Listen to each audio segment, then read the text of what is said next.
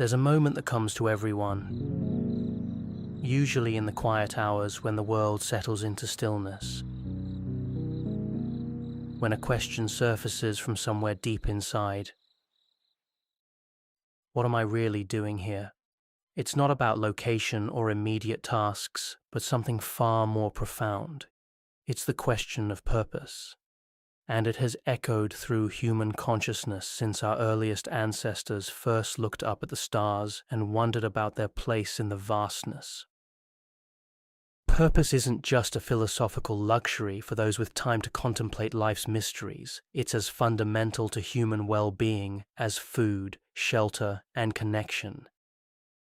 Yet, unlike these basic needs, purpose can't be handed to us or purchased at a store. It must be discovered, cultivated, and sometimes fought for. It's both deeply personal and surprisingly universal, shaped by our individual experiences yet connected to something larger than ourselves. The ancient search for meaning. Long before psychologists studied motivation or neuroscientists mapped the brain's reward systems, humans were grappling with questions of purpose. Ancient civilizations built their entire worldviews around understanding why we exist and what we're meant to do with our brief time on Earth. The Greeks spoke of eudaimonia, often translated as happiness, but meaning something closer to human flourishing, or living in accordance with one's true self. The concept suggested that purpose wasn't about feeling good in the moment, but about living a life that expressed your deepest nature and highest potential. In ancient China, Confucian philosophy emphasized finding your role within the greater harmony of society and family. Purpose wasn't seen as an individual quest, but as understanding how you fit into the larger web of relationships and responsibilities. Meanwhile, Buddhist traditions approached purpose through the lens of reducing suffering, both for oneself and all living beings. The path to meaning involved understanding the interconnectedness of all life and working toward universal compassion. Indigenous cultures around the world developed their own frameworks for understanding purpose, often seeing it as inseparable from one's relationship with nature, community, and the spirit world. Many Native American traditions speak of finding your medicine or unique gift that you're meant to share with the world. African Ubuntu philosophy suggests that our purpose is realized through our connections with others, that we literally become more human through our relationships and service to community. These diverse approaches share common threads that still resonate today. Purpose involves understanding yourself deeply, connecting with something beyond your immediate wants and needs, and contributing to the well-being of others or the world at large. It's about finding your place in the grand story of existence and playing your part with intention and meaning. The modern puzzle of purpose. If ancient wisdom traditions provided clear frameworks for finding purpose, why do so many people today struggle with questions of meaning? The answer lies partly in the profound changes that have shaped modern life. Traditional sources of purpose, such as religious faith, tight-knit communities, and clearly defined social roles, have weakened for many people without being replaced by equally compelling alternatives. We live in an age of unprecedented choice and opportunity, which brings both freedom and burden. Where previous generations might have had their life paths largely determined by family tradition, economic necessity, or social expectations, many of us now face the dizzying task of creating our own meaning from scratch. This freedom is precious, but it can also leave us feeling lost and overwhelmed. The pace of modern life adds another layer of complexity. We're constantly bombarded with information, opportunities, and distractions that can make it difficult to pause and reflect on what truly matters to us. Social media presents us with curated glimpses of others' lives, creating pressure to find our own purpose quickly and share it in easily digestible formats. The result can be a kind of purpose anxiety, where we feel we should have figured it all out by now and worry that we're falling behind some invisible timeline. Economic pressures also complicate the search for purpose. While previous generations might have expected to work primarily for survival and security, many people today hope to find work that's not just financially rewarding, but personally meaningful. This shift has created new possibilities for fulfillment, but also new pressures. When your job is expected to be your calling, what happens if you don't feel called to anything in particular? When passion becomes a professional requirement, how do you navigate the practical realities of paying rent and supporting a family? Yet these modern challenges also bring opportunities that earlier generations couldn't have imagined. We have access to knowledge, experiences, and connections that span the globe. We can learn from wisdom traditions across cultures, find communities of like-minded people regardless of geography, and create new forms of meaning that blend ancient insights with contemporary possibilities. The science of what drives us. While philosophers and spiritual teachers have long recognized the importance of purpose, scientists have only recently begun to understand the biological and psychological mechanisms that make meaning so crucial to human well-being. Research in psychology, neuroscience, and public health has revealed that having a sense of purpose isn't just nice to have, it's essential for physical and mental health. Studies have shown that people with a strong sense of purpose live longer, have better cardiovascular health, and are less likely to develop Alzheimer's disease and other forms of dementia. They sleep better, have stronger immune systems, and recover more quickly from illness and injury. The effect is so pronounced that some researchers consider purposelessness a public health crisis comparable to smoking or obesity. The psychological benefits are equally striking. People with a clear sense of purpose report higher levels of life satisfaction, resilience in the face of challenges, and overall well-being. They're less likely to experience depression and anxiety, and when they do face mental health challenges, they tend to recover more quickly. Purpose acts as a kind of psychological immune system, helping us weather the inevitable storms of life with greater stability and hope. But what exactly is happening in our brains and bodies when we experience purpose? Neuroscientists have discovered that thinking about our values and long-term goals activates the brain's reward centers in ways that are distinct from other pleasurable experiences. Unlike the quick spike and crash of immediate gratification, purpose-related neural activity creates a more sustained and stable form of positive emotion. Purpose also seems to reduce the chronic stress that underlies many modern health problems. When we feel that our actions are meaningful and connected to something larger than ourselves, our bodies produce fewer stress hormones and inflammatory compounds. This biological shift may explain why purposeful people tend to be healthier and live longer, even when controlling for other factors like socioeconomic status and lifestyle choices. The social dimension of purpose is equally important from a scientific perspective.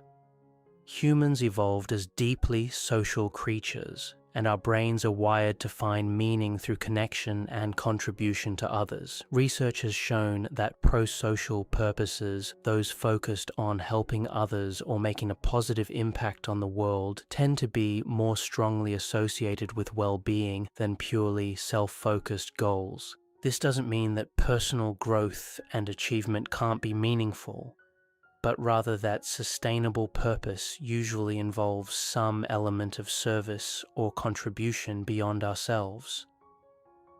We seem to be wired for meaning that connects us to the larger human story, whether through family, community, causes we care about, or creative expressions that touch others' lives. The many faces of purpose. Purpose isn't a one-size-fits-all concept. It manifests differently for different people. and what feels deeply meaningful to one person might leave another cold.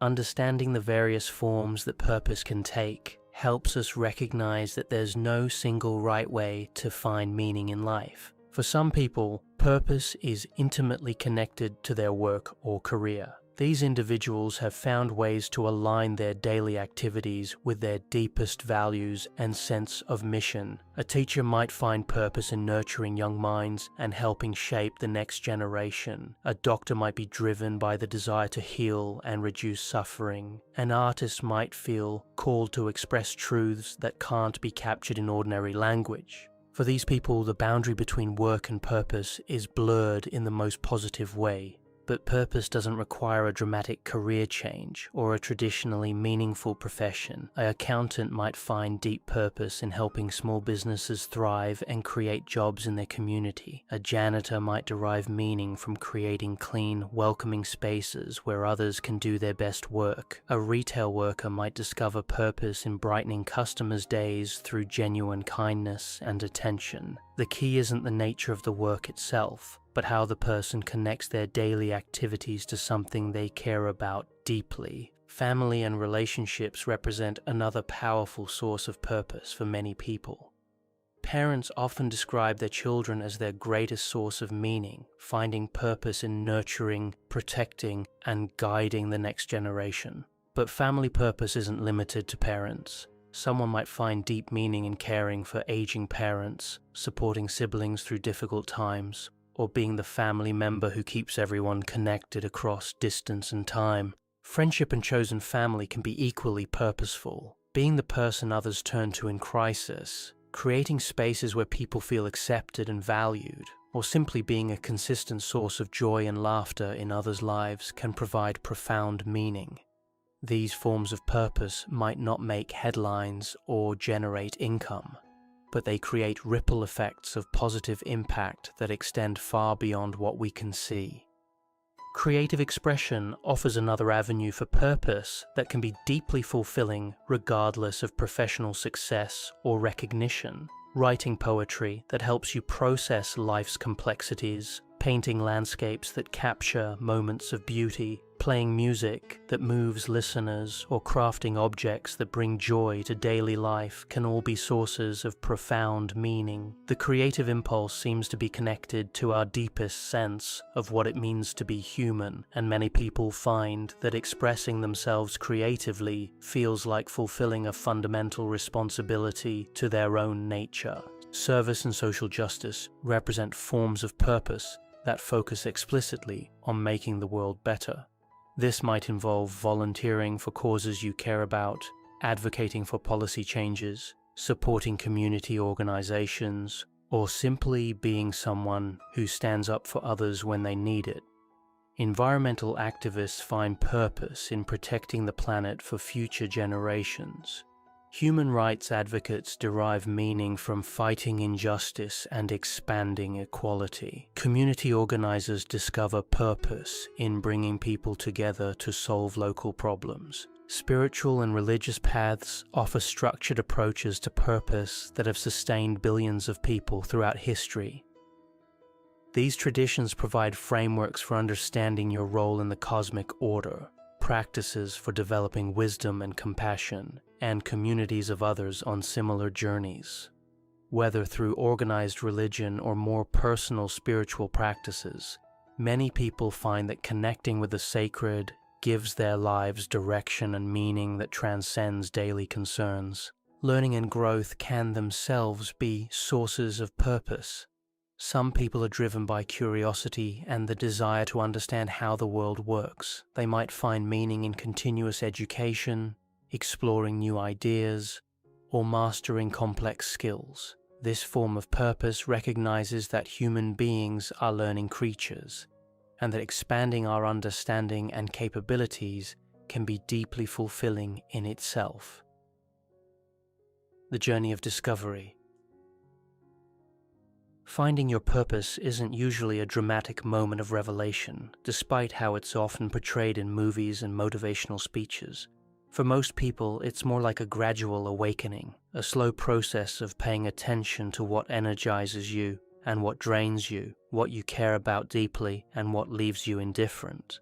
The journey often begins with self-awareness, learning to recognize your authentic reactions and responses rather than what you think you should feel or what others expect from you. This requires a kind of honest introspection that can be challenging in a world that constantly pushes us to present polished versions of ourselves. You have to be willing to notice what genuinely moves you, even if it seems impractical or doesn't fit your image of who you're supposed to be. Many people discover clues to their purpose by looking back at their childhood interests and dreams before practical considerations and social expectations began to narrow their vision. What did you love to do when no one was watching or judging? What kinds of stories captured your imagination? What injustices made you angry, and what small acts of kindness moved you to tears? These early responses often contain seeds of adult purpose that got buried under layers of realistic thinking.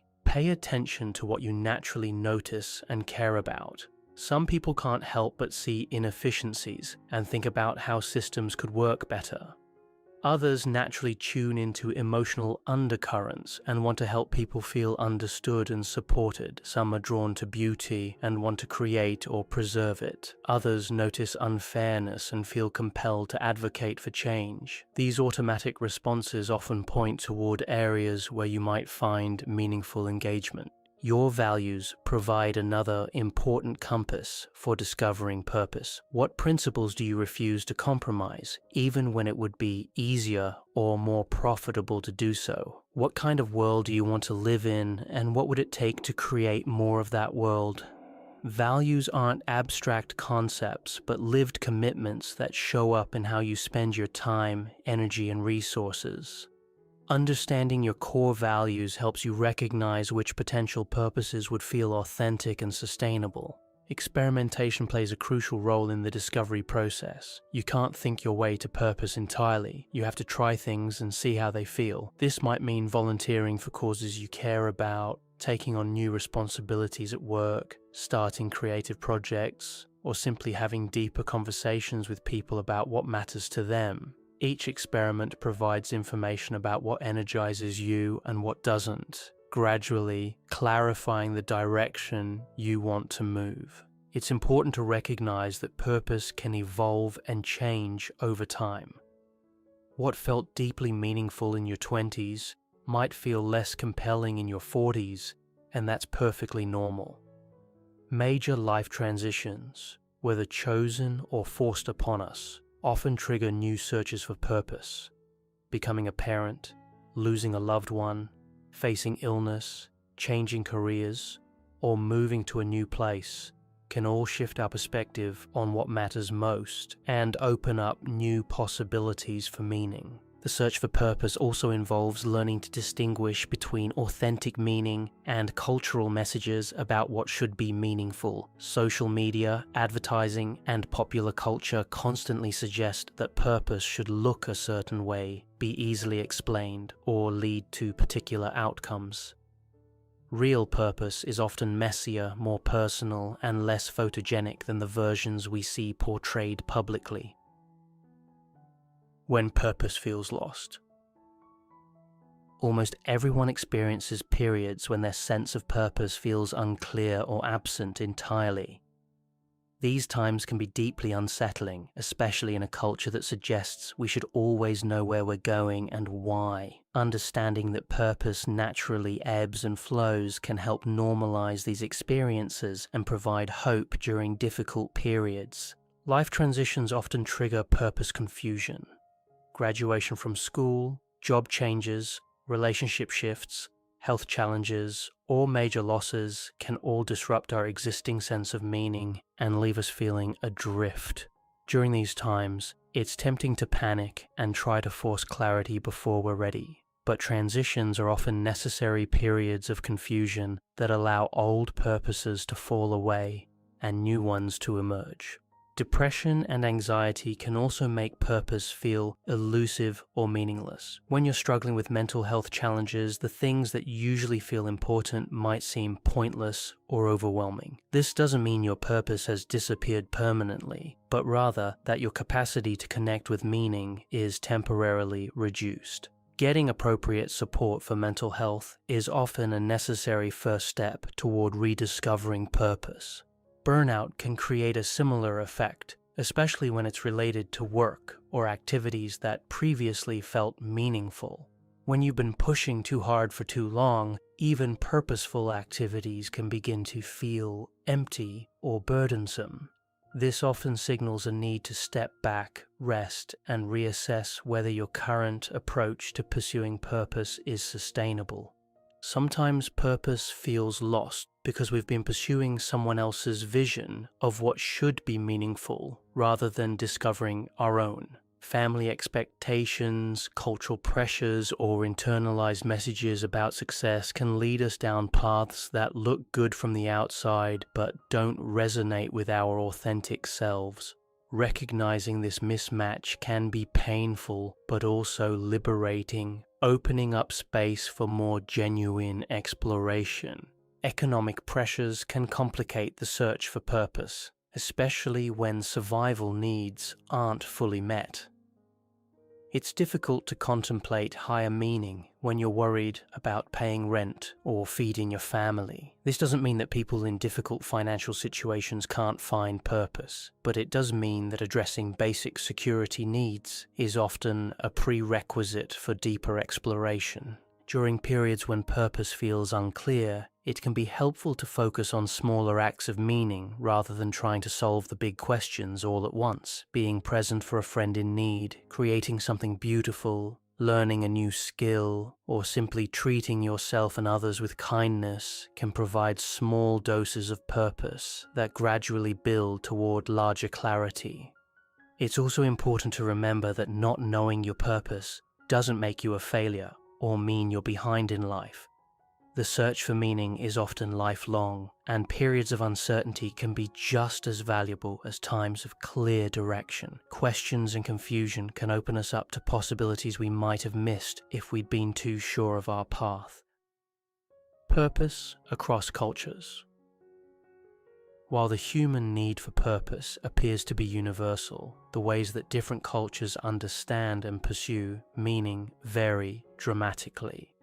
Exploring these different approaches can expand our own thinking about what purpose might look like and help us recognize assumptions we might not even realize we carry. Western individualistic cultures tend to emphasize personal fulfillment and self-actualization as the primary paths to purpose. The narrative of following your passion or finding your calling assumes that meaning comes primarily from within and that the goal is to discover and express your unique individual nature. This approach has created space for tremendous creativity and personal freedom, but it can also lead to anxiety and isolation when people feel pressure to figure out their unique purpose on their own. Many Eastern cultures place greater emphasis on purpose that emerges from understanding your role within larger systems and relationships.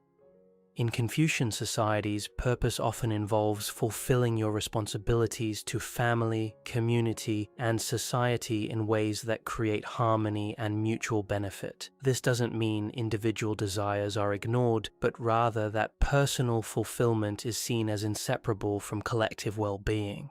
Indigenous cultures around the world often view purpose as emerging from relationship with the natural world and spiritual dimensions of reality. Many Native American traditions speak of receiving your purpose through vision quests, dreams, or guidance from elders and spiritual teachers.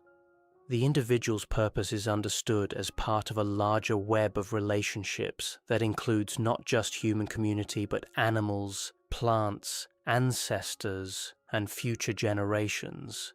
African Ubuntu philosophy offers another perspective, suggesting that we become fully human through our relationships with others. Purpose isn't something you discover in isolation, but something that emerges through community engagement and mutual responsibility. The phrase "I am because we are" captures this understanding that individual meaning is inseparable from collective flourishing. Some Buddhist traditions approach purpose through the lens of reducing suffering for all sentient beings. Personal fulfillment isn't the primary goal. Rather, purpose comes from developing wisdom and compassion that can benefit the entire web of life. This perspective can free people from the pressure of finding their own special calling while providing a clear framework for meaningful action.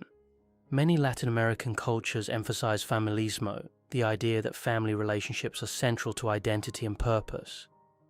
Individual goals are often evaluated in terms of how they affect the extended family, and purpose frequently involves contributing to family well-being and honoring the sacrifices of previous generations. Religious traditions offer structured approaches to purpose that have sustained billions of people throughout history. Christianity emphasizes love of God and neighbor as the highest purpose. Islam speaks of serving as Khalifa, or stewards of creation. Judaism focuses on tikkun olam, repairing the world through ethical action. Hinduism describes multiple paths to purpose, including devotion, service, knowledge, and meditation. These different cultural approaches aren't mutually exclusive, and many people today draw from multiple traditions in developing their own sense of purpose. The key insight is that there are many valid ways to understand and pursue meaning, and what works for one person or culture might not work for another. Recognizing this diversity can free us from narrow definitions of what purpose should look like and open us up to approaches we might not have considered. The dark side of purpose. While purpose is generally beneficial for well-being and health, it's important to acknowledge that the pursuit of meaning can sometimes go wrong. Understanding these potential pitfalls can help us pursue purpose in healthier and more sustainable ways. Purpose can become problematic when it turns into a rigid ideology that blinds us to other perspectives or leads to harmful actions. History is full of examples of people who were absolutely convinced of their righteous purpose but caused tremendous suffering in pursuit of their goals. This happens when purpose becomes disconnected from wisdom, compassion, and humility, transforming from a guide for growth into a justification for harmful behavior. The pressure to find your purpose can itself become a source of stress and inadequacy. When purpose is treated as a requirement for a meaningful life rather than one possible path among many, people can feel defective if they haven't discovered their calling. This purpose anxiety can actually interfere with the natural process of discovering meaning by creating too much pressure and self-consciousness. Purpose can also become a form of spiritual materialism, where the search for meaning becomes another achievement to accumulate rather than a genuine opening to service and growth. Social media has intensified this tendency, creating pressure to have a photogenic purpose that can be easily explained and shared. When purpose becomes performative, it loses much of its authentic power to guide and sustain us. Workaholism often masquerades as purposeful living, especially in cultures that highly value productivity and achievement. Someone might believe they're pursuing their calling when they're actually avoiding other aspects of life through obsessive focus on work or causes. True purpose typically leads to greater balance and integration rather than compulsive behavior that ignores other important needs and relationships. Purpose can become destructive when it's pursued without regard for personal limitations or the well-being of others. The helper who burns out from trying to save everyone, the activist who destroys their health fighting for causes, or the parent who loses their own identity in service to their children are all examples of purpose that has become unbalanced and unsustainable. Another potential problem arises when purpose is used to avoid dealing with personal issues or difficult emotions. Someone might throw themselves into helping others or changing the world, as a way to avoid facing their own pain, trauma, or unresolved conflicts. While service can certainly be healing, it shouldn't be used as a substitute for necessary personal work. The comparison trap can also corrupt the search for purpose. When we constantly measure our sense of meaning against others' purposes, we can lose touch with what authentically matters to us. This is particularly challenging in an age of social media where we're constantly exposed to curated versions of others' meaningful lives. Finally, purpose can become problematic when it's too narrow or excludes important aspects of human experience. Someone who finds their sole source of meaning in their career might be devastated by retirement or job loss. Someone whose entire purpose revolves around their children might struggle when those children grow up and leave home. Healthy purpose often includes multiple sources of meaning and maintains some flexibility as life circumstances change. Recognizing these potential problems doesn't mean we should avoid pursuing purpose, but rather that we should approach it with wisdom, balance, and humility. The goal isn't to find the perfect purpose and cling to it forever, but to remain open to meaning as it evolves and changes throughout our lives. Building a purposeful life. Creating a life infused with purpose isn't about finding one perfect calling and pursuing it single-mindedly. It's more like tending a garden where multiple sources of meaning can coexist and support each other, creating a rich ecosystem of fulfillment that can adapt to changing seasons and circumstances. The foundation of a purposeful life often lies in developing self-awareness and emotional intelligence. This means learning to recognize your authentic responses and preferences rather than what you think you should feel. It involves understanding your strengths and limitations, your values and priorities, and the patterns that tend to energize or drain you. This kind of self-knowledge doesn't happen overnight but develops through consistent attention to your inner experience. Building strong relationships is another crucial element of purposeful living. Humans are social creatures, and our sense of meaning is often deeply connected to our ability to love and be loved, to support and be supported by others. This doesn't necessarily require a large social network, but it does require some genuine connections where you can be authentic and vulnerable. These relationships often become both sources of purpose in themselves and support systems that help you pursue other meaningful goals. Developing skills and competencies that align with your interests and values creates opportunities for purpose to manifest in practical ways. This might involve formal education, but it can also happen through self-directed learning, apprenticeships, volunteering, or simply practicing things you care about. The key is building capabilities that allow you to contribute meaningfully to areas you find important. Regular reflection and introspection help you stay connected to your evolving sense of purpose. This might involve journaling, meditation, prayer, therapy, or simply setting aside time to think about your life direction without the pressure of immediate decisions. These practices help you notice when your current path is feeling less meaningful and when new possibilities might be emerging. Experimentation and willingness to try new things keep your sense of purpose dynamic and growing. This might mean volunteering for new organizations, taking classes in subjects that interest you, starting creative projects, or simply having deeper conversations with people whose lives and work you admire. Each experiment provides information about what resonates with you and what doesn't. Contributing to something beyond yourself, whether through work, volunteering, creative expression, or simply being a positive presence in others' lives, often deepens your sense of purpose. This doesn't require grand gestures or life-changing commitments. Small acts of service and kindness can be just as meaningful as major philanthropic efforts, and they're available to everyone regardless of circumstances. Taking care of your physical and mental health provides the foundation that makes purposeful living possible. It's difficult to connect with deeper meaning when you're chronically exhausted, stressed, or dealing with untreated health issues.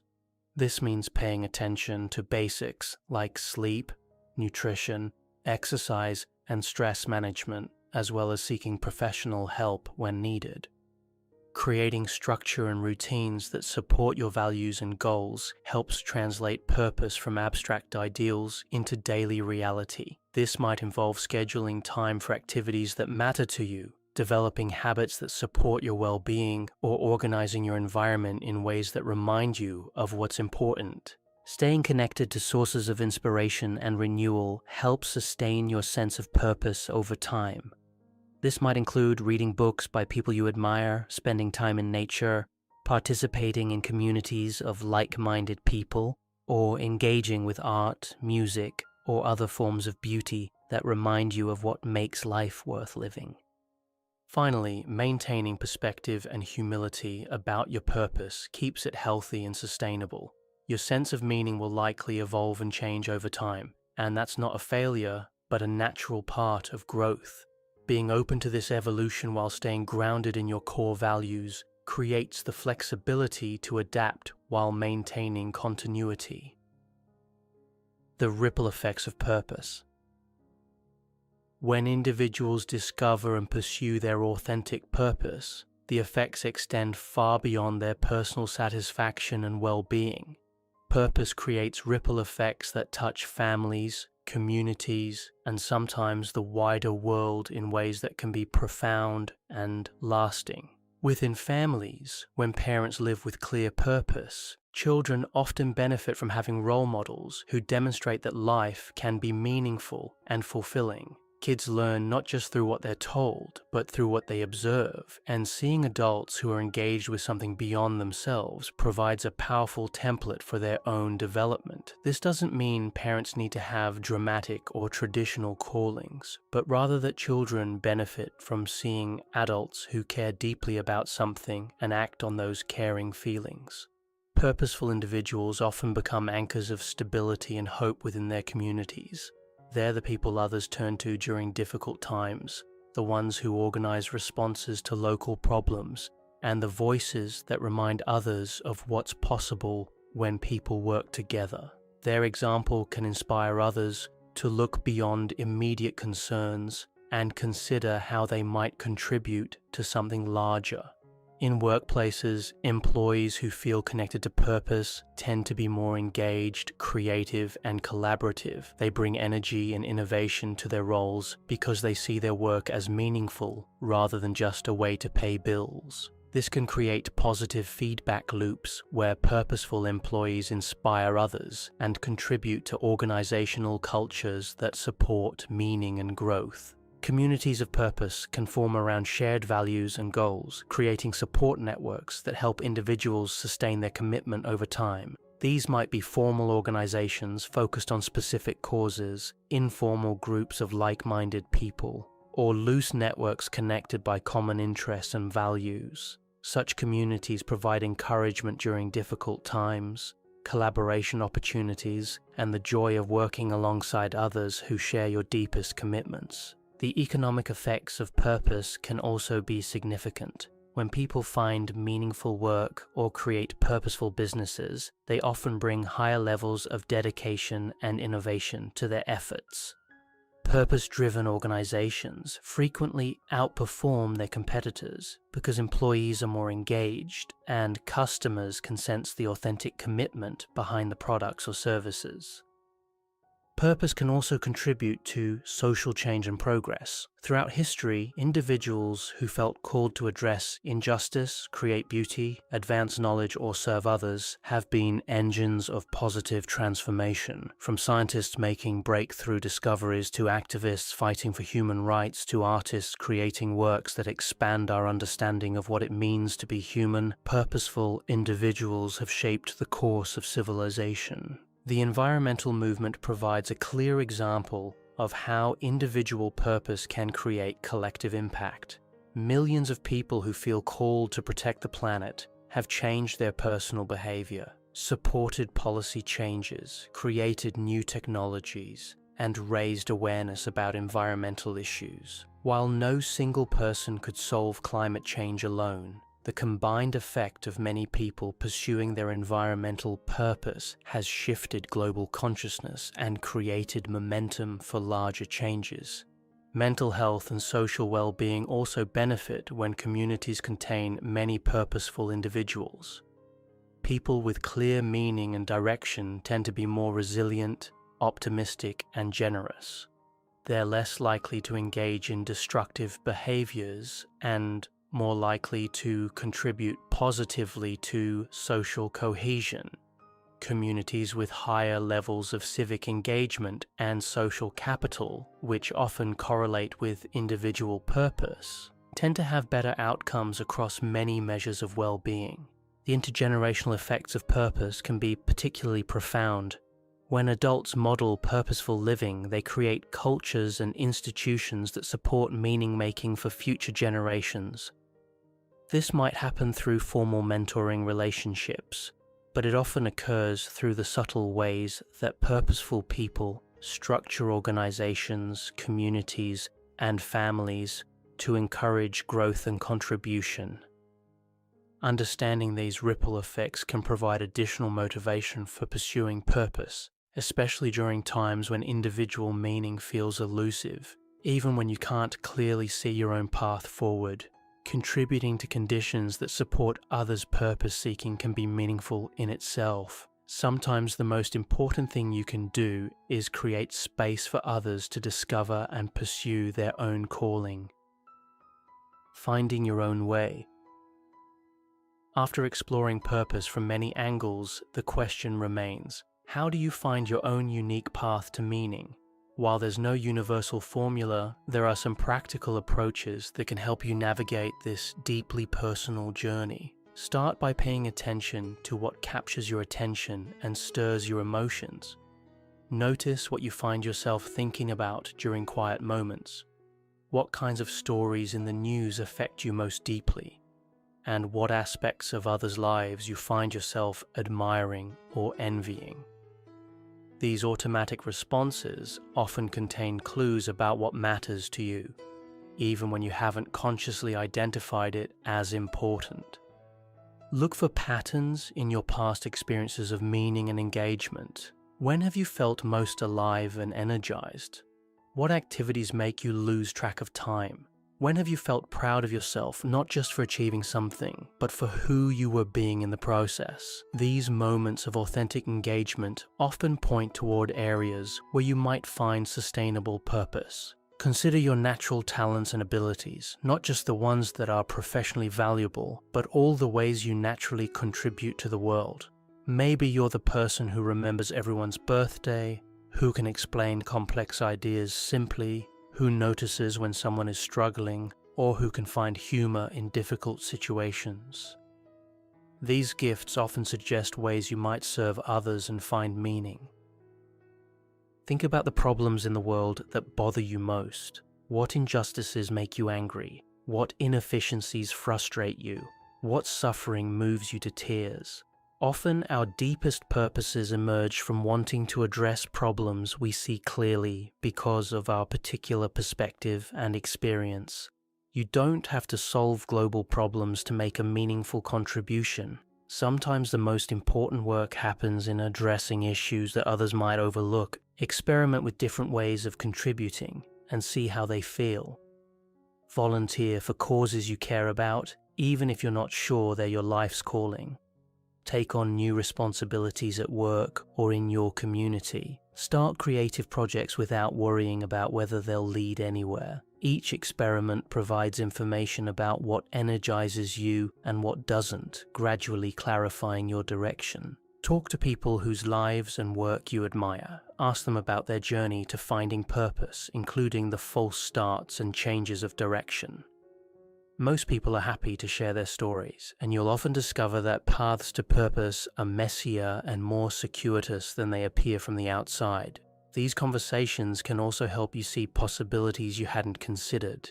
Pay attention to your values in action, not just in theory. What principles do you actually live by when making difficult decisions? What would you refuse to compromise even if it cost you something important? Your lived values provide a compass for evaluating potential purposes and ensuring that whatever path you choose will feel authentic and sustainable. Be patient with the process and resist the pressure to have everything figured out immediately. Purpose often emerges gradually through engagement with life rather than through pure reflection. Sometimes you have to start moving in a direction that feels approximately right and trust that clarity will come through action rather than waiting for perfect certainty before you begin. Remember that purpose can manifest in many different ways and doesn't have to look like anyone else's path. Your meaning might come through your family relationships, creative expression, professional work, community service, spiritual practice, or some combination of these and other areas. There's no hierarchy of purposes, and what matters most is that your path feels authentic to who you are and contributes positively to the world in some way. Be prepared for your purpose to evolve and change over time. What feels deeply meaningful in one life stage might feel less compelling in another, and that's not a failure, but a natural part of growth. Stay open to new possibilities while remaining grounded in your core values and commitments. Finally, trust that the search for purpose is itself meaningful, even when you don't have clear answers. The questions you're asking and the attention you're paying to meaning are already contributing to a more thoughtful and intentional way of living. The journey toward purpose is often just as valuable as any particular destination you might reach. Conclusion: the ongoing journey. Purpose isn't a destination you reach and then inhabit forever. It's more like a river that flows through your life, sometimes rushing rapidly through narrow channels, sometimes spreading wide across peaceful valleys, occasionally disappearing underground, only to emerge again in unexpected places. The goal isn't to control the river, but to learn how to navigate it with skill and grace, contributing to its flow while allowing it to carry you toward meanings you couldn't have imagined at the start. What we've explored together points toward some universal truths about purpose, while acknowledging that each person's path will be unique. The search for meaning appears to be fundamental to human nature, wired into our brains and bodies in ways that affect our health, happiness, and longevity. Yet the specific forms that purpose takes are infinitely varied, shaped by individual temperament, cultural background, life experiences, and the particular needs of the times and places where we live. Perhaps most importantly, purpose isn't a luxury available only to those with comfortable lives and abundant resources. While practical constraints certainly affect how we can pursue meaning, the fundamental human capacity to find significance in our actions and relationships transcends economic circumstances. Some of the most purposeful people in history have been those who found meaning in the midst of great hardship, using their struggles as fuel for service to others and contribution to causes larger than themselves.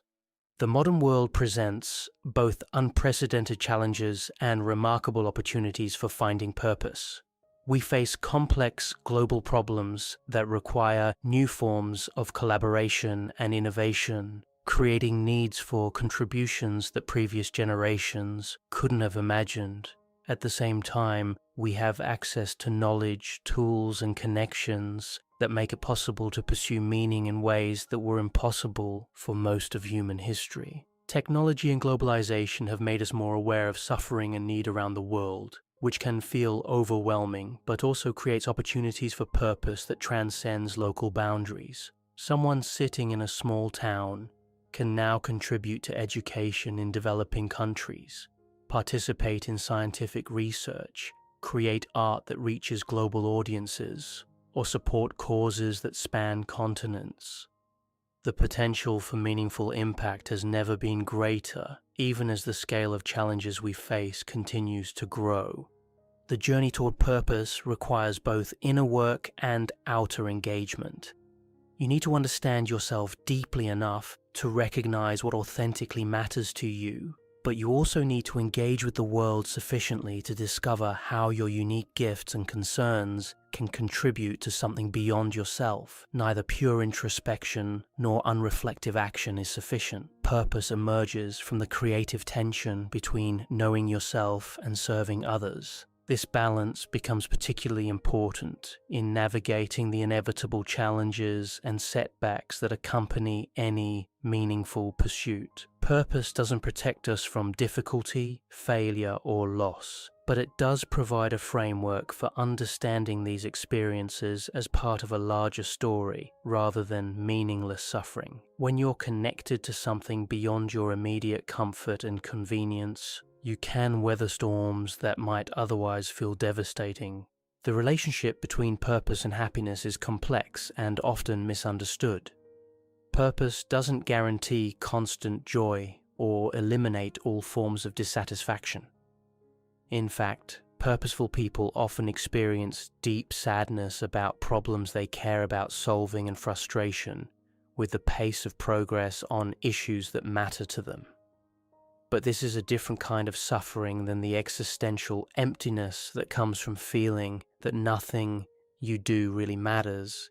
It's the suffering of love rather than the suffering of meaninglessness. Purpose also doesn't require you to sacrifice all personal pleasure or ignore your own needs in service of higher goals. Sustainable purpose typically includes attention to your own well-being and happiness, recognizing that you can't contribute effectively to others if you're consistently depleted or miserable. The goal is integration rather than sacrifice, finding ways to align your personal flourishing with your service to something larger. As we face an uncertain future filled with rapid change, environmental challenges, technological disruption, and social transformation, the need for people who can find and create meaning becomes even more critical. The problems we face require solutions that haven't been invented yet, approaches that combine ancient wisdom with contemporary innovation, and forms of collaboration that transcend traditional boundaries. Your purpose, whatever form it takes, is part of this larger human project of creating a world that works better for everyone. Whether you're raising children with kindness and wisdom, creating beauty that lifts others' spirits, solving practical problems in your community, advancing human knowledge, fighting for justice, or simply being a reliable source of compassion in a harsh world, you're contributing to the ongoing evolution of human civilization. The invitation then is not to find the perfect purpose, but to begin where you are, with what you have, in response to what you see. Pay attention to what moves you, experiment with ways of contributing, develop the skills and relationships that support meaningful action, and trust that clarity will emerge through engagement rather than waiting for certainty before you start. Your purpose is both entirely unique to you and intimately connected to the purposes of everyone else who has ever sought to make their brief time on Earth matter. You're part of an ancient and ongoing conversation about what it means to be human and how we can use our remarkable capacities for consciousness, creativity, and care to create more beauty, reduce suffering, and expand possibilities for flourishing. The compass within you is real, even when its signals seem faint or confusing. Trust it, tend it, and follow where it leads, knowing that the journey itself is as important as any destination you might reach. In a world that often feels fragmented and meaningless, your commitment to purpose is both a personal gift to yourself and a contribution to the collective human project of creating lives worth living. The story of purpose is ultimately the story of hope, the belief that our actions matter and that meaning is possible even in the face of uncertainty, difficulty, and mortality. By taking your own search for purpose seriously, you're participating in one of humanity's oldest and most important endeavors. You're adding your voice to the chorus of all those who have refused to accept that life is fundamentally meaningless and who have dedicated themselves to discovering and creating significance through love, service, creativity, and connection. The compass within you is waiting. The world is waiting. Your unique contribution to the great human story of meaning-making is waiting to unfold. The only question that remains is, what will you do with this one precious, irreplaceable life you've been given? The answer to that question is your purpose, and it's yours alone to discover and live. Purpose is a word that tastes of North Point encompasses an early morning resolve, yet it is haunted by a host of subtle saboteurs. Among them, boredom wears the plainest mask. While fear strides in loudly and failure makes headlines, boredom slips through the cracks of ordinary days, disguising itself as a harmless yawn, a quick glance at the phone, a restless tapping of toes beneath the desk. Its very ordinariness allows it to sabotage dreams with almost invisible precision. To understand how boredom can derail the journey toward purpose, and how other silent companions like distraction, perfectionism, comparison, and burnout join the conspiracy, we must first trace the quiet anatomy of intention itself. The quiet flame of intention. At the beginning of any purposeful quest, there is usually a spark, an intuitive knowing that a certain direction is meaningful, a whisper that says, "This is why you are here." What sustains that whisper is not merely excitement, but a steadier, slow-burning fuel, curiosity, commitment, wonder. Purpose flourishes when attention gathers around these energies and organizes daily choices accordingly. It is a relationship between the call that comes from within and the life we build around it. Anything that dilutes attention, drains curiosity, or dismantles commitment risks cooling that flame. Boredom excels at precisely this cooling. Boredom as the erosion of meaning. Psychologists often describe boredom as a state of low arousal coupled with an unfulfilled desire for satisfactory engagement. Far from laziness, it is paradoxically a signal that we want to feel alive but cannot locate the pulse. The mind scans the landscape and finds everything flat. When that flatness lingers, many people assume the problem is the task in front of them, not the inner relationship to the task. A writer blames the article she must draft, a student blames the textbook, an entrepreneur blames routine paperwork. Yet the deeper culprit is the thinning of meaning. Purpose relies on meaning the way plants rely on light. Without light, even the strongest seedling will bend and twist in desperate directions. In the absence of a felt connection to meaning, the psyche rebels through boredom, nudging us away from the dull patch. If we do not notice the underlying message, we do not course correct. Instead, we numb the feeling with diversion. It is here that boredom becomes more than a symptom. It becomes an engineer of detours. Detours designed by boredom. Imagine an artist who once painted each morning before sunrise because those hours shimmered with promise. Gradually, her routine turns predictable. Fewer surprises appear on the canvas, and the daily discipline starts to feel grey. A single morning of listlessness leads her to scroll social media just for a minute. That minute becomes 20. The paint dries on the palette. Over days, then weeks, the scroll returns whenever the first flicker of boredom appears. The longer she scrolls, the smaller her tolerance for that first uneasy flicker becomes. Eventually, the boredom born from a disconnection to deeper curiosity has rewritten her habits. What was once a purposeful dawn ritual is now a fractured series of digital grazing sessions punctuated by guilt. The story is common because boredom rarely travels alone. It pairs with modern distraction technology like wind pairs with leaves. Each time we escape into surface stimulation, we reinforce a neural pathway that says boredom must never be tolerated. Yet creativity, mastery, and self-understanding all require some interim periods of emptiness, stretches of stillness where ideas can gestate. If emptiness is immediately patched over by trivial entertainment, the mind never descends to the depth where purpose waits. Eventually, purpose itself dims, no longer buffered by sustained attention. Boredom versus flow. Mihaly Csikszentmihalyi's research into flow states reveals another angle. Flow arises when challenge and ability intersect in balanced tension. Too much challenge produces anxiety.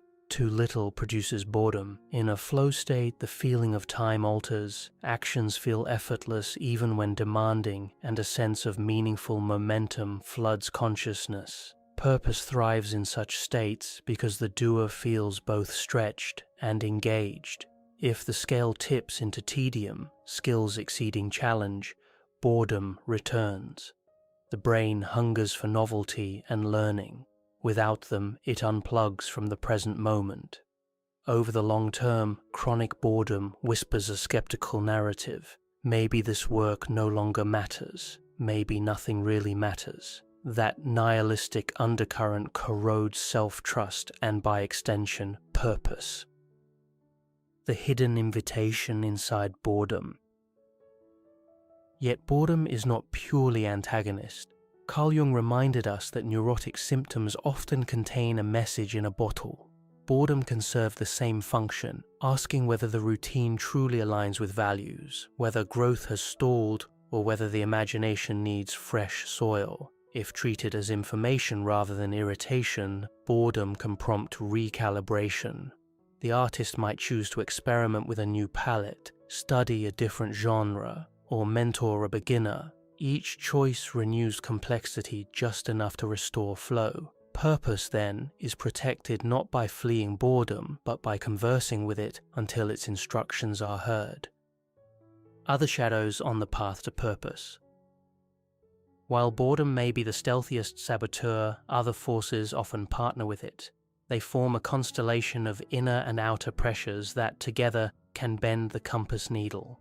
Fear and anxiety. Fear is boredom's louder cousin. Whereas boredom persuades us that nothing matters, fear convinces us that everything matters too much. Fear of failure, rejection, and even success can paralyze action. Purpose asks for risk, the risk of vulnerability, experimentation, and sometimes public misunderstanding. Anxiety whispers that these risks will end badly. As muscles tighten and imagination catastrophizes, the purposeful act is postponed until I'm ready. Readiness never arrives because readiness is born only in the doing. Perfectionism. If fear says, "do not step forward," perfectionism adds, "unless you can guarantee flawless results."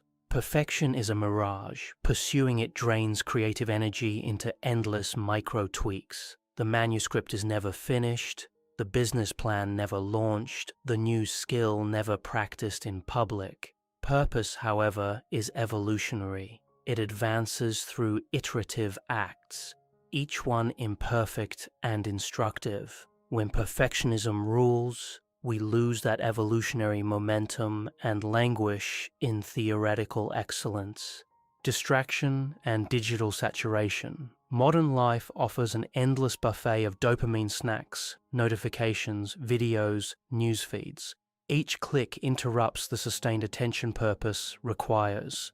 Where earlier generations fought only external interruptions, doorbells, ringing telephones, we now carry an entire carnival in our pockets. The cost is not merely time, but the depth of thought. Purposeful insights often surface after uninterrupted contemplation.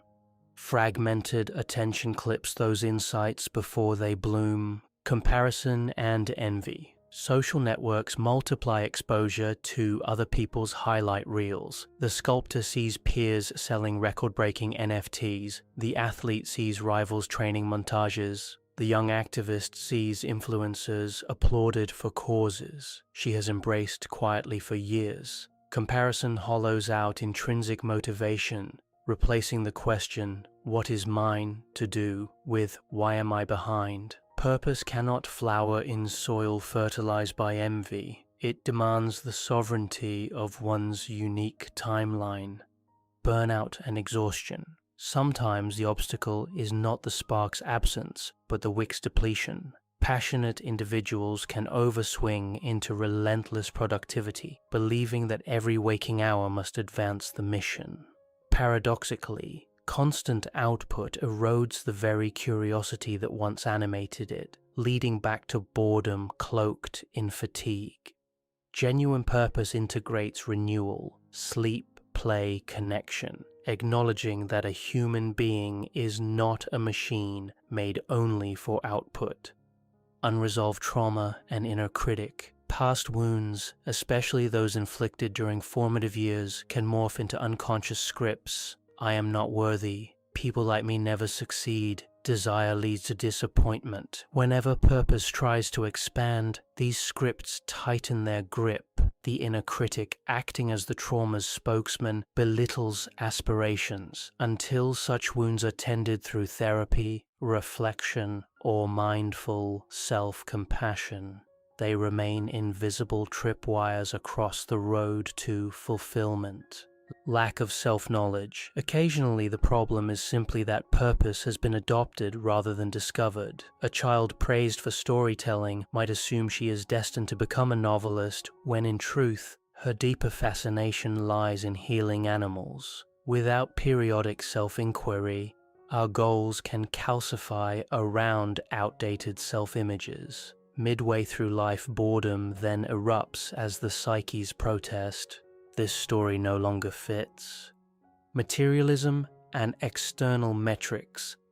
Cultures that idolize visible achievement seduce people into equating purpose with consumption or prestige.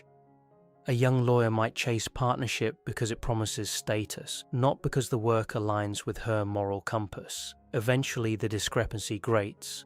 Wealth accumulates but meaning thins, and boredom metastasizes into existential unease. Realignment often requires redefining success in less tangible, more personal terms. Misaligned environment and relationships. Environment is not neutral.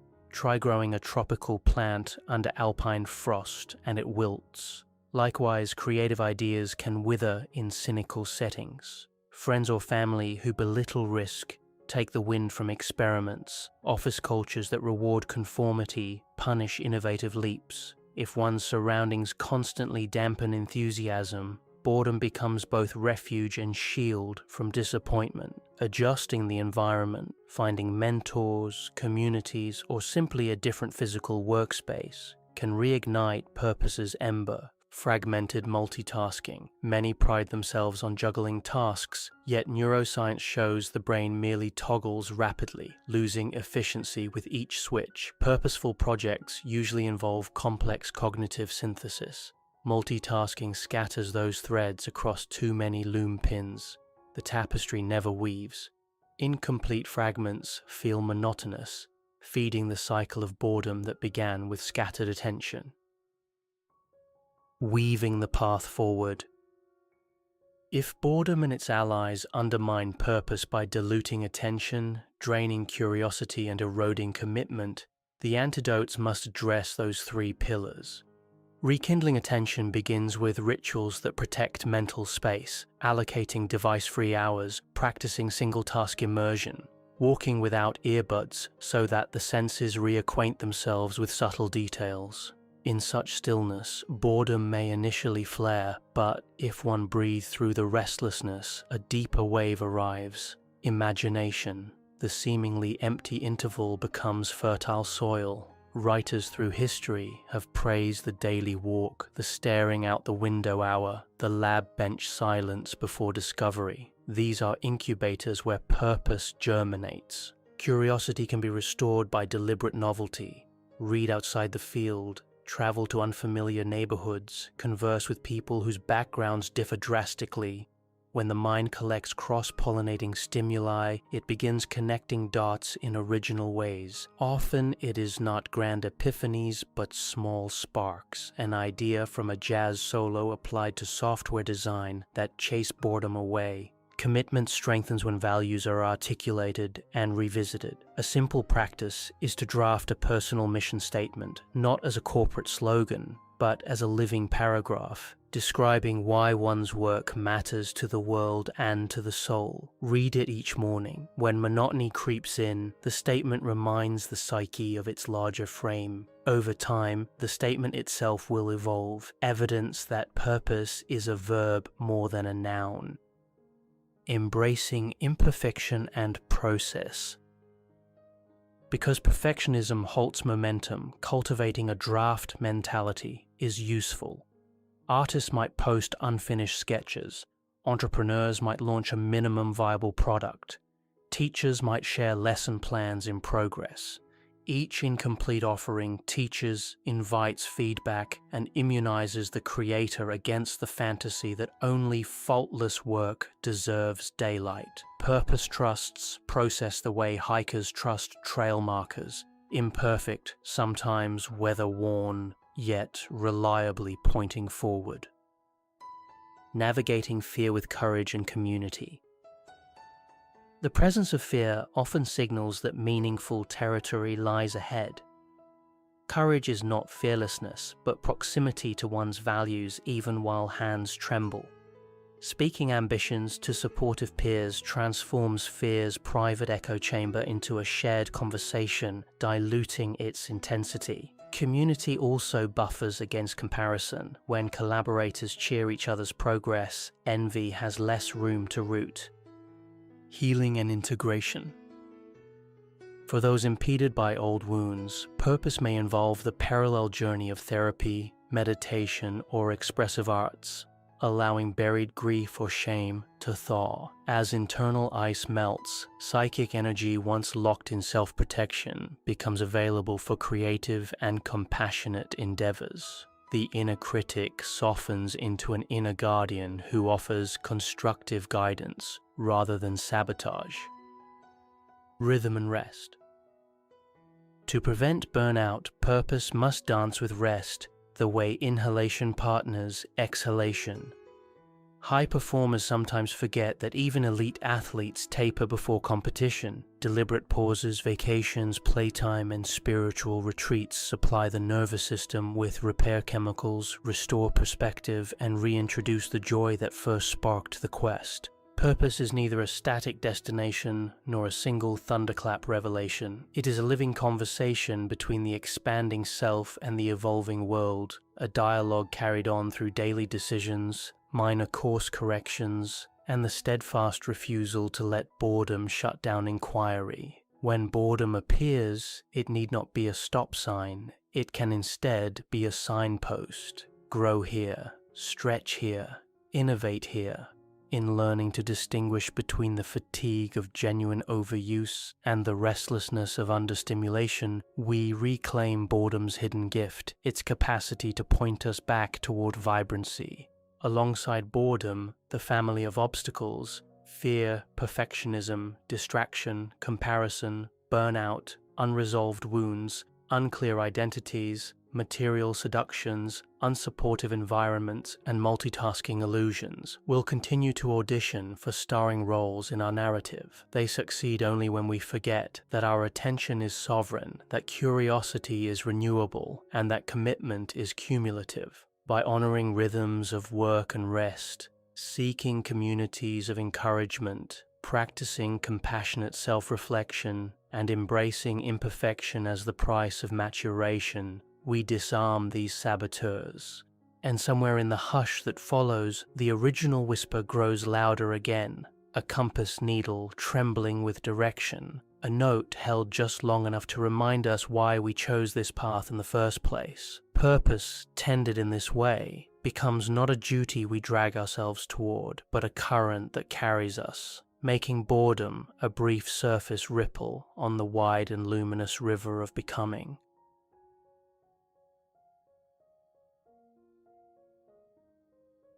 The modern world has developed an almost religious obsession with the phrase, "follow your passion."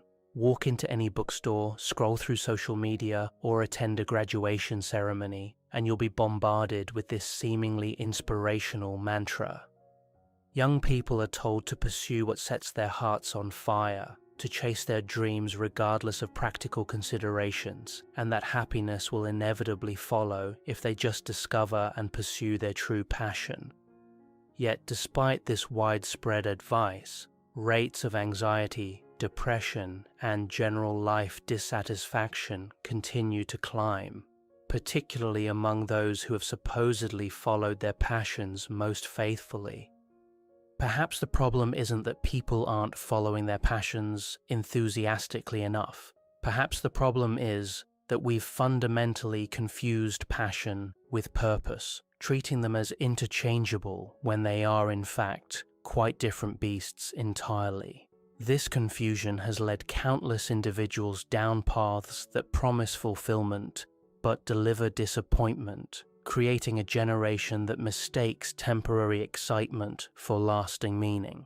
The distinction between passion and purpose isn't merely academic, it's the difference between a life built on shifting sands and one constructed on bedrock.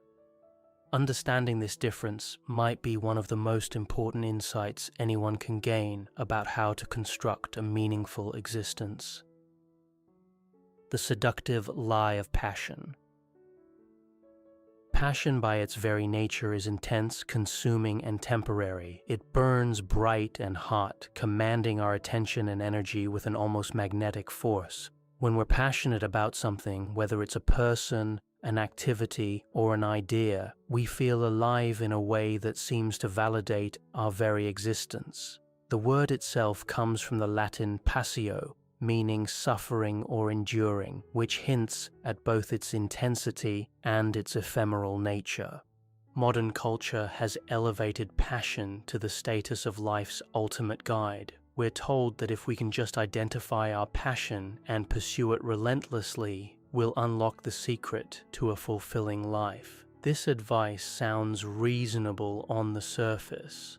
After all, who wouldn't want to spend their days doing something they love? But this perspective fundamentally misunderstands what passion actually is and how it functions in human psychology. Passion is, at its core, an emotion, and like all emotions, it's subject to change, influenced by circumstances, mood, experience, and countless other variables. The thing that captivates us completely today may leave us cold tomorrow. The career path that seemed like our calling at 22 may feel like a prison at 35. The hobby that consumed our weekends for years may suddenly lose all appeal when life circumstances change.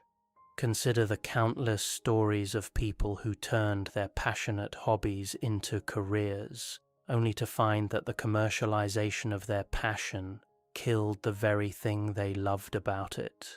The amateur photographer who becomes a wedding photographer and discovers that dealing with difficult clients and business pressures has drained all joy from capturing images. The fitness enthusiast who becomes a personal trainer and finds that the administrative aspects and need to constantly motivate others has transformed their love of exercise into just another job. These aren't isolated cases or examples of people who weren't passionate enough. They're natural consequences of treating passion as a reliable foundation for major life decisions. Passion is like weather, intense, sometimes beautiful, but ultimately unpredictable and temporary. Building your life around it is like constructing a house based on today's forecast. The passion-based approach to life also tends to be remarkably self-centered. When we follow our passion, we're primarily concerned with what makes us feel good, what excites us, what fulfills our personal desires. While there's nothing inherently wrong with considering our own happiness, a life organized entirely around personal fulfillment often becomes paradoxically unfulfilling. Happiness, it turns out, is often a byproduct of meaningful action rather than a direct goal to be pursued. Furthermore, the follow your passion mentality can be deeply inequitable. It assumes that everyone has the luxury of choice, the financial stability to pursue uncertain paths, and the privilege to prioritize personal fulfillment over practical necessities. For many people, work is primarily about survival, not self-actualization. The passion-centric worldview can inadvertently shame those who choose stable, practical paths over exciting but risky pursuits. The deeper waters of purpose. Purpose operates on an entirely different level than passion. While passion is about what excites us, purpose is about what matters beyond ourselves. Purpose connects us to something larger than our individual desires and emotions. It's about contribution, impact, and meaning that extends beyond our personal experience. Unlike passion, purpose doesn't require constant emotional highs. A person with a strong sense of purpose can continue their work even when they don't feel particularly excited about it, because they understand that their efforts serve something important. Purpose provides staying power that passion alone cannot match. Purpose is also more stable than passion. While our interests and enthusiasms may shift dramatically over time, our core values and the things we find meaningful tend to remain relatively consistent. A person who discovers that they're driven by a desire to reduce suffering in the world might express this purpose through medicine in their 20s, social work in their 30s, and philanthropy in their later years. The specific expression changes, but the underlying purpose remains constant. This stability makes purpose a much more reliable foundation for major life decisions. When we make choices based on purpose rather than passion, we're building on something that's likely to sustain us through the inevitable ups and downs of any long-term endeavor. Purpose provides the why that can carry us through periods when the what doesn't feel particularly exciting. Purpose also tends to involve other people in a way that pure passion often doesn't. While passion can be entirely self-contained, we can be passionate about collecting stamps or solving puzzles. Purpose almost always involves some form of service or contribution to others. This outward focus is crucial because humans are fundamentally social beings who find meaning through connection and contribution. The research supports this distinction. Studies consistently show that people who report high levels of meaning in their lives aren't necessarily those who are most excited about their daily activities, but rather those who feel their efforts contribute to something important beyond themselves. They may not love every aspect of their work, but they understand how their work fits into a larger picture that matters to them. The confusion in practice. The conflation of passion and purpose has created widespread confusion about how to build a meaningful life.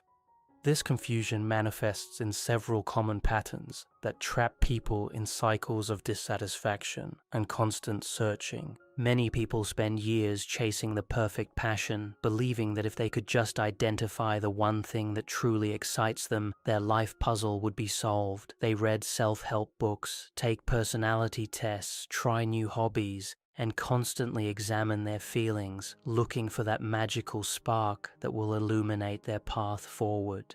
This approach treats passion like a hidden treasure that needs to be discovered, rather than something that can be developed through engagement and practice. The search for the perfect passion often leads to what might be called passion paralysis. Faced with multiple interests and no clear frontrunner, people become unable to commit to any particular path. They worry that choosing one direction means missing out on their true passion, so they remain stuck in perpetual exploration mode.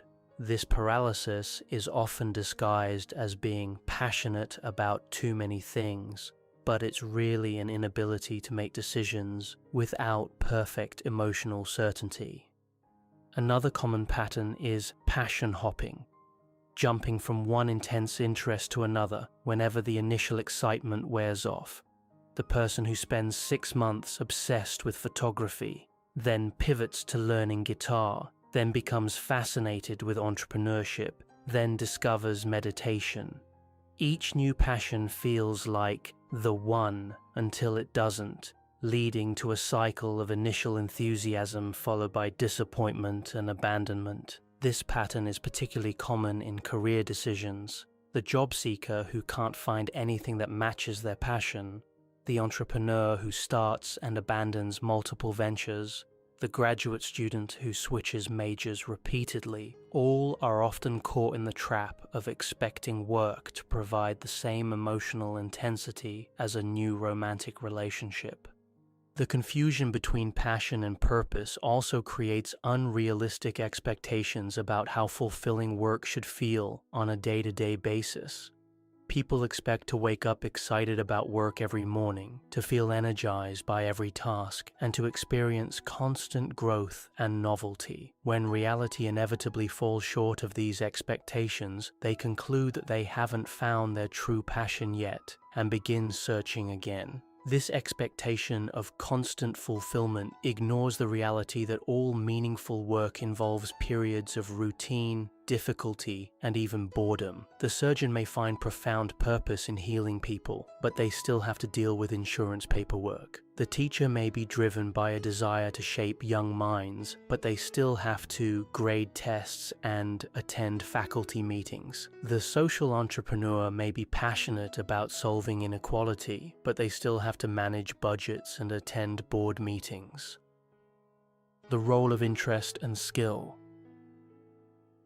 The relationship between passion, purpose, interest, and skill is far more complex than the simple follow your passion narrative suggests. Understanding these relationships is crucial for making wise decisions about career and life direction. Interest is often confused with passion, but they're quite different. Interest is curiosity without the intensity. It's the gentle pull towards certain subjects or activities rather than the consuming fire of passion. Interest is actually a much better guide for decision-making than passion because it's more stable and less likely to lead to poor judgment. Research shows that interests tend to remain relatively stable over time, especially after early adulthood. Someone who shows interest in helping others, working with data, or creative expression in their 20s is likely to maintain those interests throughout their life, even if the specific manifestations change. This stability makes interest a more reliable foundation for major decisions than the emotional intensity of passion. Skill development plays a crucial role that the passion-first approach often overlooks. The advice to follow your passion assumes that we're naturally drawn to things we're good at, but this isn't necessarily true. We might be passionate about music but lack musical talent, or we might have natural aptitude for mathematics but find it boring. What's particularly interesting is that skill development can create passion rather than the other way around. The phenomenon known as flow, the deep satisfaction that comes from performing at the edge of our abilities, requires a foundation of competence. We can't experience flow while fumbling through basic tasks, but as our skills develop, activities that once felt difficult or boring can become deeply engaging. This suggests that instead of waiting to discover our passion, we might be better served by developing skills in areas that align with our values and purpose. As we become more competent, we're likely to find the work more engaging and satisfying. The passion follows the mastery rather than preceding it. The craftsman mentality popularized by writer Cal Newport flips the traditional passion-first approach on its head. Instead of asking, "What can the world offer me?" it asks, "What can I offer the world?" This perspective focuses on developing valuable skills and using them to contribute meaningfully, trusting that satisfaction will emerge from competence and contribution rather than from pursuing exciting feelings. The economics of meaning. The passion-focused approach to career and life decisions often ignores practical economic realities, which can ultimately undermine the very fulfillment it promises to deliver. Understanding the relationship between economic stability and life satisfaction is crucial for making wise decisions about how to structure a meaningful life. Financial stress is one of the most reliable predictors of unhappiness and life dissatisfaction. When people are worried about paying rent, affording healthcare, or saving for retirement, it's difficult to focus on higher-order concerns like meaning and purpose. The hierarchy of needs is real, physiological and security needs must be met before self-actualization becomes a realistic priority. This doesn't mean that money is the most important thing in life, but it does mean that having enough money is necessary for psychological well-being.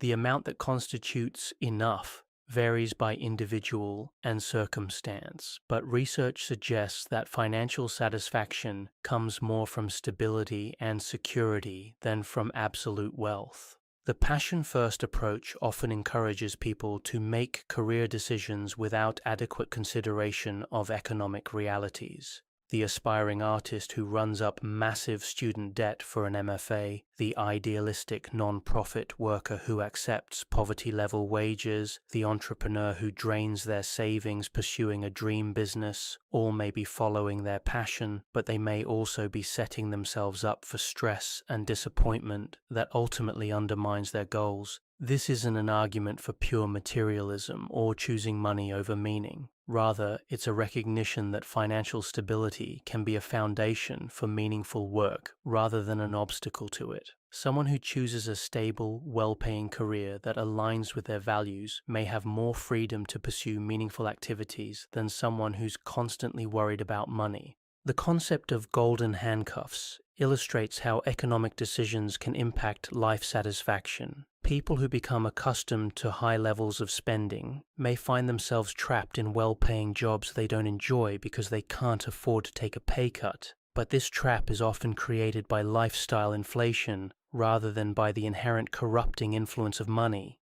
A more balanced approach might involve making career decisions that consider both meaning and economics, looking for the intersection of what's valuable to others and what aligns with our values and interests. This might mean choosing a career that provides financial stability while leaving time and energy for meaningful activities outside of work, or finding ways to make meaningful work economically viable through careful planning and skill development.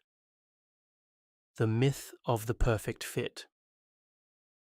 One of the most damaging aspects of the passion-focused approach is the idea that there's a perfect job or career path waiting for each person. They just need to discover it. This myth of the perfect fit creates unrealistic expectations and can prevent people from finding satisfaction in otherwise good opportunities. The perfect fit mythology assumes that jobs are fixed entities with predetermined characteristics, and people are fixed entities with predetermined preferences, and the key to happiness is finding the magical alignment between the two. This static view ignores the reality that both jobs and people are dynamic and can be shaped through engagement and experience. In reality, job satisfaction comes less from finding the perfect pre-existing role than from actively crafting a role that leverages your strengths and aligns with your values.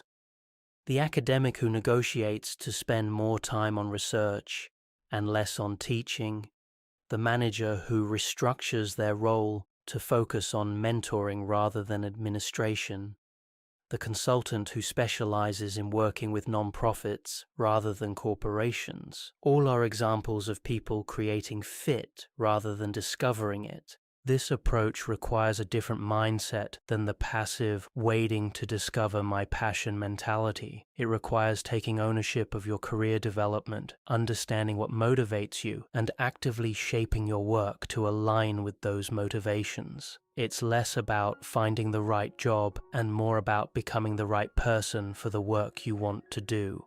The perfect fit myth also ignores the reality that all careers involve trade-offs.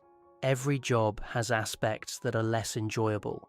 Every career path involves sacrifices, and every work environment has limitations.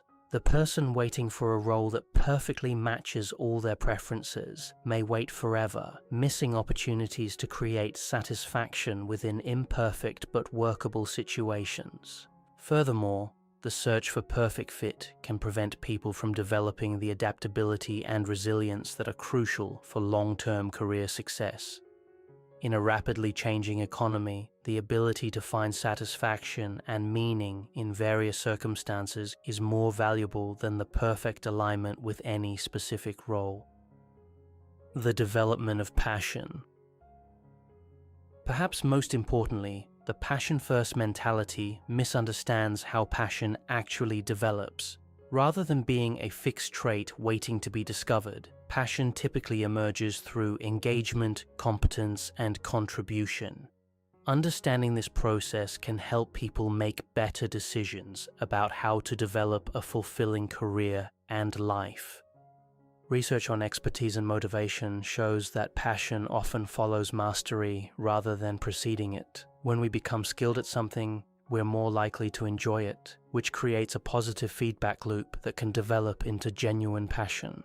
The student who struggles with math in elementary school is unlikely to become passionate about it, but the student who masters basic concepts and experiences the satisfaction of solving complex problems may develop a deep love for mathematical thinking.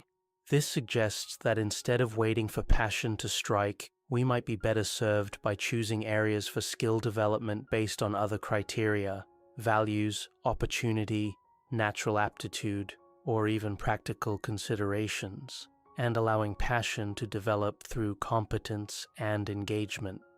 The development of passion also requires sustained engagement over time. True passion typically involves moving beyond the initial excitement of novelty to find deep satisfaction in ongoing practice and improvement. This requires persistence through periods of difficulty and even boredom, which is difficult to maintain without some other motivation beyond momentary enthusiasm. Purpose can provide this sustaining motivation. When we understand how our efforts contribute to something meaningful beyond ourselves, we're more likely to persist through the inevitable challenges that come with developing expertise in any domain. The medical student who's motivated by a desire to heal people can push through the tedium of memorizing anatomical structures. The programmer who wants to solve important problems can work through the frustration of debugging code. This doesn't mean that passion is unimportant, or that we should ignore our enthusiasms entirely. Rather, it suggests that passion is better understood as a potential outcome of meaningful engagement rather than a prerequisite for it. When we find work that aligns with our values, allows us to develop expertise, and contributes to something we care about, passion often follows naturally. The social dimension of purpose. One of the most significant differences between passion and purpose is their relationship to other people. While passion can be entirely self-contained, purpose almost inevitably involves some form of service or contribution to others. This social dimension is crucial for understanding why purpose provides more reliable satisfaction than passion alone. Humans are fundamentally social beings whose well-being is deeply connected to their relationships and sense of belonging. Research consistently shows that people who feel connected to others and who believe their actions benefit others report higher levels of life satisfaction and psychological well-being. This isn't just correlation. Studies show that engaging in pro-social behavior actually causes improvements in mood and life satisfaction. Purpose typically involves what researchers call eudaimonic well-being. Happiness that comes from living according to one's values and contributing to something larger than oneself. This is distinct from hedonic well-being, which comes from pleasure and positive emotions. While both forms of well-being are important, eudaimonic well-being tends to be more stable and lasting. The social dimension of purpose also provides external validation and feedback that pure passion often lacks. When our work contributes to others, we receive signals about its value through the responses of those we serve. The teacher sees students learn and grow, the doctor sees patients recover, the entrepreneur sees customers benefit from their product. This feedback creates a sense of impact and effectiveness that's difficult to achieve when focused solely on personal satisfaction. Furthermore, purpose-driven work often involves collaboration and connection with like-minded others, creating a sense of community and shared mission. The environmental activist works alongside others who share their concerns. The startup founder builds a team Around a shared vision, the non-profit worker connects with colleagues who share their values. These relationships provide meaning and satisfaction that individual pursuits often cannot match. This social dimension also helps explain why some seemingly mundane jobs can provide deep satisfaction while some exciting careers can feel empty. The janitor who takes pride in creating clean, safe environments for others may find more meaning in their work than the marketing executive who spends their days promoting products they don't believe in. The difference isn't in the inherent excitement of the work, but in its connection to something meaningful beyond personal gratification. The tyranny of optimization. The modern obsession with finding and following passion is part of a broader cultural tendency toward optimization, the belief that there's a best way to live and we should constantly strive to find and implement it. This optimization mindset, while sometimes useful, can become tyrannical when applied to complex life decisions. The optimization approach treats life like an engineering problem with a correct solution that can be discovered through sufficient analysis and effort. It assumes that there is an ideal career, relationship, lifestyle, or set of choices that will maximize happiness and fulfillment. This perspective creates pressure to constantly evaluate and reevaluate our choices, always wondering if we've made the right decisions or if there's something better out there. This constant optimization can prevent us from fully engaging with our current circumstances. Instead of finding ways to create meaning and satisfaction within our existing situation, we're always looking for the next opportunity or wondering if we should make a change. The person who's constantly questioning whether they're in the right career may never develop the depth of engagement that could make that career truly satisfying. The optimization mindset also ignores the role of commitment in creating satisfaction. Research shows that people who make decisions and then commit fully to them tend to be happier than those who keep all options open. The psychology behind this is complex, but it seems related to the fact that satisfaction often comes from depth of engagement rather than breadth of options. When we commit to a particular path, whether it's a career, relationship, or lifestyle choice, we tend to find ways to make it work and to appreciate its positive aspects. We develop skills, build relationships, and create meaning within that context. The person who keeps second-guessing their choices may never develop this depth of engagement and satisfaction. This doesn't mean that we should never make changes or that all commitments are equal. Rather, it suggests that the constant search for optimization can be counterproductive, preventing us from fully experiencing the satisfaction that comes from sustained engagement with imperfect but workable choices. The role of values. Values provide a more stable foundation for life decisions than either passion or optimization-focused thinking. Unlike passions, which can change with mood and circumstance, core values tend to remain relatively stable throughout adult life. Unlike optimization, which seeks the single best solution, values-based decision-making acknowledges that multiple paths can be consistent with what we find meaningful. Values are deep beliefs about what's important and worthwhile. They're not goals to be achieved, but rather principles that guide how we want to live and work. Common values include things like creativity, justice, security, adventure, family, learning, service, independence, and tradition. While people may prioritize these values differently, most adults have a relatively stable set of core values that remain consistent over time. Making decisions based on values rather than passion or optimization has several advantages. First, it provides clearer criteria for evaluation. Instead of asking, what excites me, or what's the best option? Зрение мы можем спросить, что соответствует тому, что для меня наиболее важно. This question is often easier to answer and leads to more stable decisions. Second, values-based decisions are more likely to feel authentic and meaningful over time. When we make choices that align with our core values, we're living consistently with our deepest beliefs about what matters. This consistency creates a sense of integrity and authenticity that's difficult to achieve when chasing external measures of success or momentary enthusiasms. Third, values can be expressed through multiple different paths, providing flexibility and resilience. Someone who values helping others might pursue this through medicine, teaching, social work, business, or volunteer activities. Someone who values creativity might express it through art, writing, problem solving, or innovation in any field. This flexibility means that values-based decisions are less likely to create dead ends or require complete life overhauls when circumstances change. Values also provide a framework for making trade-offs and compromises.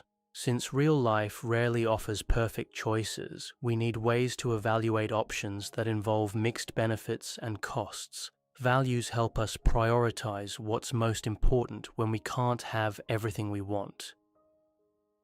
The practical path forward. Understanding the distinction between passion and purpose and the limitations of optimization-focused thinking leads to a more practical and sustainable approach to building a meaningful life. This approach emphasizes development over discovery, contribution over consumption, and values over feelings. Instead of waiting to discover our passion, we can focus on developing competence in areas that align with our values and offer opportunities for contribution. This might mean choosing a field based on practical considerations, job availability, earning potential, educational requirements, while ensuring that it doesn't conflict with our core values and offers opportunities for growth and impact. The craftsman approach suggests focusing on becoming really good at something valuable before worrying about whether it perfectly matches our passions. As we develop expertise, we're likely to find increasing satisfaction and engagement in the work. The key is choosing something that we can stick with long enough to develop real competence and that offers opportunities to contribute meaningfully to others. This approach also emphasizes the importance of actively shaping our roles and environments, rather than passively waiting for the perfect opportunity. We can look for ways to craft our jobs to better align with our values and interests, to develop new skills that increase our impact and satisfaction, and to build relationships that provide meaning and support. The practical path also involves accepting that no career or life choice will be perfect. All paths involve trade-offs, all jobs have frustrating aspects, and all lifestyles have limitations. The question isn't how to find perfection, but how to make wise trade-offs that align with our values and circumstances. This acceptance doesn't mean settling for less than we deserve or giving up on improvement. Rather, it means focusing our energy on things we can control, our skills, our attitudes, our choices about how to engage with our circumstances, rather than on finding the perfect external situation. The long view. Perhaps the most important insight from distinguishing passion and purpose is the need to take a long-term view of life, satisfaction, and meaning. Passion is often about immediate gratification and short-term excitement, while purpose is about sustained contribution and long-term impact. Building a meaningful life requires planning and patience rather than constant pursuit of immediate satisfaction. This long-term perspective helps explain why some of the most satisfied people don't necessarily love every aspect of their daily work, but feel deeply connected to their overall mission and impact. The researcher who spends months on tedious data analysis because it contributes to important discoveries, the parent who manages countless mundane tasks because they're building a family, the entrepreneur who handles administrative details because they're building something meaningful, all find satisfaction through connection to larger purposes rather than moment-to-moment enjoyment. The long view also helps us understand that career satisfaction often develops gradually rather than appearing immediately. The new doctor who feels overwhelmed by the demands of medical practice may find deep satisfaction years later when they've developed competence and begun to see their impact on patients' lives. The recent graduate who takes a practical job while figuring out their direction may discover unexpected opportunities for growth and contribution within that role. This gradual development of satisfaction requires patience and trust in the process. It means making decisions based on potential for growth and contribution rather than immediate excitement, and committing to developing competence even when the work doesn't feel immediately fulfilling. Conclusion: the integration of passion and purpose. The distinction between passion and purpose isn't meant to dismiss the importance of enthusiasm and excitement in life and work. Rather, it's meant to put these feelings in proper perspective and to suggest a more sustainable foundation for major life decisions. The most fulfilling careers and lives often integrate both passion and purpose. They involve work that we become increasingly excited about as we develop competence and see our impact on others.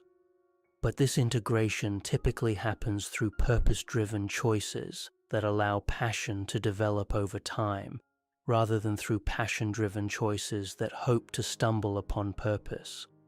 Someone who chooses a career based on their values and commitment to contribution, who develops real expertise in that field, and who actively shapes their role to maximize their positive impact, is likely to develop genuine passion for their work.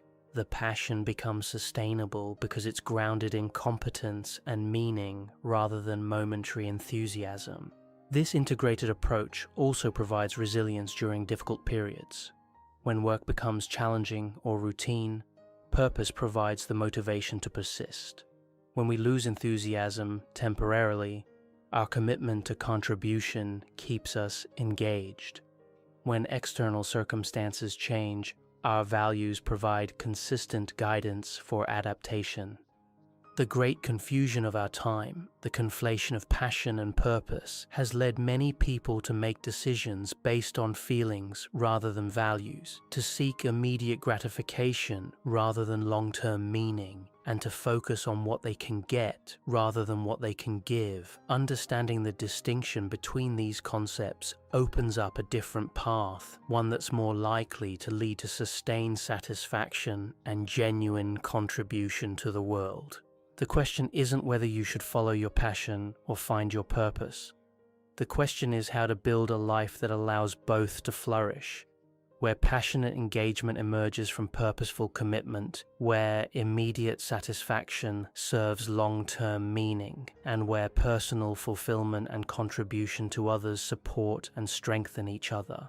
This path requires patience, commitment, and the courage to make decisions based on something deeper than immediate excitement.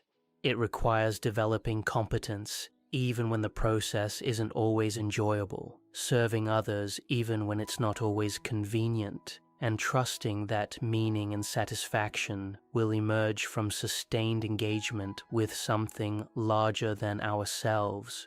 The reward is a life that feels both exciting and meaningful, both personally satisfying and genuinely valuable to others. It's a life built on bedrock rather than shifting sands, capable of weathering the inevitable storms while continuing to grow in depth and significance over time. In a culture obsessed with quick fixes and immediate gratification, this may be the most radical approach of all, building slowly and carefully towards something that will last.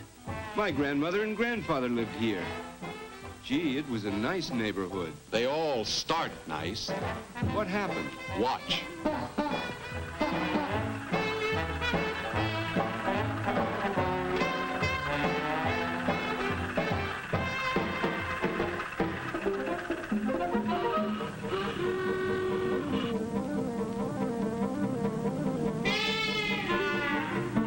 By now, the street wasn't wide enough for the traffic load, so... That's when Grandpa moved out, when the streetcars came. A good many moved out about then, and the neighborhood began to change.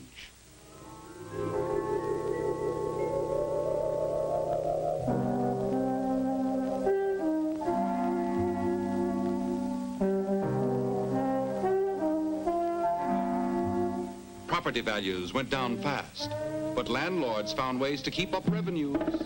One family houses became 10 family houses. Time, poverty, and neglect did the rest. Every step of the way, right on schedule, and I didn't lift a finger. What's your interest in all this, anyhow? This kind of neighborhood is fine for our business. Juvenile delinquency, alcoholism, crime. Yep, this is a great little neighborhood. Too bad it won't last. Why not? There might be a fire. Why, you... Wait a minute.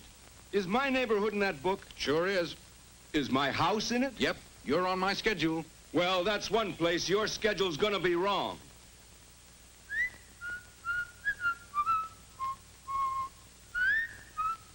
Well, well. And this is the day he usually plays golf. What's the matter? You surprised? It doesn't mean a thing. One man working by himself, what can he do? Man's got to start somewhere. Let's see, time for the evening paper. Paradise Garden. Most unfortunate. I sent flowers this morning. You hypocrite. You probably started the fire. Why should I? With all that overcrowding in violation of every safety code, it was inevitable. It was not. If I'd known when the fire was going to be, I might have been able to prevent it. Impossible. It's all right here in the book. Everything? Past, present, and future? Everything. Hey! Wait a minute. You said it didn't make any difference whether people knew or not. That's right, I did. But where's he going? He's going to City Hall to report the facts to the city officials. Ridiculous. There's City Hall. There's your boy now. Most of the facts are known to the officials. But what can they do? Their hands are tied. Listen to the mayor. What good is our slum clearance program if we can't prevent disasters like Paradise Gardens? We've got to do something. Do something. Now the expert will tell them what to do. That's the city planner. We're in the same difficulty as every other city in the United States. Slum clearance is not enough. We've got to prevent slums being formed in the first place. A most worthy object. And what's to prevent it? Taxes! Budget! You see, they're balking. Why, even if the planner tells them the exact trouble spots. State Street, South Street, Hogan's Alley. But we mustn't forget the public.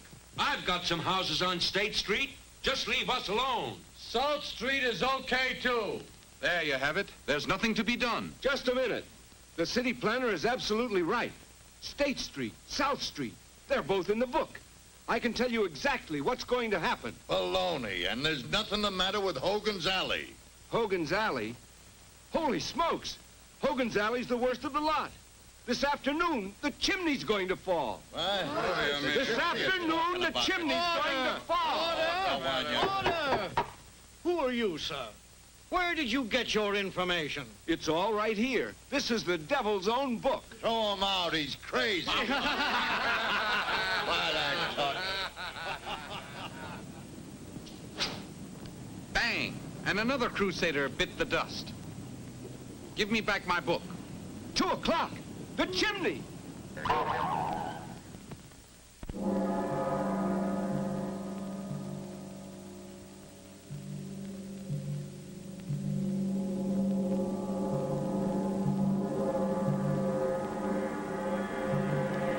Get everybody out of the building. The chimney's going to fall. Get out of the building! The chimney's going to fall!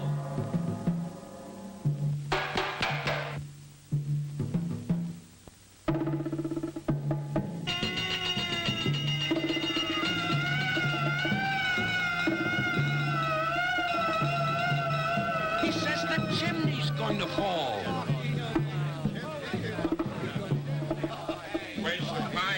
No fire. Chimney's going to fall in about 5 minutes. Get the people out of these houses. You better be right, mister. False alarm, 90 days.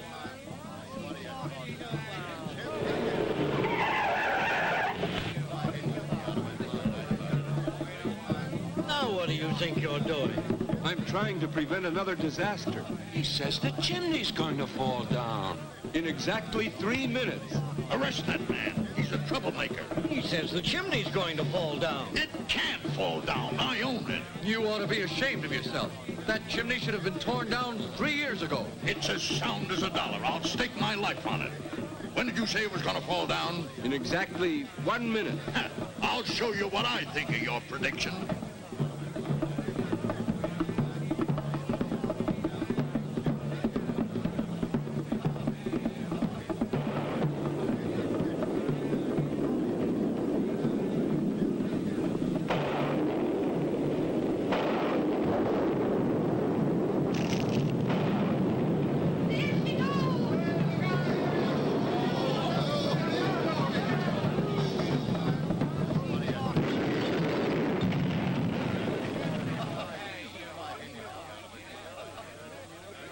We've got to prevent things like this happening from now on. But we can't do it without public support. We need a citywide group to study the whole problem. Right. And the time to start it is right now. Ladies and gentlemen, we need a citizens committee on housing with representatives from every neighborhood in town. All those in favor!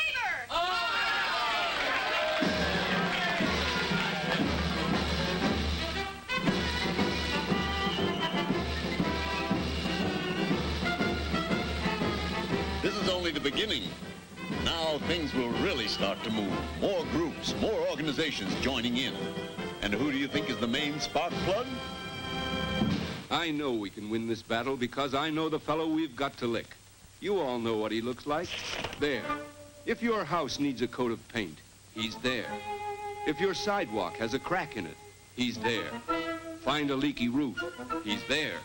Find a neighborhood without a playground, an overcrowded school, a traffic hazard, a zoning violation, a violation of the building code, the sanitary code. He's in every neighborhood, maybe in your own house. Wherever he is, go get him. So they went after him. Everybody went after him.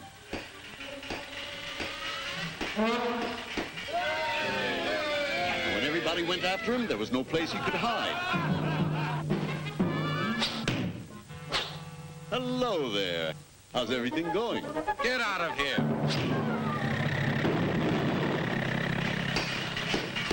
It didn't happen overnight, but things began to get better.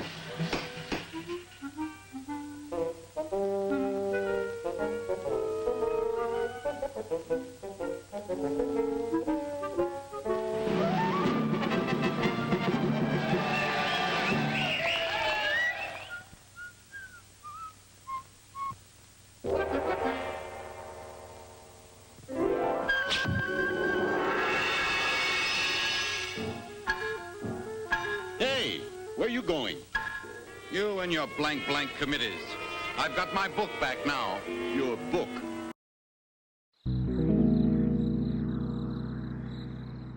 Have you ever observed individuals who possess an almost magnetic influence over their surroundings without uttering a single word? They don't raise their voices, they don't plead for attention, they simply step back and suddenly the entire atmosphere transforms. The energy shifts. People begin to question, they start pursuing, they feel compelled to respond. Now consider what might occur if you adopted this same approach. What if you ceased reacting immediately to every stimulus? What if you selected silence over the knee-jerk response, strategic retreat over emotional explosion? What transformation do you believe would unfold? This is where true influence resides. The moment you stop being perpetually accessible, emotionally, physically, and psychologically, the world around you enters a state of uncertainty. People have grown accustomed to managing you through your reactions, through your impulses, through your predictable patterns. But the day you choose to withdraw, the dynamics shift fundamentally, and those who believed they understood you discover they know virtually nothing about your true nature.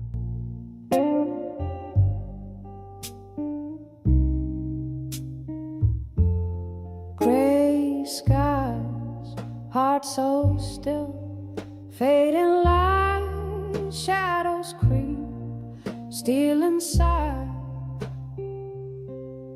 One beat, one side, stay alive, push through pain, you survive. Keep holding on, don't break apart, find the flame within your heart, past the dark, the morning calls, hold on strong. You won't fall. Cold rain, heavy soul, feels like stone lost and quiet, all alone. But a spark so faint won't die, breeze in you, it's worth a try. Keep holding on, don't break apart, find the flame within your heart, past the dark, the morning calls, hold on strong, you won't fall. Carl Jung observed that everything that irritates us about others can lead us to a better understanding of ourselves.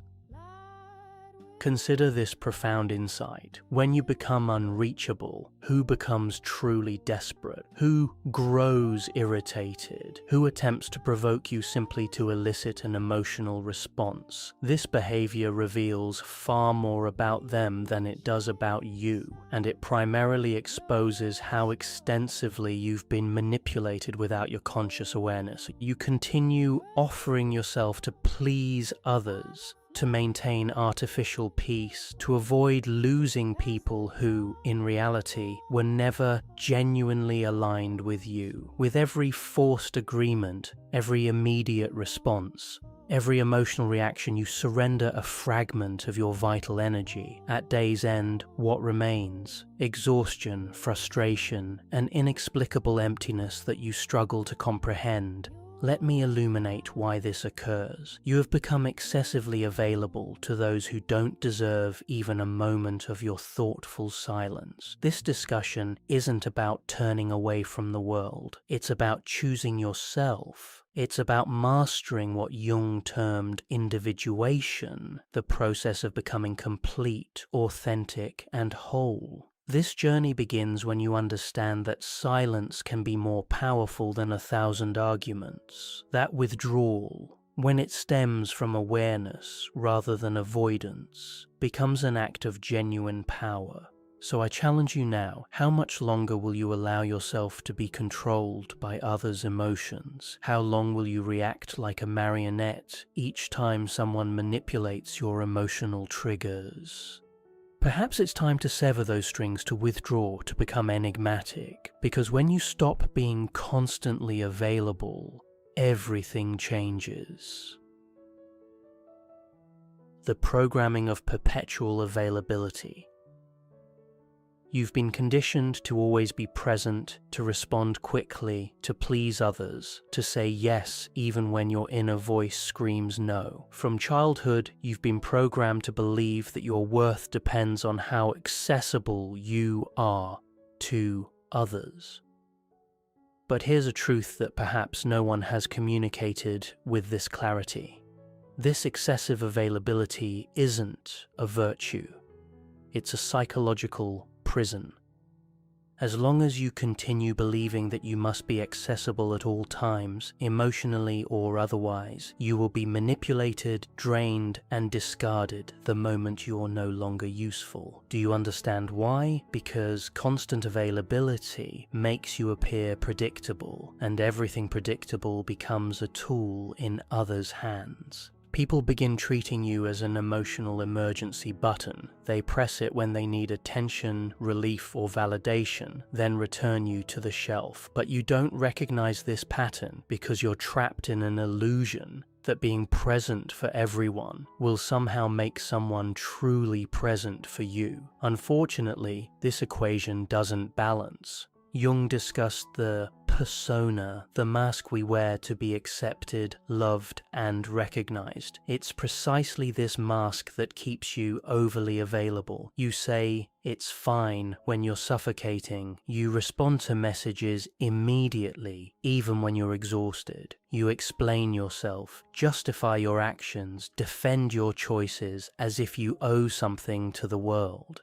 The truth is that the more you position yourself at the center of others' drama, the more you vanish from your own life. Being available all the time is a subtle form of self-abandonment, a disguised method of seeking approval, avoiding rejection, attempting to control how others perceive you. But this control comes at a tremendous cost. Your peace, your vital energy, distributed as if it were infinite when it's actually limited and precious. Those who demand your constant availability don't actually want you. They want what you provide: validation, companionship, distraction, emotional comfort. When you change, when you establish boundaries, when you refuse to react, these same individuals become irritated. They accuse you, they claim you've become strange. It's not because you've changed, it's because you've stopped being functional for their purposes. Here's the cruelest irony. The more available you are, the less others value you. What exists in abundance becomes commonplace. No one respects what they don't have to earn. No one values what's always there, waiting, ready to serve their needs. Understanding psychic energy and its depletion. Jung didn't view the human psyche as an automatic machine that responds to stimuli without consequences. For him, our minds function like energy systems, and every thought, emotion, and action consumes a portion of that energy. The critical question is, are you choosing where your energy flows, or are you allowing the world to decide for you? Every time you react impulsively, you're wasting psychic energy. When you defend yourself against criticism that didn't deserve attention, when you respond to provocation just to prove you're right, when you engage in pointless arguments, when you try to please those who don't value you, you're spending your inner strength on what doesn't nourish you.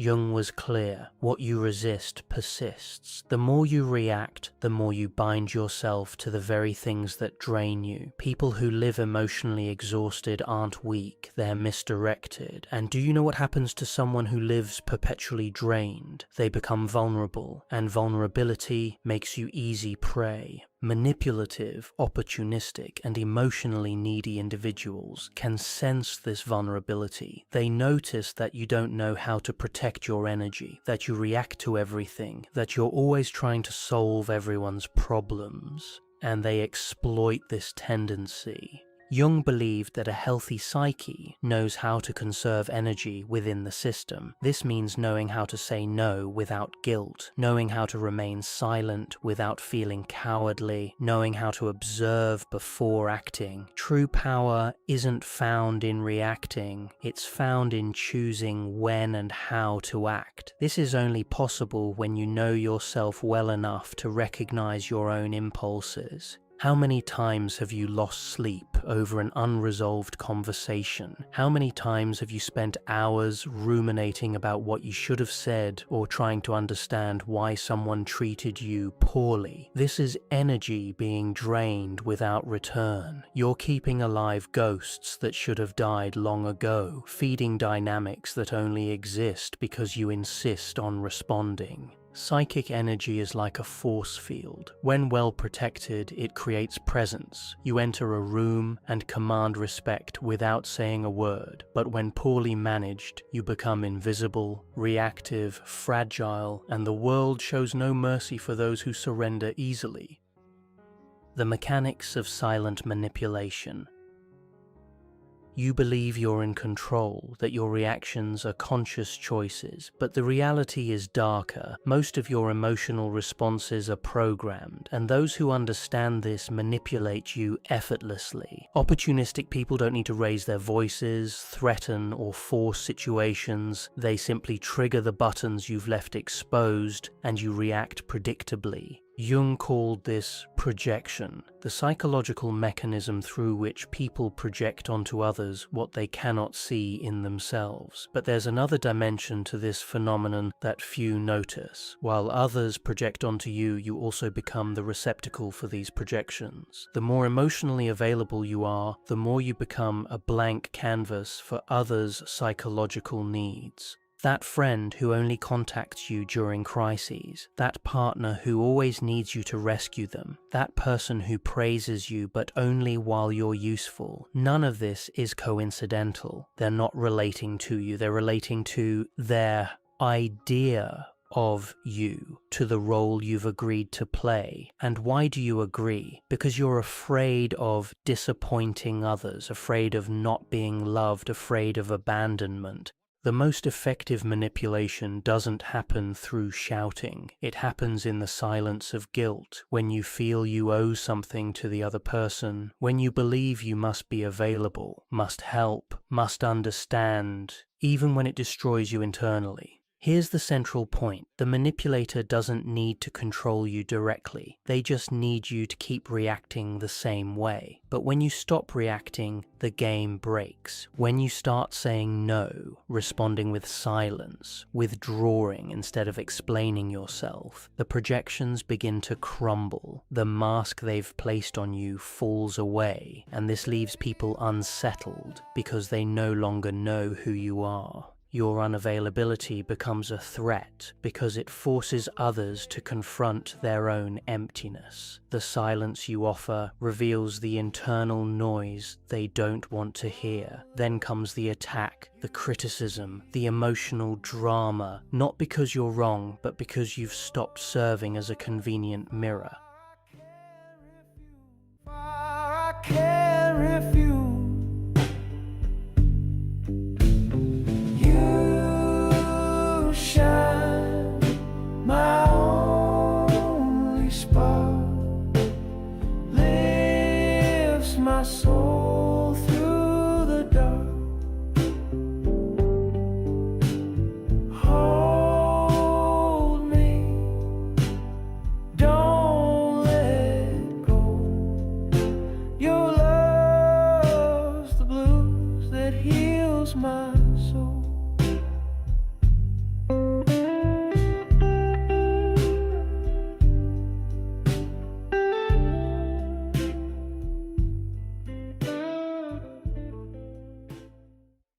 The revolutionary power of conscious silence.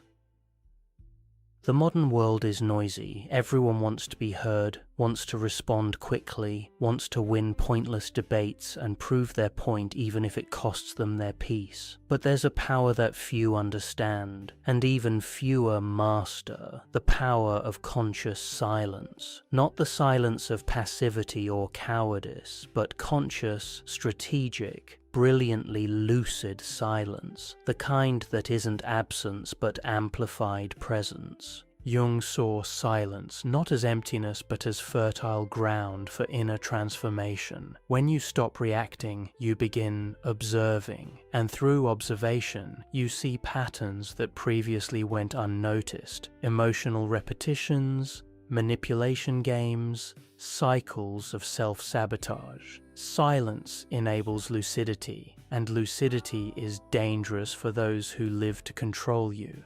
Have you noticed how some people panic when you don't respond, when you don't explain yourself, when you simply disappear? It's not because they miss you, it's because your silence removes their narrative control. While you speak, you're still in their game, but when you're silent, you change the rules entirely, and that unbalances anyone who thrives on your reactions. True silence isn't the absence of voice, it's mastery over your own energy. It's the refusal to be dragged down by someone else's emotions. It's the conscious choice not to engage in battles that aren't worth your energy.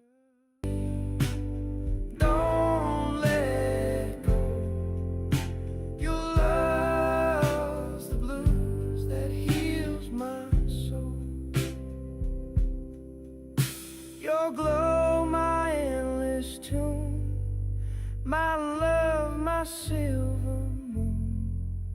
Hold me, every candle turn.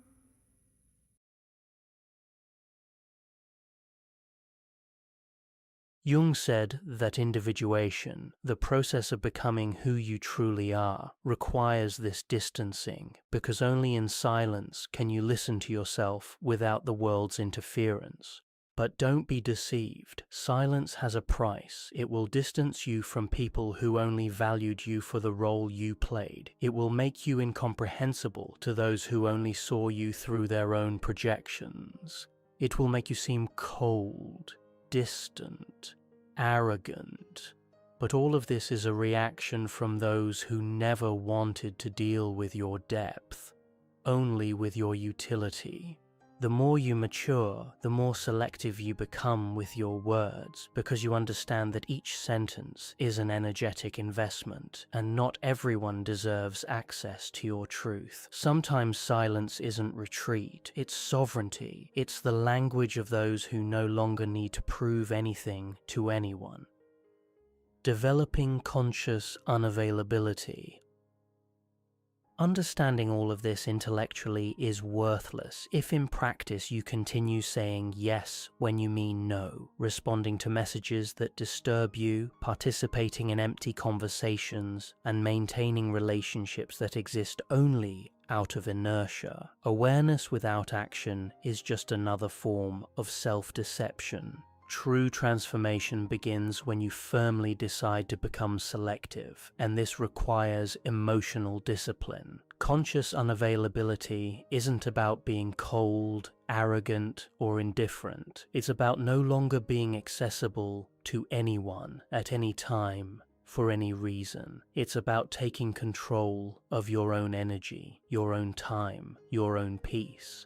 This starts with small actions, not responding immediately, breathing before reacting, leaving a discussion before being dragged into chaos, turning off your phone without guilt, saying "not today," saying "I'm not interested," saying "I won't get involved." But here's the most important part. You don't need to justify your absence. You don't need to explain your silence. You owe nothing to anyone but yourself. And this, for many people, is unforgivable. Because when you refuse to explain yourself, you take away their power to keep you within an emotional narrative where you're always the helpful, understanding, accessible one. Jung understood that every process of individuation goes through isolation, not depressive isolation, but sacred isolation, a time of inner retreat where you relearn to listen to your own voice without the world's interference, where you rebuild your identity not based on others' perceptions, but from your own center. Want to know a good measure of your evolution? Observe who starts to distance themselves from you when you become more reserved. Observe who tries to provoke you when you stop reacting. Observe who accuses you of having changed when you finally start protecting yourself. These aren't signs that you're wrong. They're proof that you've begun to free yourself. Being unavailable is uncomfortable at first. You'll feel guilty, you'll think you're being selfish, you'll hear that you're being too harsh, but this is part of the deconstruction process. You've spent your life conditioned to put yourself second. It's natural that change causes discomfort, not only in you, but in everyone who benefited from your old version. The rebirth through solitude. When you stop being available to everyone, something profound begins to happen. First comes the silence, an uncomfortable silence that seems to scream inside you. You wonder if you did the right thing, if you're being too harsh, if you're losing people who cared about you. But gradually, this silence transforms. It begins to cleanse, to calm, to heal. Then comes solitude, but not the solitude of absence. It's the solitude of total presence with yourself, the solitude of the strong, the solitude of one who no longer betrays themselves to keep others close. In that space where there was once confusion, clarity enters. Where there was once anxiety, peace peace enters. Where there was once neediness, a new kind of strength enters, the strength of being whole within yourself. Jung said that the process of individuation, becoming who you really are, requires you to distance yourself from the collective, that you disidentify from the mask, that you walk alone for a while. That's exactly what you're doing. When you decide to become unavailable, you're not fleeing the world, you're returning to yourself. It's at this point that you stop being a reactor and become a creator. You cease to be shaped by circumstances and begin to shape your reality from within. The people who feel uncomfortable with your absence reveal that they never wanted you. They wanted the role you played. Now that you no longer fit, they don't know what to do with you, and that's liberating. You will lose people, but you will find yourself. You will distance yourself from places, but you will reconnect with your essence. You will become misunderstood, but finally, you will begin to be respected. Because when you are no longer available for anything, you become valuable, rare, unforgettable. Don't be fooled. This is a rebirth, a new beginning, the start of a life where you are no longer available for emotional crumbs, for mind games, for voids disguised as affection. Now you only accept what resonates with your peace, with your truth, with your wholeness. The choice for inner freedom. If you've made it this far, it's because a part of you is already ready for this new path. A part of you has already understood that being loved means nothing if you have to abandon yourself for it, and that true self-love begins when you choose yourself, even if it costs you to be alone for a while. The question now is, are you ready to be misunderstood, rejected, or even disliked in the name of your inner freedom? Are you willing to pay the price of being authentically you? True transformation requires this courage, the courage to value your inner peace over others' approval, to choose your wholeness over their comfort. This is the path of conscious unavailability, not as a means of punishment or revenge, but as a return to your authentic self. It's the recognition that your energy is sacred, your time is precious, and your peace is non-negotiable. When you embrace this truth, you don't just change your life, you transform the very foundation of how you engage with the world. The choice is yours. Continue being available for everyone and everything, or choose to become selectively present for what truly matters. The world will always demand your accessibility, but wisdom lies in knowing when to give and when to withhold, when to engage and when to withdraw. Your authentic power lies not in your reactions, but in your conscious choice to respond or not respond from a place of inner strength and clarity. This is the beginning of true freedom, the foundation of genuine self-respect, and the gateway to a life lived on your own terms. There's a particular feeling you get after spending time with certain people, a heaviness in your chest, a mental fog that wasn't there before, an inexplicable exhaustion that sleep won't cure. You might dismiss it as coincidence, stress, or your own sensitivity. But what if I told you that some individuals possess an almost supernatural ability to drain your life force without you even realizing it's happening?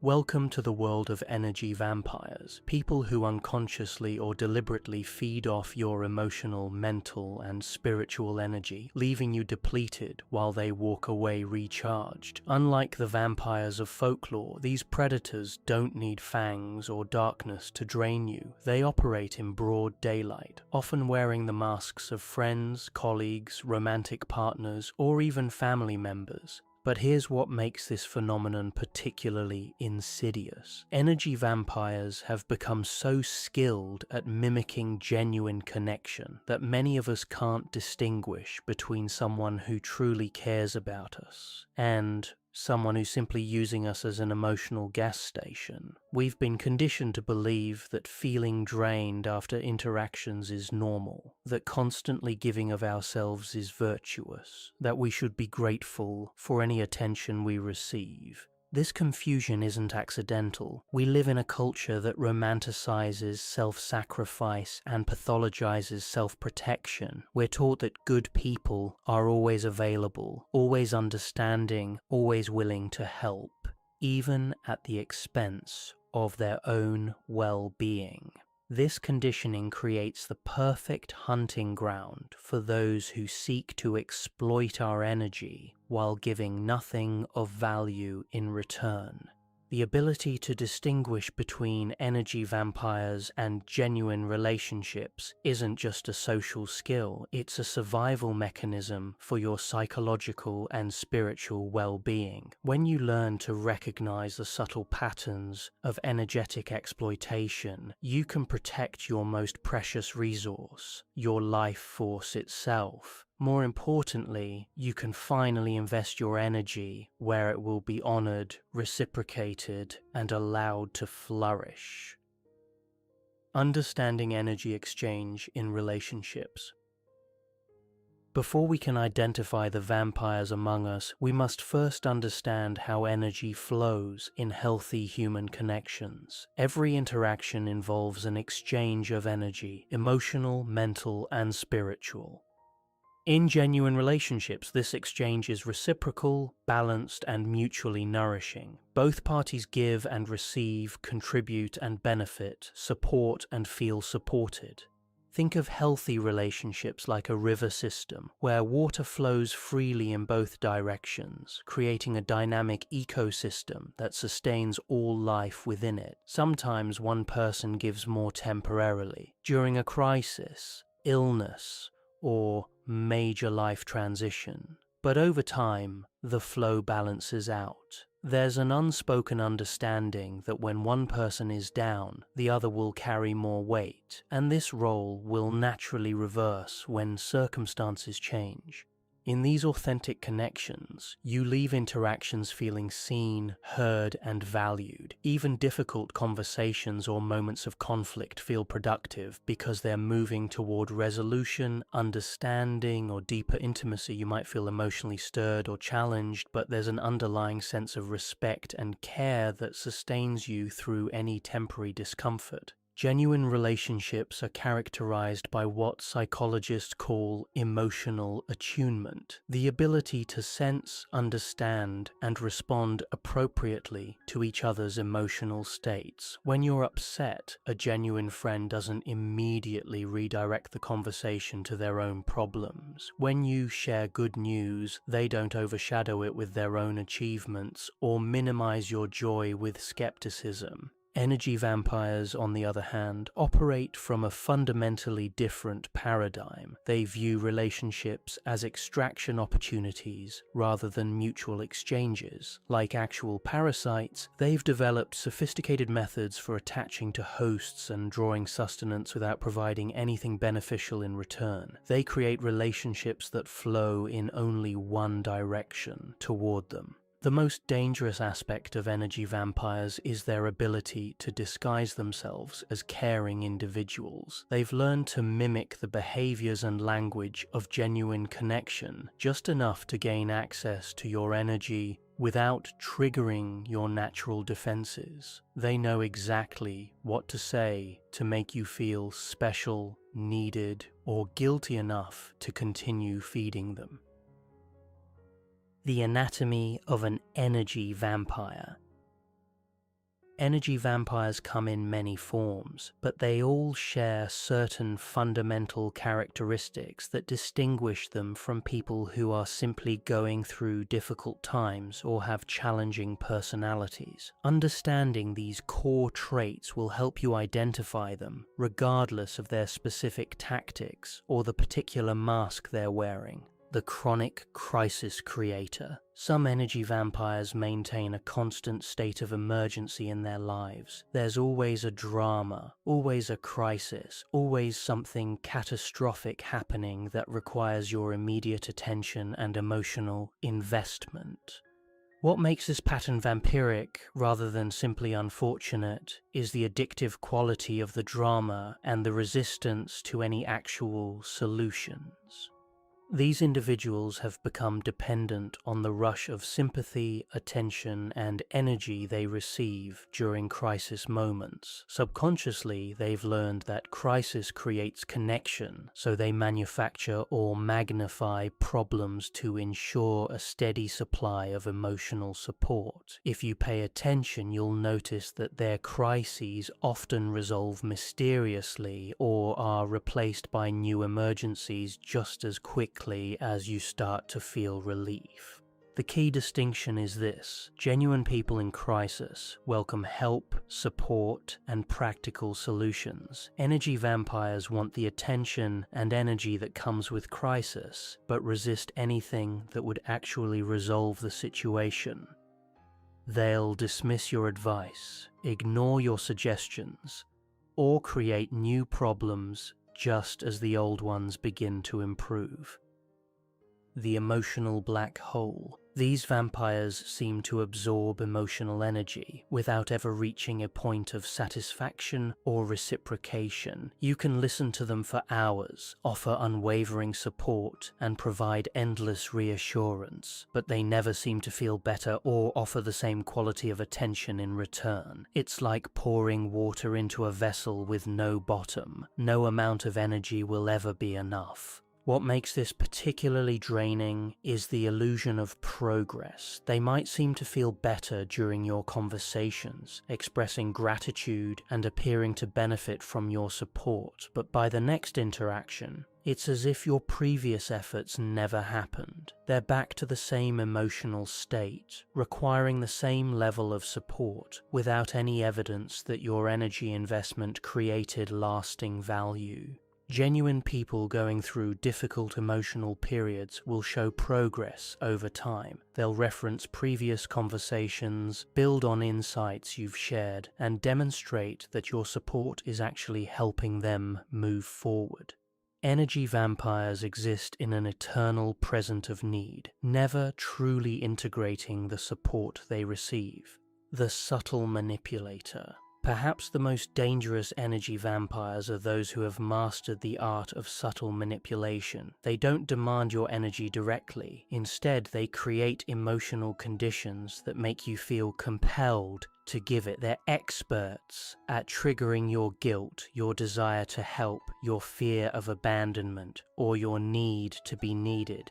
These individuals have studied you carefully and know exactly which emotional buttons to press to get the response they want. They might make comments that leave you feeling unsettled, but not quite sure why. They'll share information designed to make you worry about them or feel responsible for their emotional state. They create situations where saying no feels cruel or selfish. The hallmark of this type of energy vampire is the feeling that you're walking on eggshells around them. You find yourself carefully managing your words and behavior to avoid triggering their reactions. You feel responsible for their emotional state, even when their problems have nothing to do with you.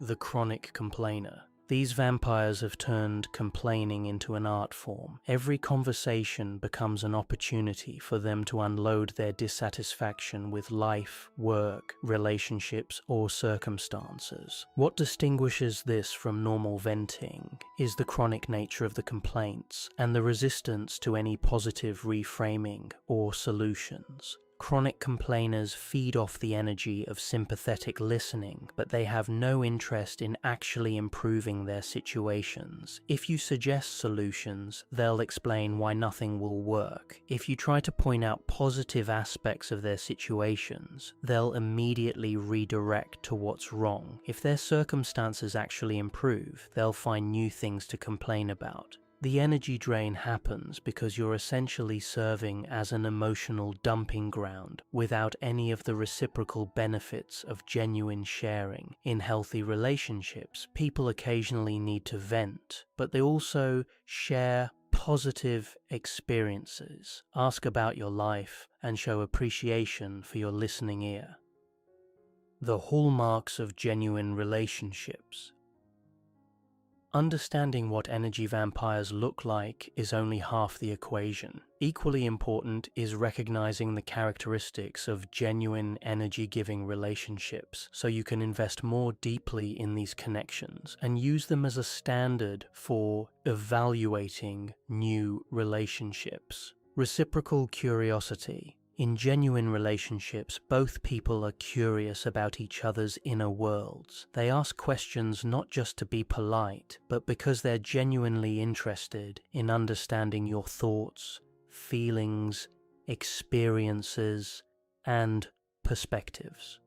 This curiosity extends beyond surface-level topics to deeper questions about your dreams, fears, values, and aspirations. More importantly, they remember your answers. They follow up on things you've shared, check in about situations you've mentioned, and demonstrate that they've been thinking about you between interactions. This creates a sense of continuity and depth that energy vampires simply cannot maintain because they're too focused on their own needs to truly absorb information about you. Genuine friends also share their own inner worlds with you. They're vulnerable about their struggles, honest about their mistakes, and open about their growth edges. This creates the foundation for mutual understanding and support, rather than the one-sided extraction that characterizes vampiric relationships.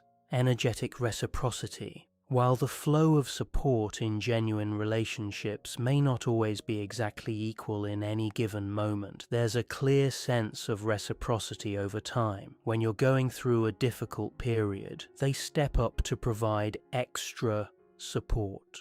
When they're struggling, you naturally do the same. Neither person keeps score because the exchange feels natural and mutual. This reciprocity extends beyond crisis support to everyday interactions. They celebrate your successes without immediately redirecting to their own achievements. They offer comfort during your disappointments without using the opportunity to share their own problems. They respect your time and energy as much as they expect you to respect theirs. Perhaps most importantly, genuine relationships actually give you energy rather than depleting it. Even serious conversations or emotional discussions leave you feeling more connected, understood, and supported rather than drained and depleted. Respect for boundaries. People in genuine relationships respect your boundaries even when they don't understand them. They might feel disappointed if you can't help them or spend time with them, but they don't guilt-trip you, manipulate you, or make you feel selfish for having limits. They understand that healthy boundaries actually strengthen relationships by ensuring that both people feel comfortable and respected. Energy vampires, by contrast, view your boundaries as obstacles to be overcome rather than preferences to be respected. They'll push against your limits, test your resolve, and use emotional manipulation to get you to bend your boundaries for their benefit. Growth-oriented communication. Genuine relationships involve communication that leads to growth, understanding, and deeper connection. Even conflicts are handled in ways that ultimately strengthen the relationship rather than depleting it. Both people are willing to examine their own contributions to problems and work towards solutions that benefit everyone involved. Energy vampires engage in communication patterns that create drama, confusion, and depletion. They might use circular arguments that never reach resolution, emotional manipulation disguised as vulnerability, or blame and victimization that makes you feel responsible for their problems. The subtle warning signs. Energy vampires have evolved sophisticated methods for flying under the radar of your conscious awareness. They've learned to avoid the obvious red flags that would immediately trigger your defenses. Instead, they rely on subtle manipulation tactics that create cumulative drain over time. Learning to recognize these early warning signs can save you months or years of energetic depletion. The conversation hijacker. Pay attention to the flow of conversations with people in your life. Energy vampires have a remarkable ability to redirect any topic back to themselves, often so smoothly that you don't notice it happening in the moment. You might start sharing something important about your life, only to find that within minutes the conversation has somehow become entirely about their experiences, problems, or opinions. This hijacking often happens through false empathy. They'll say something like, "Oh, I totally understand. That reminds me of when I..." and then launch into a story that completely overshadows whatever you were sharing. By the end of the conversation, you realize you never finished your thought, and they never actually addressed what you were trying to communicate. The emotional temperature controller. Energy vampires have an uncanny ability to influence the emotional atmosphere of any interaction. They arrive with a particular emotional state, anxiety, anger, sadness, or excitement, and somehow manage to transfer that state to you without your conscious awareness. You might start an interaction feeling calm and centered, only to leave feeling agitated, worried, or emotionally dysregulated. This emotional contagion happens because energy vampires are often in states of emotional chaos themselves, and they unconsciously use others as emotional regulators, instead of developing their own capacity for emotional self-management. They rely on absorbing the calm, positive energy of others to feel balanced. The guilt generator. Subtle energy vampires are masters of generating guilt without making direct accusations. They'll make comments designed to make you feel bad about your choices, your boundaries, or your inability to meet their needs. These comments are often disguised as jokes, observations, or expressions of their own feelings, making it difficult to address them directly. For example, they might say things like, "I guess I'll just figure this out on my own," when you can't help them, or "It must be nice to have time for yourself when you take care of your own needs." These statements create emotional pressure without giving you anything concrete to respond to. The crisis timing expert. Energy vampires often have impeccable timing when it comes to crises. Their emergencies seem to occur precisely when you're experiencing success, celebrating achievements, or going through positive transitions in your own life. This isn't usually conscious manipulation. Rather, they've unconsciously learned that your positive energy states make you a more potent source of supply. You might notice that every time you get a promotion, start a new relationship, or achieve a personal goal, certain people in your life suddenly develop urgent problems that require your attention. This pattern effectively prevents you from fully enjoying your positive experiences and redirects your celebratory energy toward their needs. The boundary tester. Energy vampires consistently test your boundaries in small ways to assess how much they can extract from you. They might ask for small favors repeatedly, show up unannounced just to see if you're home, or make requests that are slightly outside your comfort zone to see if you'll comply. These boundary tests start small but gradually escalate over time. What begins as borrowing small amounts of money becomes requests for larger loans. What starts as occasional emotional support becomes expectation of constant availability. Each successful boundary violation makes the next one easier to justify.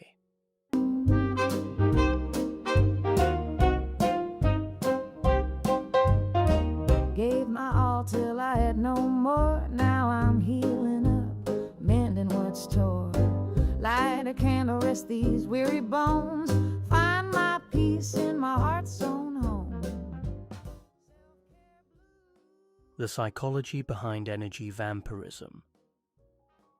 Understanding why some people become energy vampires can help you develop compassion for their struggles while still protecting yourself from their drain. Energy vampirism isn't usually a conscious choice. Rather, it's often a learned survival strategy that develops in response to early wounding, trauma, or neglect. Childhood programming. Many energy vampires learned early in life that the only way to get attention, love, or care was to be in crisis or need. Perhaps they had parents who were only emotionally available during emergencies, or they discovered that dramatic displays of distress were the most reliable way to get their basic emotional needs met. These early experiences create neural pathways that associate love with crisis and attention with emergency. As adults, they unconsciously recreate these dynamics in their relationships, manufacturing drama, or exaggerating problems to trigger the caregiving responses they learn to depend on for connection. Attachment wounds. People with insecure attachment styles often become energy vampires as a way of managing their underlying fears of abandonment or rejection. They may have learned that being too much or creating dependency in others is the only way to ensure that people won't leave them. This creates a tragic irony. The very behaviors they use to prevent abandonment often end up driving people away. But because these patterns are unconscious, they continue to repeat them even when they're not working, often escalating their demands when they sense someone pulling away. Emotional dysregulation. Some energy vampires struggle with their own capacity for emotional self-regulation. They never learned healthy coping mechanisms for managing difficult emotions, so they unconsciously rely on others to help them feel balanced and stable. This isn't necessarily malicious. They may genuinely not understand that they're supposed to develop internal resources for emotional management. However, the impact on their relationships is the same regardless of their intentions. When someone consistently relies on others for emotional regulation, they create relationships based on need rather than genuine connection. Narcissistic adaptation. In some cases, energy vampirism stems from narcissistic adaptations that developed as protection against early trauma or abuse. These individuals learned to view others primarily as sources of supply for their emotional needs rather than as separate people with their own inner worlds and needs. This perspective creates relationships that are fundamentally extractive. The energy vampire may genuinely believe they care about others, but their caring is conditional on those others continuing to meet their needs. When the supply is threatened, their true priorities become clear.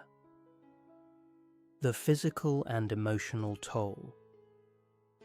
The effects of being in relationship with energy vampires extend far beyond simple annoyance or frustration. Chronic exposure to these draining dynamics can have profound impacts on your physical health, emotional well-being, and spiritual vitality. Physical symptoms. Your body is often the first to signal that you're in an energetically draining relationship. You might experience unexplained fatigue that doesn't improve with rest, frequent headaches or tension in your neck and shoulders, digestive issues that seem to flare up around certain people, or a general sense of feeling off after particular interactions. These physical symptoms occur because energy vampires trigger your nervous system's stress response. Your body recognizes the threat to your energetic integrity, even when your mind hasn't fully processed what's happening. Chronic activation of this stress response can lead to immune system suppression, hormonal imbalances, and other health issues.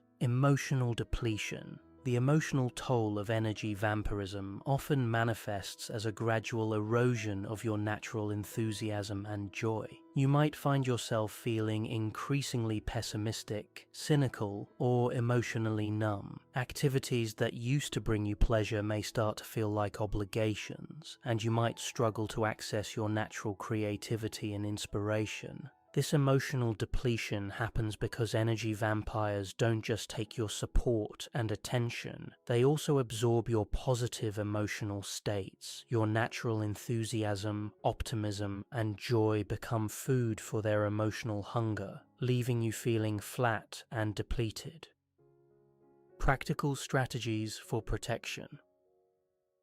Once you've learned to identify energy vampires and understand their impact, the next step is developing practical strategies for protecting yourself while still maintaining your capacity for genuine connection with others. The energy audit. Begin by conducting a thorough audit of your current relationships. Make a list of the people you interact with regularly and honestly assess how you feel before, during, and after spending time with each person. Notice patterns of depletion, excitement, peace, agitation, or other emotional states. Pay particular attention to relationships where you consistently feel drained, obligated, or walking on eggshells. These are likely candidates for energy vampirism. Conversely, notice relationships where you feel energized, supported, and genuinely seen.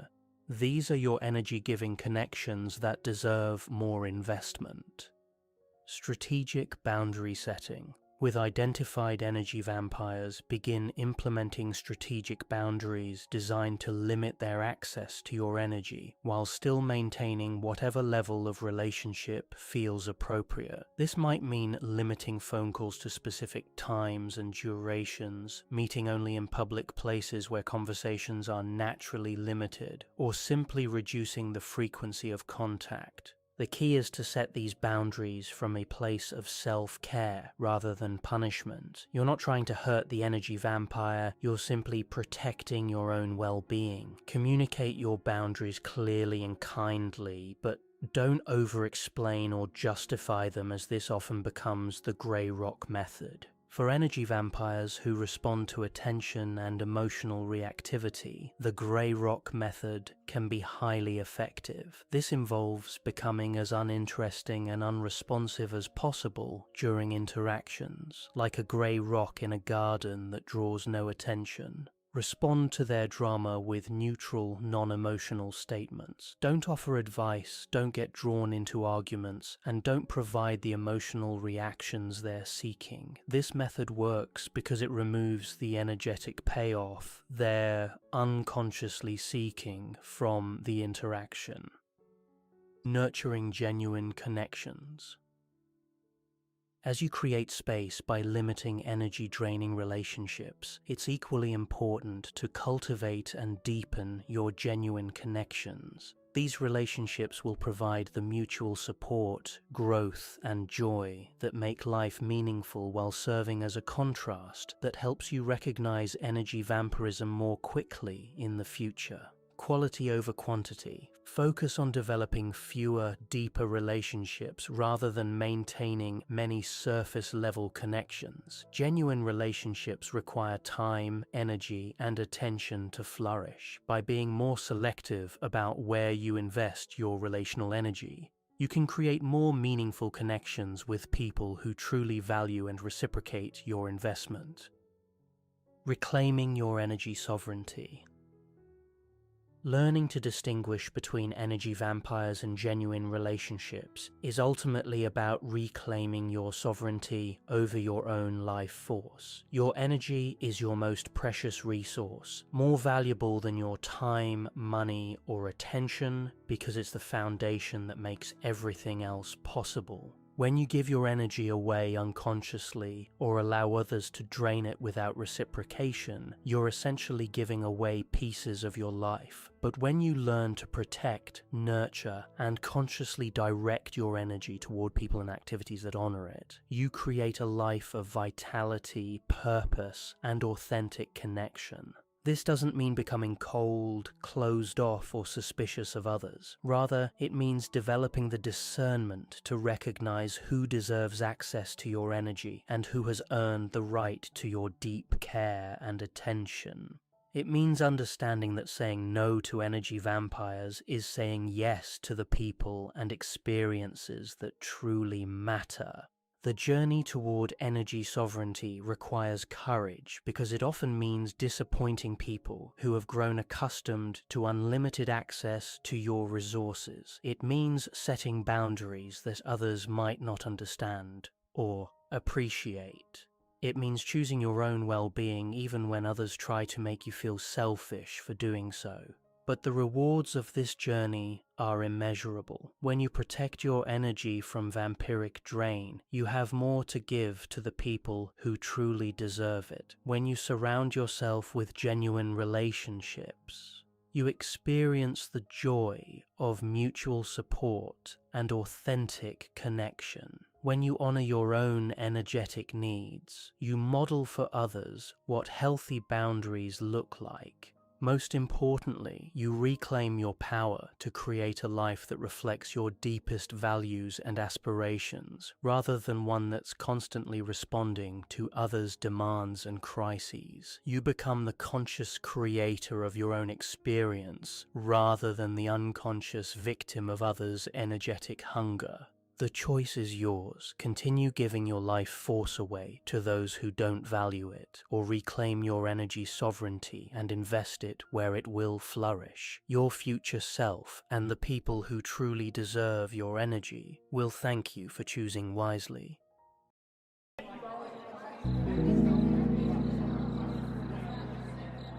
Sarah sat at the mahogany table, watching the familiar theatre unfold before her.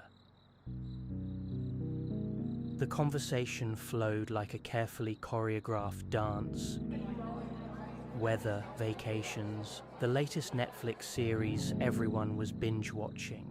Laughter erupted at predetermined moments. Heads nodded in synchronized approval, and the comfortable rhythm of small talk filled the air like background music. But Sarah heard something else beneath the surface symphony. She heard the tremor in Michael's voice when he mentioned his promotion, the way it betrayed his fear of failure. She noticed how Jennifer's eyes darted away when someone asked about her marriage, how her smile tightened just slightly at the corners. She felt the weight of David's silence, the way he retreated into himself whenever the conversation turned to success and ambition. The others seemed oblivious to these subtle undercurrents, content to skim across the surface of human interaction like stones skipping on water. But Sarah dove deep with every glance, every pause, every carefully chosen word. She couldn't help herself. It was as if she possessed some invisible antenna that picked up frequencies others couldn't hear. When the conversation turned to current events, Sarah felt something stir within her. Here was a chance for substance, for meaning, for the kind of dialogue that fed her soul. She leaned forward, her voice carrying the weight of genuine curiosity and concern. Isn't it fascinating how we're all so connected through technology, yet loneliness rates have never been higher? I was reading about how social media creates this paradox of connection and isolation simultaneously. It makes me wonder, are we really connecting with each other, or are we just performing connection? Sarah felt the familiar sting of rejection. The invisible force field that seemed to surround her words whenever she tried to venture beyond the surface. She smiled politely and retreated into herself, carrying the weight of her unspoken thoughts like stones in her pockets. This is the story of the deep thinker, not a fairy tale of misunderstood genius, but a raw, honest exploration of what it means to see clearly in a world that prefers the comfort of blindness. It's the story of those who cannot help but feel deeply, think critically, and question constantly in a society that rewards conformity and punishes authenticity.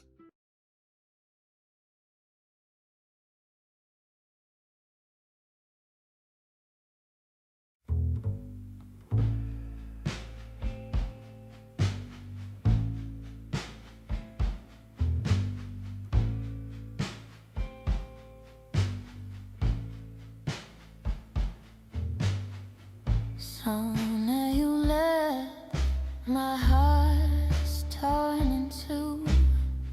Sooner you left, my night's cold and stars fade, but none hurt like you.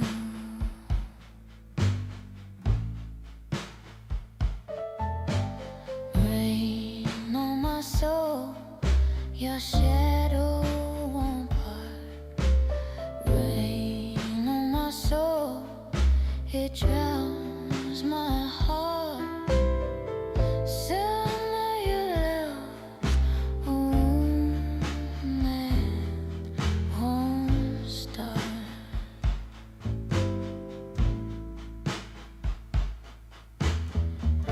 Famine wails like my tears in the dark. Steel drum sighs where you left your mark. Chicago streets cry, my world falls apart.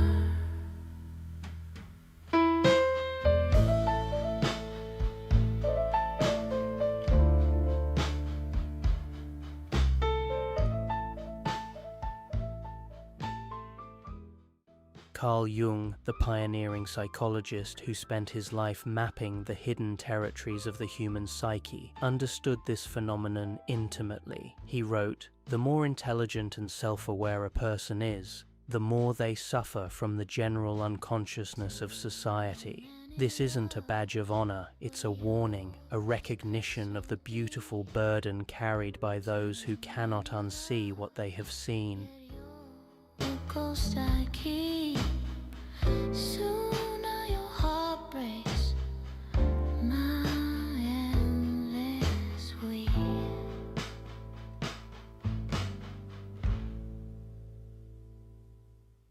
The architecture of alienation.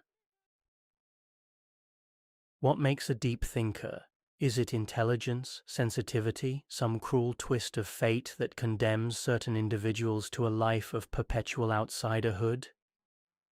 The answer is far more complex and fascinating than you might imagine. Friedrich Nietzsche, the German philosopher who famously declared that God is dead, understood the profound loneliness that comes with seeing through society's comfortable illusions. He wrote about the free spirit, those individuals who had broken free from the chains of conventional thinking, but now found themselves wandering in a wilderness of their own making. These free spirits, Nietzsche argued, were essential for human progress, but they paid a heavy price for their liberation. The deep thinker's journey often begins in childhood, in those formative moments when other children accept the world as it appears, while some ask the questions that make adults uncomfortable. Why do grown-ups say one thing and do another? Why do we have to pretend to be happy when we're not? Why does love sometimes feel conditional? Why do the rules seem arbitrary? These children learn quickly that their questions are unwelcome. They're told to stop overthinking, to just accept things as they are, to be more like the other kids. But the questions don't stop. They simply go underground, growing more complex and urgent with each passing year.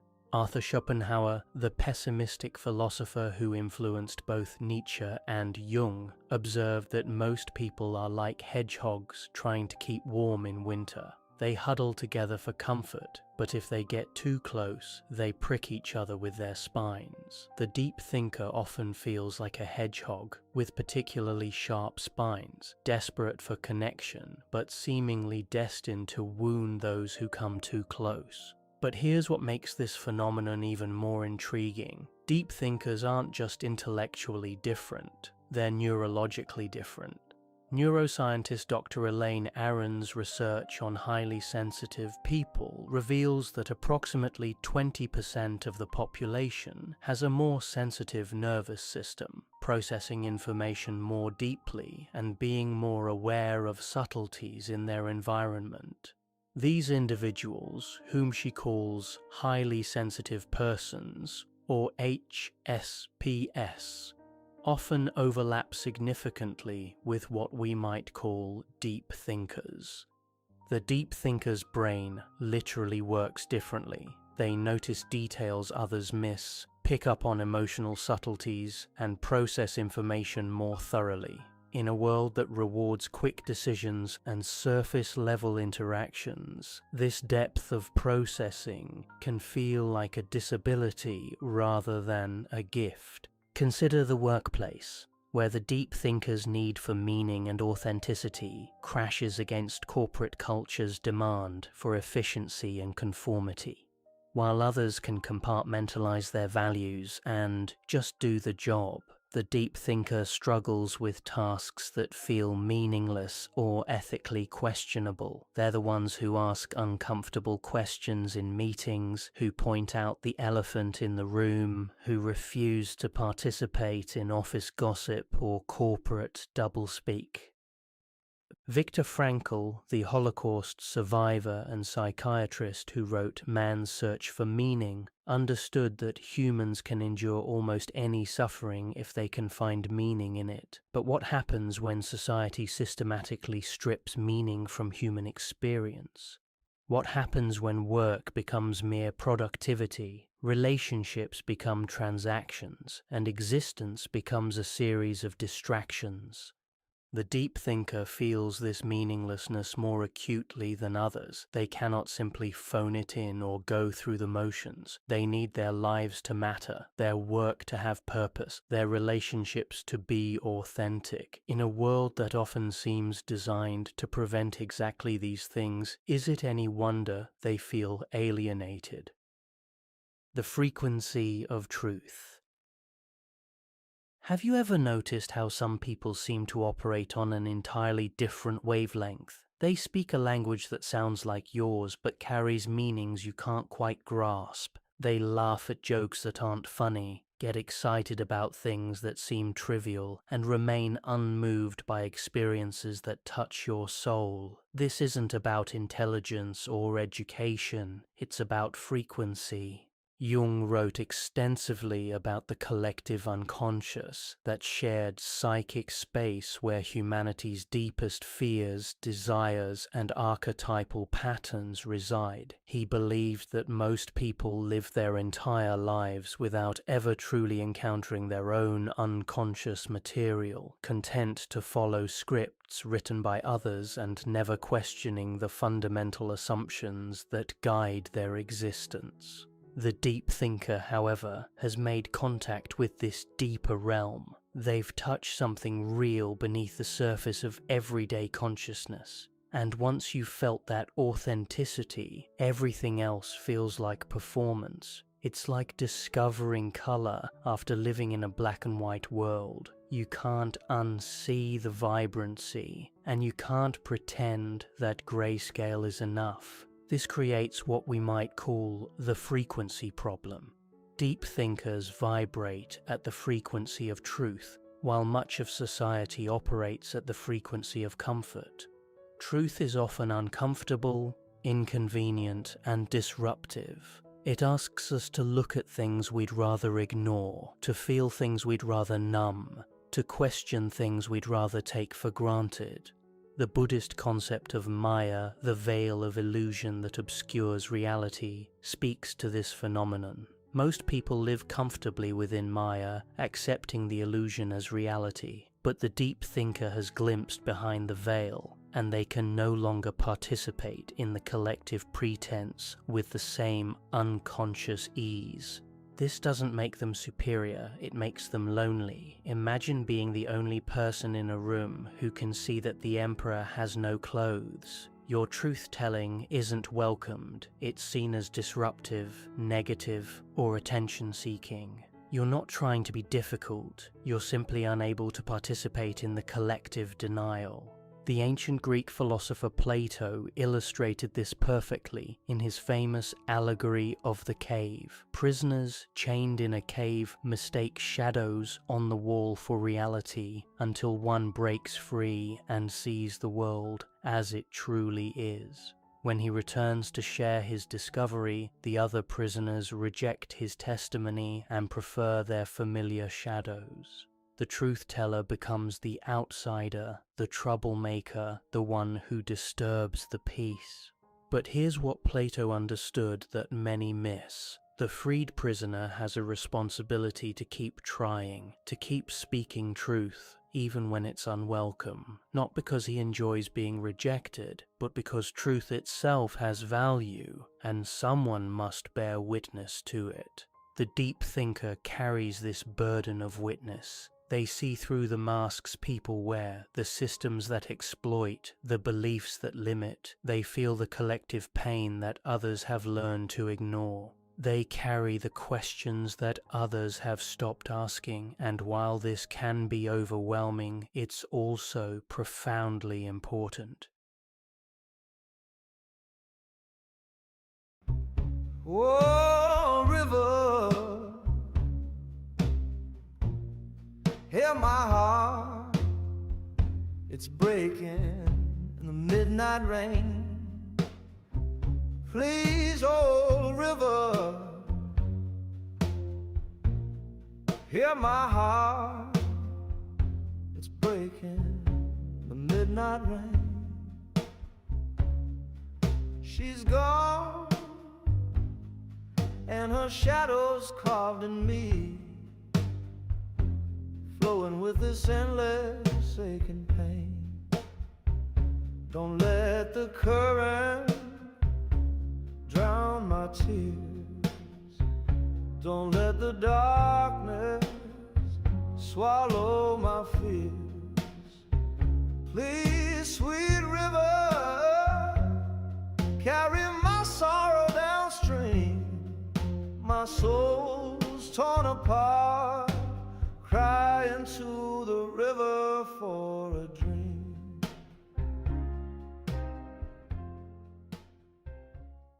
The emotional sponge. Picture this. You walk into a room and immediately sense that something is wrong. The conversation is light, everyone is smiling, but there's an undercurrent of tension you can almost taste. Others seem oblivious, chatting happily about weekend plans, but you feel like you're drowning in unspoken emotions. Welcome to the world of the deep thinker, where emotional boundaries are often as porous as Swiss cheese.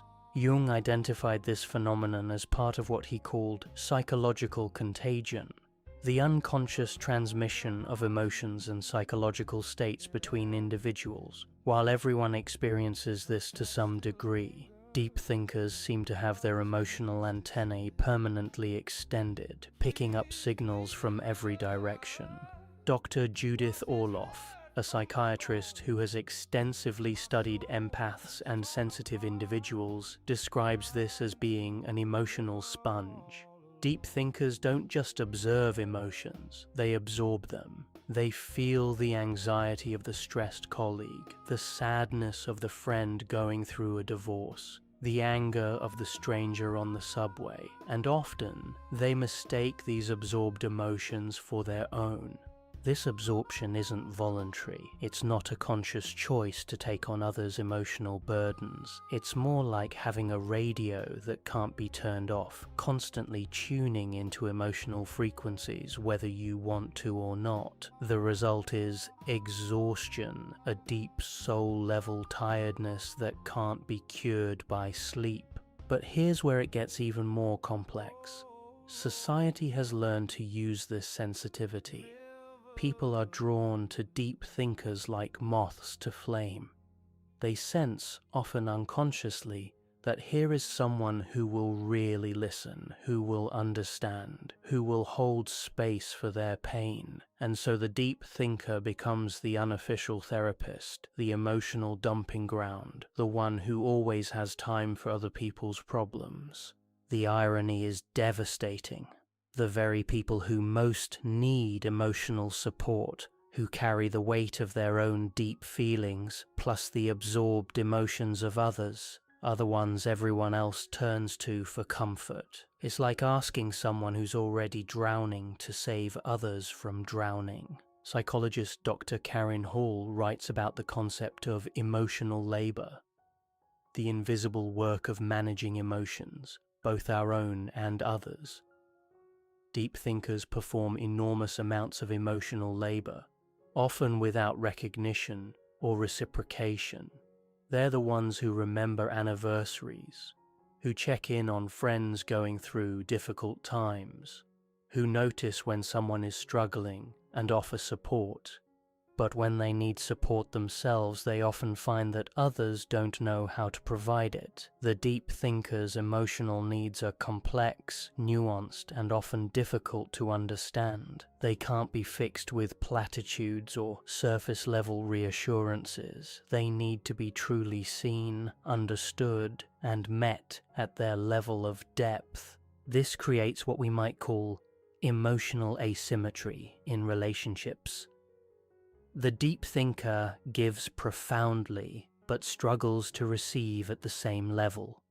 They become skilled at supporting others, but often feel like they're speaking a foreign language when trying to express their own needs.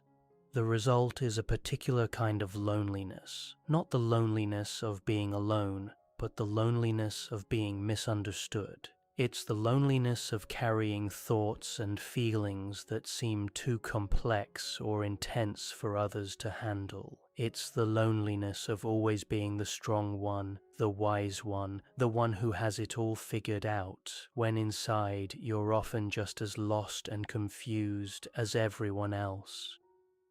The mask of normalcy.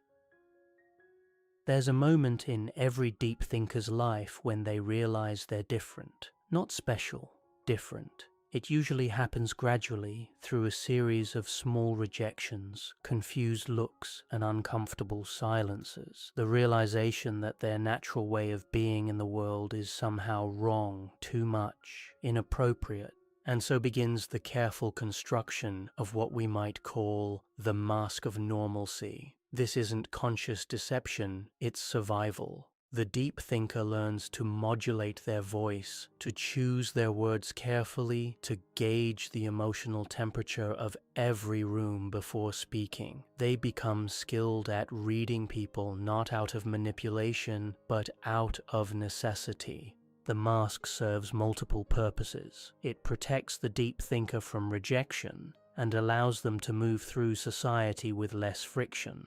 But it also protects others from the discomfort of encountering genuine depth. The mask is a kind of emotional diplomacy, a way of saying, "Don't worry, I won't make you feel things you don't want to feel." But masks are exhausting to maintain. They require constant vigilance, constant performance, constant denial of one's authentic self. The deep thinker learns to laugh at jokes they don't find funny, to express enthusiasm for things that bore them, to hide their reactions to the cruelty and superficiality they witness daily. The existentialist philosopher Jean-Paul Sartre wrote about bad faith, the ways we lie to ourselves to avoid the anxiety of authentic existence. But for the deep thinker, the mask isn't about avoiding their own authenticity. It's about making their authenticity palatable to others. They know exactly who they are. They just can't always afford to show it. This creates a split in the deep thinker's sense of self. There's the private self, complex, questioning, feeling, and the public self, agreeable, simple, safe. The energy required to maintain this split is enormous, and it leads to what psychologists call masking fatigue. The deep thinker often feels like they're living a double life, authentic in private but performative in public. The tragedy is that this masking often backfires. While it may help the deep thinker avoid some rejection, it also prevents them from forming the deep connections they crave. How can you be truly known if you're always hiding your true self? How can you find your tribe if you're constantly pretending to be someone else? Yet the alternative, dropping the mask entirely, can feel impossibly risky. The deep thinker has learned, often through painful experience, that their unfiltered self is too much for most people to handle. They've seen how their intensity can overwhelm, how their questions can threaten, how their depth can isolate. This is the deep thinker's catch-22. They need authentic connection to thrive. but their authenticity often drives people away. They need to be seen and understood, but their true self seems to make others uncomfortable. They need community, but they struggle to find others who can match their depth. The collective unconscious conspiracy. Jung's concept of the collective unconscious suggests that beneath our individual minds lies a shared psychic space containing the archetypal patterns and primordial images that shape human experience. But what happens when the collective unconscious becomes infected with fear of depth, authenticity, and genuine feeling? We live in what many psychologists and sociologists call a post-truth society, not because truth doesn't exist, but because we've collectively decided that comfort is more important than accuracy. We've created systems that reward appearance over substance, performance over authenticity, and agreement over truth-telling. The deep thinker finds themselves in opposition to this collective agreement. They're like the child in the fairy tale who points out that the emperor has no clothes, except instead of being celebrated for their honesty, they're shushed, marginalized, or labeled as negative. Consider the modern workplace, where emotional intelligence is praised in theory, but punished in practice. The deep thinker who points out toxic dynamics, who questions unethical practices, or who refuses to participate in office politics is often labeled as not a team player or difficult to work with. The very qualities that make them valuable, their integrity, their insight, their unwillingness to compromise their values, become liabilities in systems that prioritize compliance over consciousness. The educational system provides another example. From an early age, children are taught to value the right answer over the right question. They're rewarded for memorization and compliance, not for critical thinking or creative exploration. The deep thinker child who naturally questions assumptions and seeks understanding rather than just information often struggles in these environments. Social media amplifies this phenomenon by creating echo chambers where complexity is reduced to sound bites and nuance is sacrificed for virality. The deep thinker's natural inclination toward nuanced thinking and complex analysis doesn't translate well to platforms designed for quick consumption and instant gratification.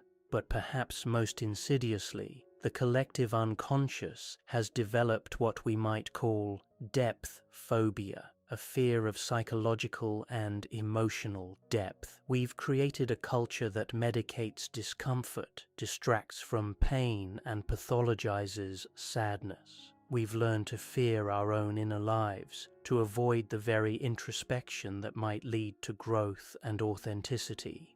The deep thinker, who naturally gravitates toward introspection and emotional complexity, finds themselves swimming against this cultural current. They're told they're overthinking when they're actually thinking clearly. They're accused of being too sensitive when they're responding appropriately to genuine stimuli. They're labeled as negative when they're simply refusing to participate in toxic positivity. This creates a kind of gaslighting effect, where the deep thinker begins to doubt their own perceptions and experiences. They start to wonder if they really are too much, too sensitive, too complicated. They begin to internalize the collective rejection of depth and question whether their way of being in the world is somehow wrong. The paradox of visibility. Here's a curious paradox that many deep thinkers experience. They simultaneously feel invisible and exposed. Invisible because their inner world, rich with complex thoughts, deep emotions, and nuanced understanding, remains largely unseen by others. Exposed because their sensitivity makes them vulnerable to every slight, every rejection, every moment of misunderstanding. This paradox creates a particular kind of psychological tension. The deep thinker longs to be seen and understood, to have their inner world acknowledged and appreciated. Yet they also fear the vulnerability that comes with true visibility. They've learned that showing their depth often leads to rejection, so they've developed sophisticated strategies for hiding in plain sight. The Greek concept of kenosis, a self-emptying or self-concealment, captures something of this experience. The deep thinker often empties themselves of their own needs and complexity in order to be more accessible to others. They become skilled at making themselves smaller, dimmer, less threatening. But this self-concealment comes at a cost. The deep thinker begins to lose touch with their own voice, their own needs, their own truth. They become so skilled at reading and responding to others that they forget how to listen to themselves. They become experts at emotional camouflage, blending into whatever environment they find themselves in. The irony is that this very adaptability, born from the need to survive in a world that doesn't understand them, often makes them even more invisible. They become chameleons, so skilled at becoming what others need them to be that they lose sight of who they actually are. This creates what we might call the authenticity trap. The deep thinker knows that authenticity is essential for meaningful connection, but they've learned that their authentic self is often too much for others to handle. So they find themselves caught between the rock of loneliness and the hard place of rejection. The solution, if there is one, lies not in becoming less authentic, but in becoming more discerning about where and with whom to share that authenticity. The deep thinker must learn to distinguish between environments that can hold their depth and those that cannot. They must learn to save their pearls for those who can appreciate their value. The wounded healer. Jung wrote extensively about the archetype of the wounded healer, the person who has been broken by life's challenges, but transforms that brokenness into a source of healing for others. Many deep thinkers embody this archetype, carrying within themselves both profound wounds and profound wisdom. The deep thinker's wounds often come from a lifetime of feeling misunderstood, rejected, or too much for the world around them. They've been told to dim their light, to quiet their voice, to stop asking inconvenient questions. They've experienced the pain of authentic connection being met with discomfort or rejection. But these very wounds become sources of compassion and insight. The deep thinker who has felt the sting of rejection becomes skilled at creating safe spaces for others. The one who has been misunderstood becomes gifted at truly seeing and hearing others. The one who has been too much learns to hold space for others' intensity. This transformation from wounded to healer isn't automatic or easy.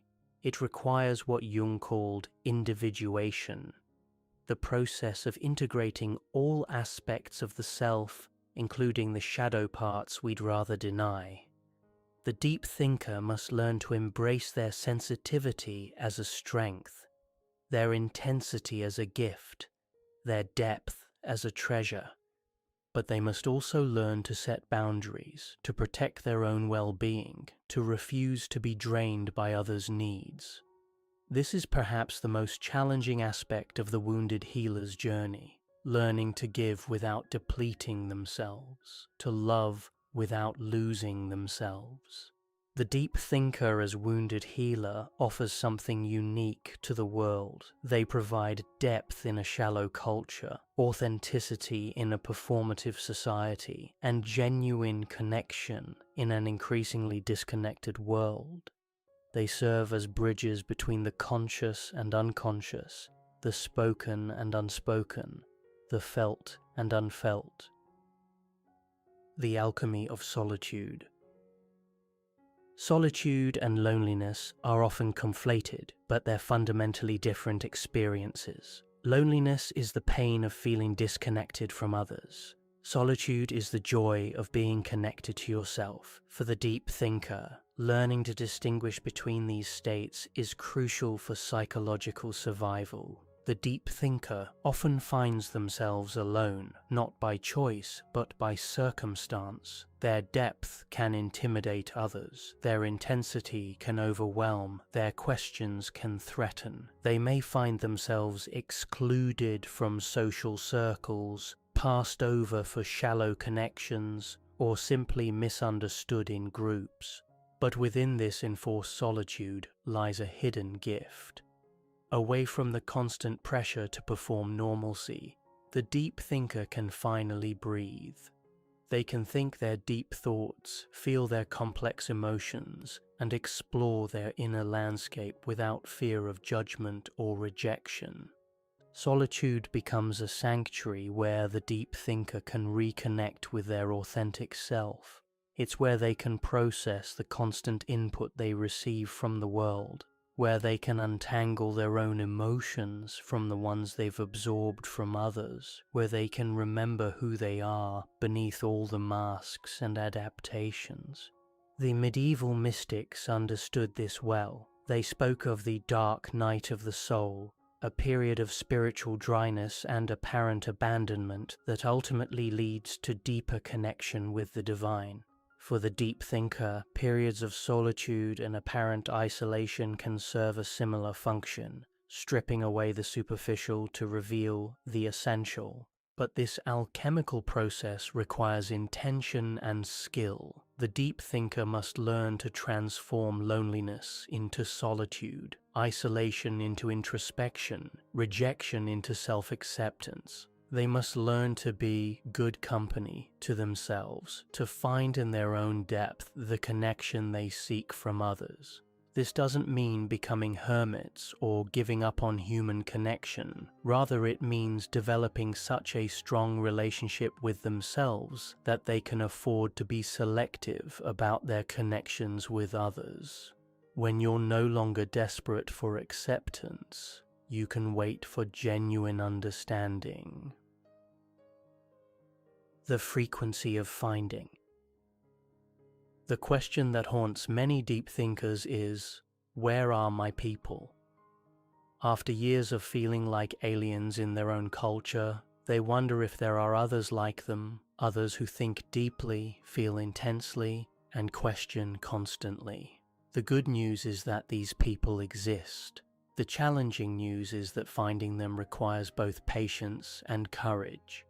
Deep thinkers are drawn to certain environments and activities. They gravitate toward bookstores and libraries, art galleries and museums, coffee shops and quiet corners. They're attracted to philosophy and psychology, literature and poetry, spiritual practices and healing arts. They seek out documentaries over sitcoms, depth over entertainment, meaning over distraction. But even in these environments, deep thinkers often remain hidden. They've learned to camouflage their intensity, to moderate their depth, to test the waters before revealing their true selves. This means that finding other deep thinkers requires a kind of emotional sonar, the ability to sense depth beneath surface interactions. The signs are subtle but recognizable. It's the person who asks follow-up questions, who seems genuinely curious about your inner world, who isn't satisfied with surface-level answers. It's the one who references books you've never heard of, who notices things others miss, who seems to carry a certain weight of awareness. When two deep thinkers recognize each other, there's often an immediate sense of relief and recognition.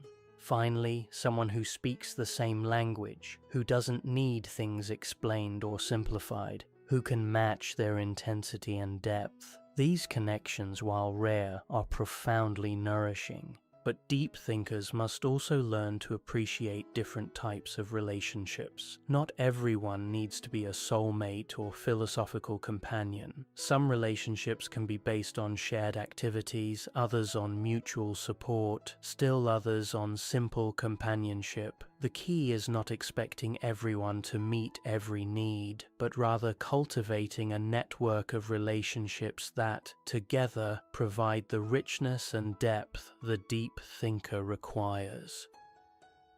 The revolutionary act of authenticity.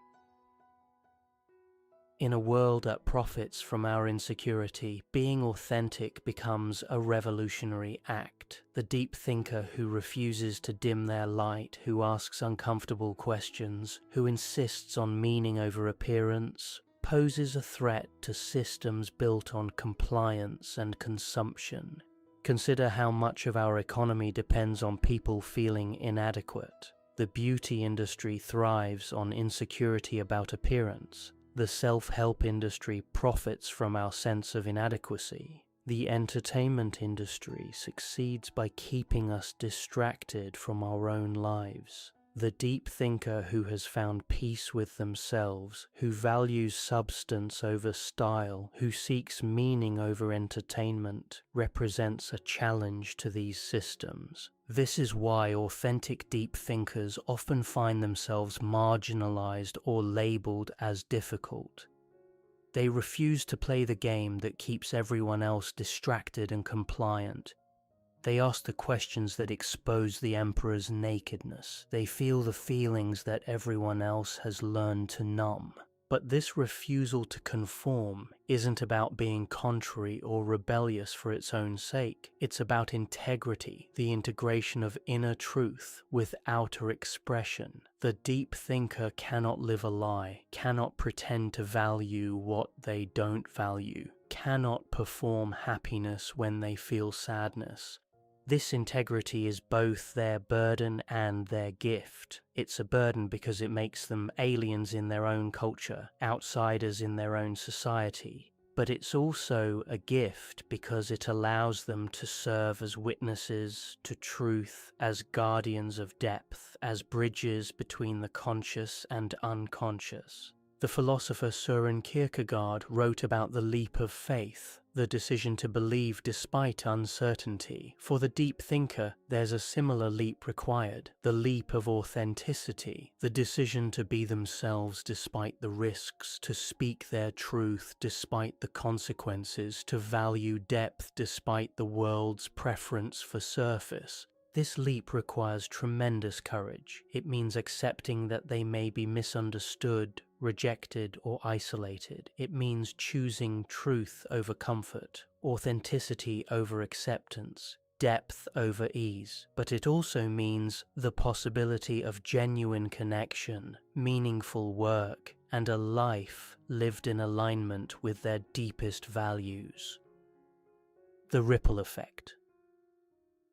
The deep thinker's influence extends far beyond their immediate circle. Like a stone thrown into still water, their authenticity creates ripples that spread outward in ways they may never fully see or understand.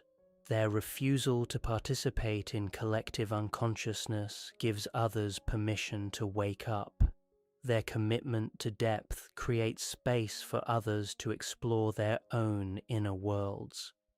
This influence is often subtle and indirect. The deep thinker may never know that their willingness to ask difficult questions inspired someone else to examine their own assumptions. They may never realize that their emotional honesty gave someone else permission to feel their own feelings.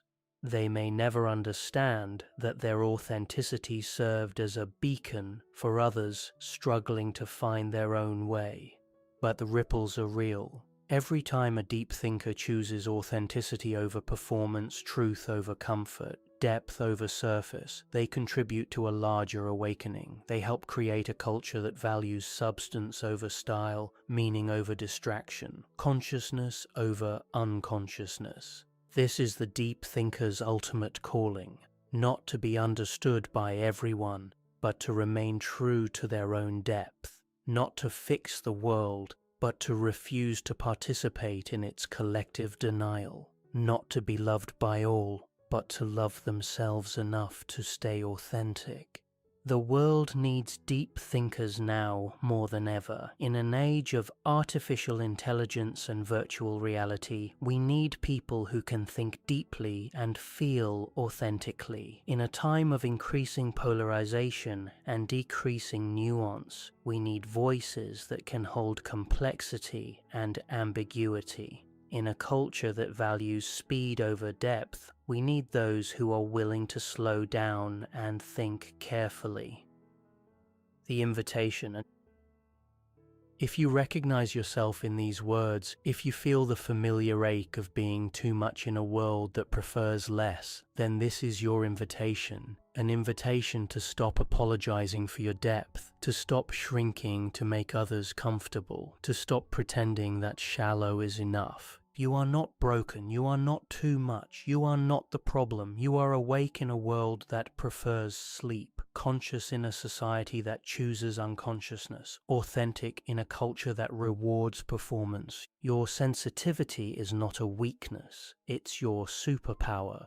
Your depth is not a burden, it's your gift. Your intensity is not a problem, it's your strength. The world needs what you have to offer, even if it doesn't always know how to receive it. The path forward isn't about becoming less of who you are. It's about becoming more skilled at being who you are. It's about learning to distinguish between environments that can hold your depth and those that cannot. It's about finding your tribe while still maintaining compassion for those who aren't part of it. It's about learning to love yourself so deeply that the world's rejection cannot touch your core. It's about developing such a strong relationship with your own authenticity that you can afford to be patient with others' unconsciousness. It's about becoming so rooted in your own truth that you can weather any storm of misunderstanding. The deep thinker's journey is not an easy one. It requires courage, resilience, and a willingness to walk alone when necessary, but it also offers rewards that those who stay on the surface will never know. The joy of authentic connection, the satisfaction of meaningful work, the peace of living in alignment with your deepest values. You are not alone in this.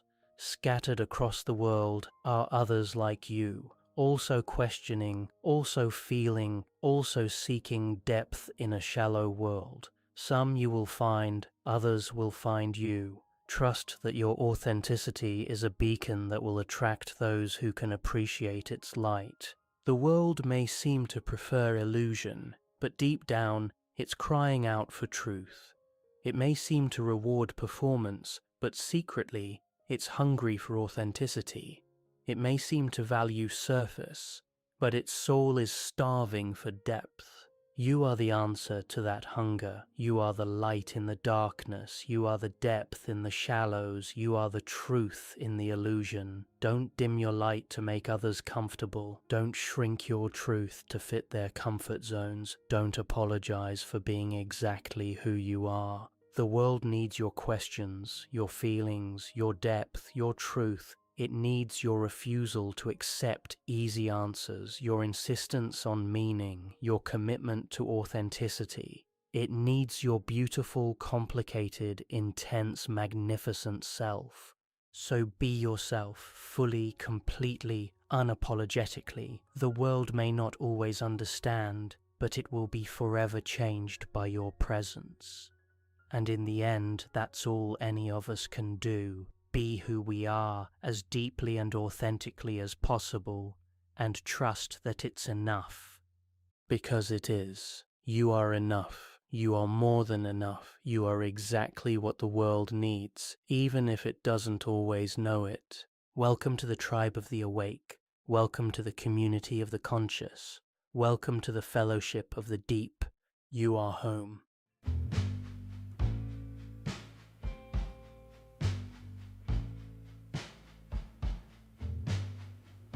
Sooner you left, my heart's torn in two. Sooner you left, my night's cold and blue. Love is fake, but none hurt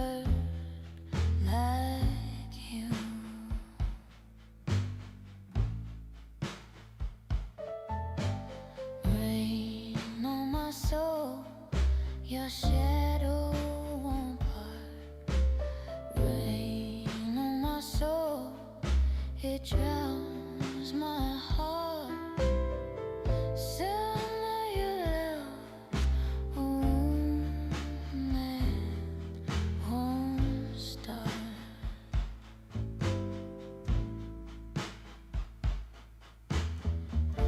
Famine wails like my tears in the dark. Steel drum sighs where you left your mark. Chicago streets cry, my world falls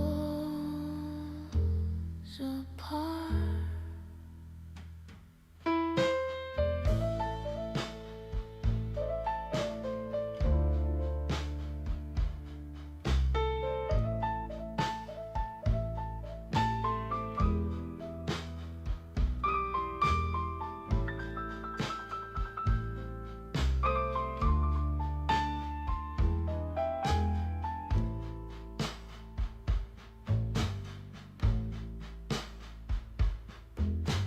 Too many loves, but yours cut so deep. Too many loves, yet your ghost I keep. Sooner your heart breaks, my envy.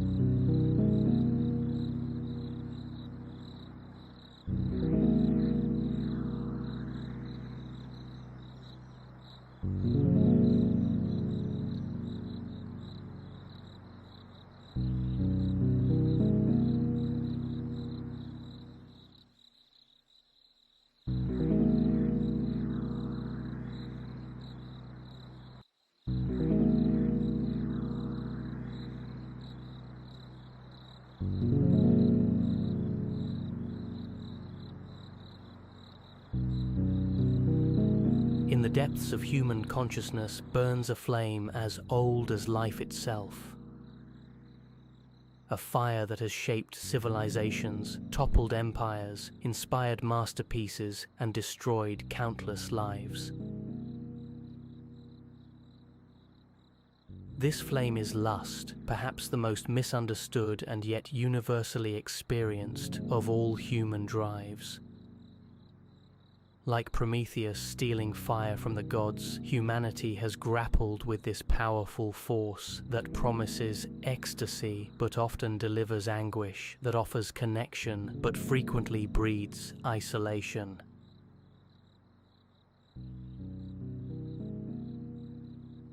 Lust is not merely sexual desire, though that remains its most recognized manifestation. It is the raw, consuming hunger for immediate gratification that transcends the physical realm and permeates every aspect of human experience. It is the merchant's insatiable greed for gold, the politician's unquenchable thirst for power, the artist's desperate need for recognition, and yes, the lover's burning desire for flesh. Understanding lust requires us to peer into the very heart of what makes us human, our capacity for both transcendence and self-destruction. The nature of the beast defining lust. To understand lust, we must first distinguish it from its gentler cousins, love, desire, and attraction. While love seeks the well-being of another, lust seeks possession. Where healthy desire flows naturally from appreciation and connection, lust demands immediate satisfaction regardless of consequence. Unlike attraction, which can be patient and nurturing, lust is inherently impatient, consuming, and ultimately selfish. Lust operates on the principle of objectification, reducing complex beings to simple objects of gratification. When we lust after someone, we see not a complete person with hopes, fears, dreams, and struggles, but rather a collection of attributes that promise to satisfy our immediate needs. This reduction is not limited to sexual contexts. We can lust after material possessions, social status, or experiences in the same objectifying manner. The Buddhist tradition describes lust as one of the primary sources of suffering, calling it tanha, a thirst that can never be permanently satisfied. Each drink only intensifies the craving, creating an endless cycle of desire and temporary fulfillment. This ancient wisdom aligns remarkably with modern neuroscience, which has revealed how lust operates through dopamine pathways that are designed to keep us perpetually seeking rather than ever truly satisfied. At its core, lust represents a fundamental misunderstanding about the nature of happiness. It suggests that satisfaction lies in external acquisition rather than internal cultivation. It promises that the next conquest, the next purchase, the next experience will finally provide the fulfillment we seek, yet it consistently delivers only temporary pleasure, followed by renewed craving. The biological foundation, fire in the blood. To truly understand lust, we must acknowledge its deep biological roots. Evolution has hardwired us with powerful drives that once ensured our survival and reproduction. Sexual lust, the most primitive form, served the crucial purpose of propagating our species. The intense physiological responses, accelerated heart rate, dilated pupils, heightened sensitivity, were nature's way of ensuring that our ancestors would overcome obstacles and risks to mate successfully. The neurochemistry of lust involves a complex cocktail of hormones and neurotransmitters. Testosterone and estrogen create the underlying biological readiness, while dopamine provides the motivation and reward sensation. Norepinephrine generates the excitement and energy, and phenylethylamine produces the intoxicating feeling of infatuation. This chemical symphony creates an altered state of consciousness that can temporarily override rational thought and long-term planning. Yet what served our ancestors in simpler times can become our prison in the modern world. The same biological systems that once helped humans navigate survival challenges now respond to artificial stimuli, advertisements designed to trigger acquisition lust, pornography that hijacks sexual drives, social media that exploits our need for validation and status. Our ancient brains are often overwhelmed by the constant bombardment of stimuli in contemporary life. The stress hormone cortisol also plays a significant role in lustful behavior. When we feel anxious, lonely, or inadequate, lust can become a form of self-medication, temporarily flooding our system with pleasure chemicals that mask underlying pain. This creates a vicious cycle where emotional wounds drive lustful behavior, which ultimately creates more emotional damage, requiring more self-medication. Understanding these biological mechanisms doesn't excuse lustful behavior, but it does provide crucial context for developing effective strategies to overcome it. We are not merely at the mercy of our chemistry. We are beings capable of recognizing these patterns and consciously choosing different responses. The psychology of craving, mind over matter. Beyond its biological foundations, lust operates through complex psychological mechanisms that reveal profound truths about human nature. At its heart, lust often represents an attempt to fill psychological voids. loneliness, inadequacy, boredom, or existential emptiness. Rather than addressing these underlying issues directly, lust offers the promise of quick relief through external gratification. Psychologists have identified several key patterns in lustful thinking. Catastrophic thinking transforms ordinary desires into desperate needs. I must have this or I'll be miserable. All or nothing thinking eliminates middle ground, either complete satisfaction or complete deprivation. Fantasy thinking creates elaborate scenarios where gratification will solve all problems and bring lasting happiness. The concept of psychological projection also plays a crucial role in lust. We often project onto objects of desire qualities they don't actually possess, imagining that acquiring them will transform our lives in ways that are ultimately unrealistic. The new car isn't just transportation, it's freedom, status, and identity. The romantic conquest isn't just physical pleasure, it's validation, power, and completion. Lust also functions as a form of psychological escape when faced with difficult emotions, challenging responsibilities, or existential questions. The intensity of lustful desire can provide temporary refuge. The focused obsession with acquisition or gratification becomes a way to avoid dealing with more complex and uncomfortable aspects of life. The role of past trauma cannot be overlooked in understanding lustful behavior. Many people develop lustful patterns as coping mechanisms for unresolved pain, rejection, or abuse. The temporary sense of control, pleasure, or validation that lust provides can become addictive for those whose emotional needs were not met in healthy ways during their development. Shame often compounds the problem, creating cycles where lustful behavior leads to self-condemnation, which increases emotional pain, which drives more lustful behavior as a way to escape the shame. Breaking these cycles requires not just behavioral change, but deep psychological healing and self-compassion. The social dimension, lust in the human community.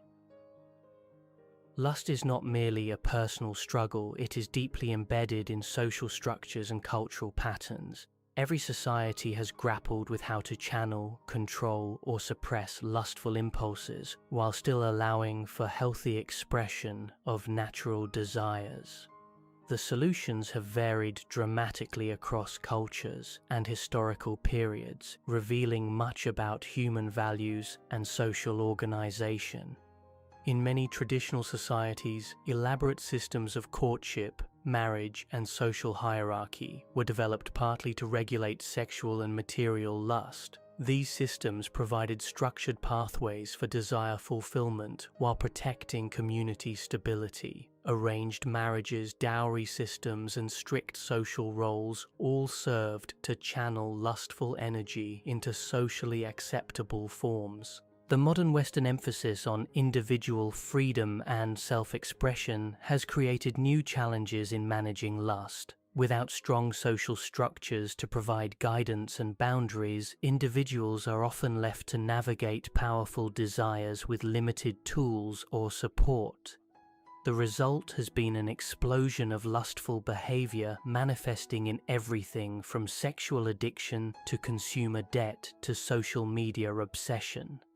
Advertising and marketing have become sophisticated systems for generating and exploiting lust. Billions of dollars are spent annually on research into how to trigger desire for products, experiences, and lifestyles. These efforts tap into deep psychological needs for security, status, love, and meaning, promising that consumption will satisfy these needs while actually intensifying the underlying cravings. Social media has created new forms of lust centered around validation, attention, and comparison. The curated highlight reels of others' lives become objects of envy and desire, while the addictive cycle of posting and checking for responses feeds narcissistic needs for admiration and relevance. The result is often increased anxiety, depression, and dissatisfaction, despite unprecedented access to information and connection. The commodification of sexuality in modern culture has also profoundly impacted how lust manifests and is experienced. When sexual imagery and themes permeate advertising, entertainment, and casual social interaction, the boundaries between healthy sexual desire and objectifying lust become increasingly blurred. This cultural environment can make it difficult for individuals to develop healthy relationships with their own sexuality. Economic systems based on continuous growth and consumption inherently encourage lustful attitudes toward material possessions. The message that happiness comes through acquisition is constantly reinforced, making it challenging for individuals to find satisfaction with what they have or to discover fulfillment through non-material means. The spiritual perspective, sacred wisdom on earthly desires. Throughout history, spiritual traditions have offered profound insights into the nature of lust and pathways for transcendence. While their specific prescriptions may vary, most recognize lust as a fundamental obstacle to spiritual development and inner peace. Buddhism identifies lust as one of the 3 poisons that cause suffering, alongside hatred and delusion. The Buddha taught that attachment to sensory pleasures creates a cycle of craving and dissatisfaction that prevents enlightenment. However, Buddhism doesn't advocate for complete suppression of desire, but rather for understanding its nature and developing a healthier relationship with it through mindfulness and wisdom. Hindu traditions describe lust as karma, one of the 4 legitimate goals of human life when properly balanced with dharma, righteous living, artha, material security, and moksha, spiritual liberation. The problem arises when karma becomes dominant, overwhelming the other aspects of human development. The Bhagavad Gita describes lust as a fire that can never be satisfied, consuming everything without providing lasting nourishment. Christian theology has wrestled extensively with lust, particularly in its sexual manifestations. While recognizing sexual desire as a natural part of human creation, Christianity distinguishes between healthy sexual expression within appropriate relationships and lustful objectification that reduces others to mere instruments of gratification. The concept of temperance, moderation, and self-control is seen as a crucial virtue for managing all forms of desire. Islamic teachings emphasize the importance of controlling nafs, lower desires, through spiritual discipline and surrender to Allah. Lust is seen as a test of faith and character, with the struggle against inappropriate desires being a form of jihad, spiritual struggle that purifies the soul. Indigenous wisdom traditions often view lust as a disconnection from natural balance and harmony. When humans lose their connection to the sacred in themselves and others, they begin to relate to the world as a collection of objects to be consumed rather than as a web of relationships to be honored. These spiritual perspectives share several common insights. Lust is ultimately about trying to fill spiritual emptiness through material means. True satisfaction comes from inner development rather than external acquisition, and overcoming lust requires not just willpower, but fundamental shifts in understanding and perspective. The manifestations, how lust shows its face. Lust wears many masks in human experience, some obvious and others surprisingly subtle. Sexual lust is perhaps the most recognizable form, characterized by the reduction of another person to a collection of physical attributes or sexual functions. This goes beyond normal sexual attraction to encompass objectification, fantasy obsession, and the drive to possess or consume rather than connect and cherish. Material lust manifests as the compulsive desire to acquire possessions, often driven by the belief that the right purchase will transform one's life or identity. This might appear as shopping addiction, hoarding behavior, or the constant upgrading of belongings in search of satisfaction that never comes. The luxury goods industry thrives on material lust, promising status, sophistication, and happiness through expensive acquisitions. Power lust drives individuals to seek control over others or situations, often regardless of the cost to relationships or personal integrity. This might manifest in workplace bullying, political manipulation, or the need to dominate conversations and social situations. Power lust can be particularly seductive because it offers the illusion of security and control in an uncertain world. Status lust involves the desperate pursuit of social recognition, approval, or prestige. Social media has created new avenues for status lust through the pursuit of likes, followers, and viral content. This form of lust reduces complex social relationships to metrics and transactions, creating anxiety and dissatisfaction when the desired validation doesn't materialize. Experience lust drives the constant search for new thrills, adventures, or sensations. While exploration and growth are healthy, experience lust becomes problematic when it prevents appreciation of present moments or creates compulsive behavior patterns. The modern fear of missing out phenomenon often reflects a form of experience lust. Intellectual lust can manifest as the compulsive accumulation of information, credentials, or expertise without integrating wisdom or applying knowledge constructively. This might appear as academic hoarding, trivia obsession, or the need to appear knowledgeable in all situations. Food lust transforms the natural need for nourishment into compulsive eating patterns driven by emotional needs rather than physical hunger. The abundance of processed foods designed to trigger pleasure responses can turn eating into a form of self-medication for various psychological needs.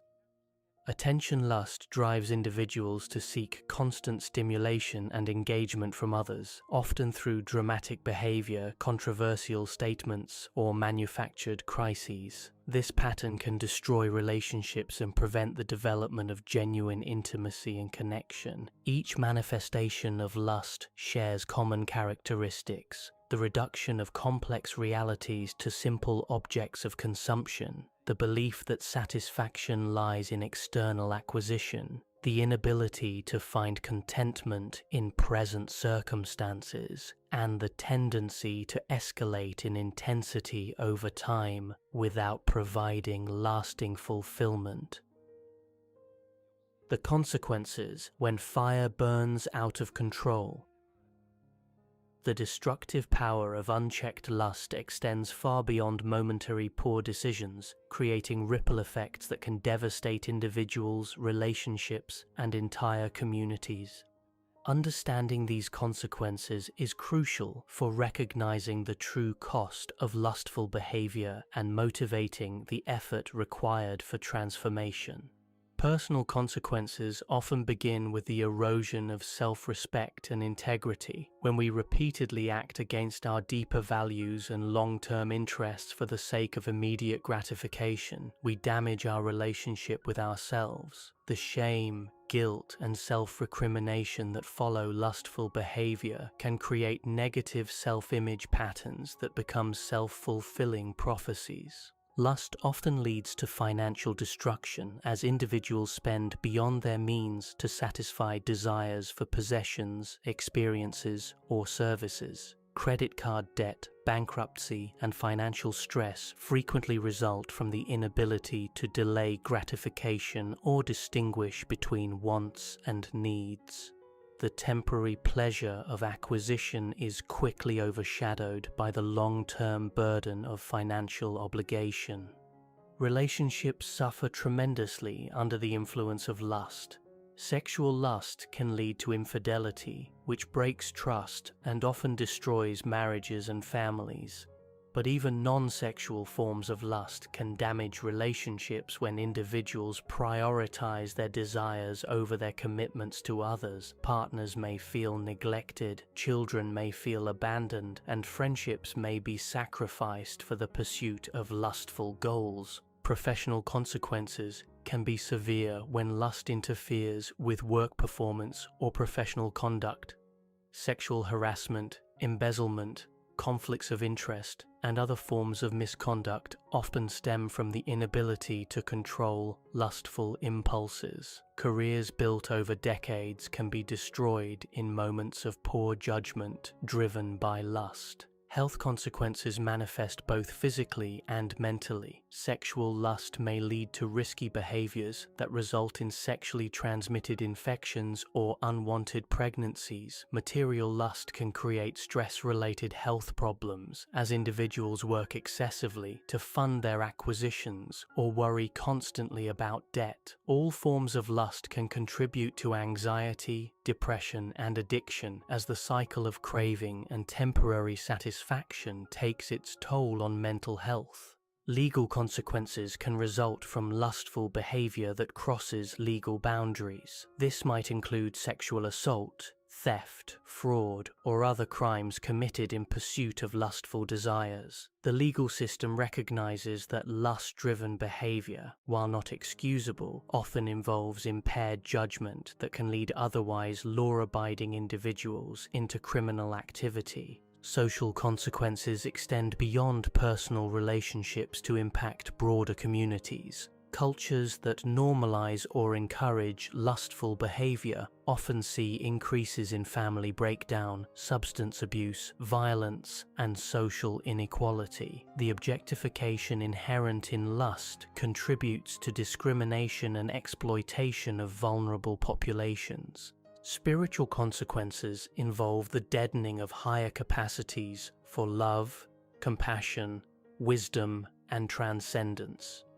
When consciousness becomes fixated on gratifying desires, it becomes increasingly difficult to experience the deeper satisfactions of spiritual growth and service to others.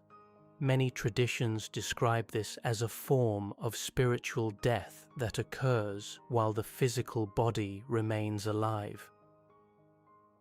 The psychological patterns, understanding the cycle.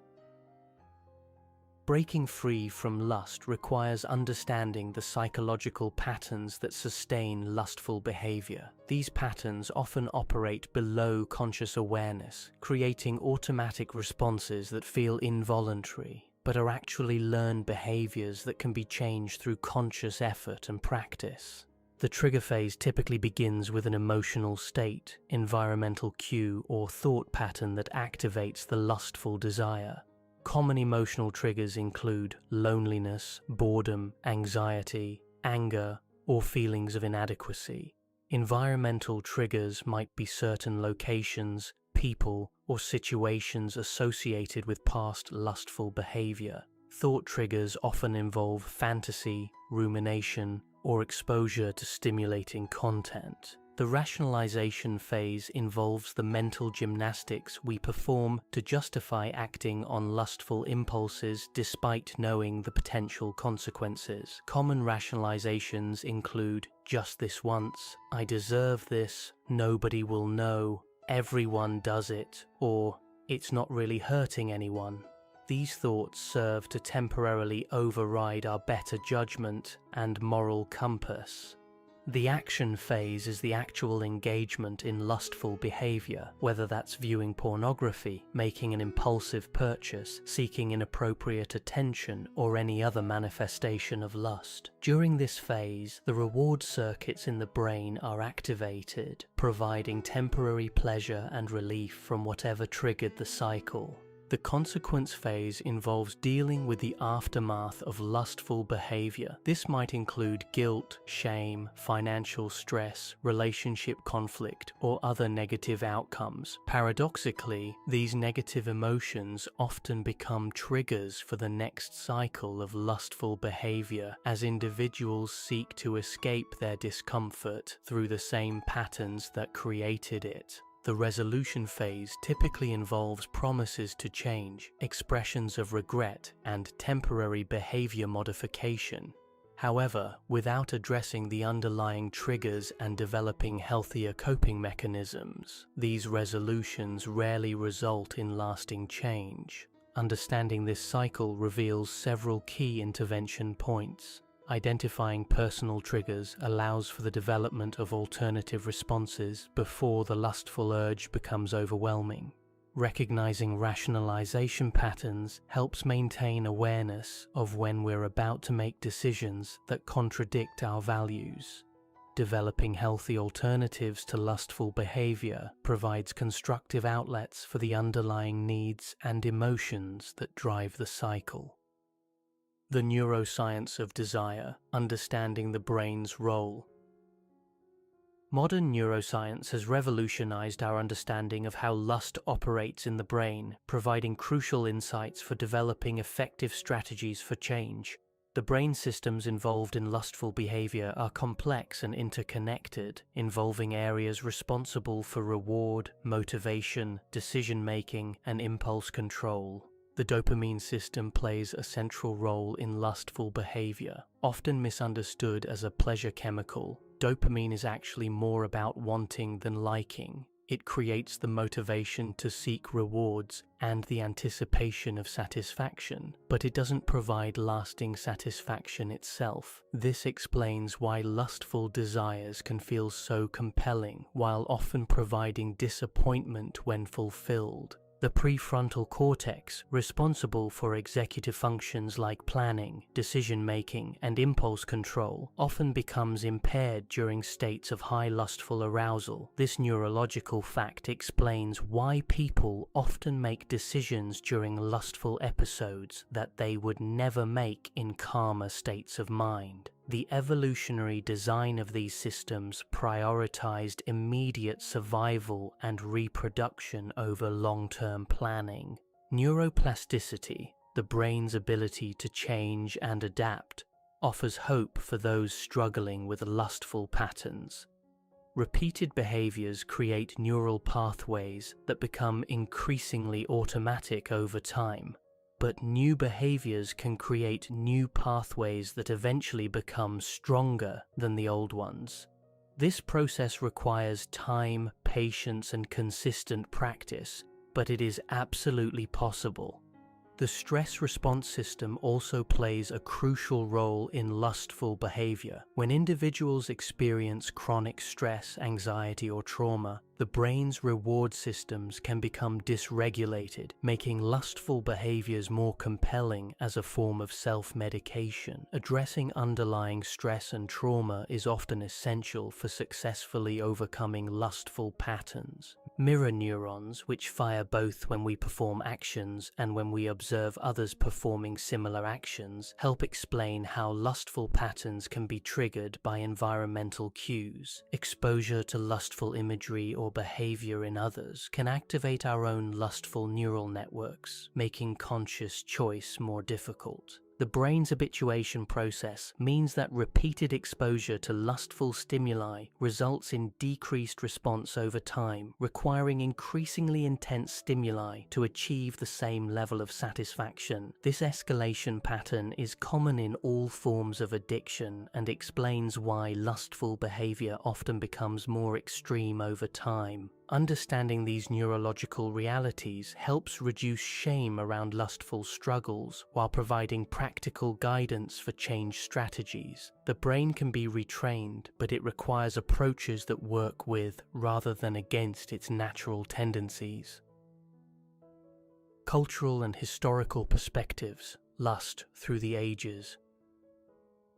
Examining how different cultures and historical periods have understood and addressed lust provides valuable perspective on our contemporary challenges. These varied approaches reveal that while lustful impulses appear to be universal human experiences, the manifestations and management strategies are heavily influenced by social context. Ancient Greek culture made sophisticated distinctions between different types of love and desire. Eros represented passionate, often lustful love, while agape described selfless, spiritual love. The Greeks recognized that eros could be either destructive or transcendent, depending on how it was channeled. Platonic philosophy suggested that physical lust could serve as a stepping stone to higher forms of love and spiritual realization if properly understood and redirected.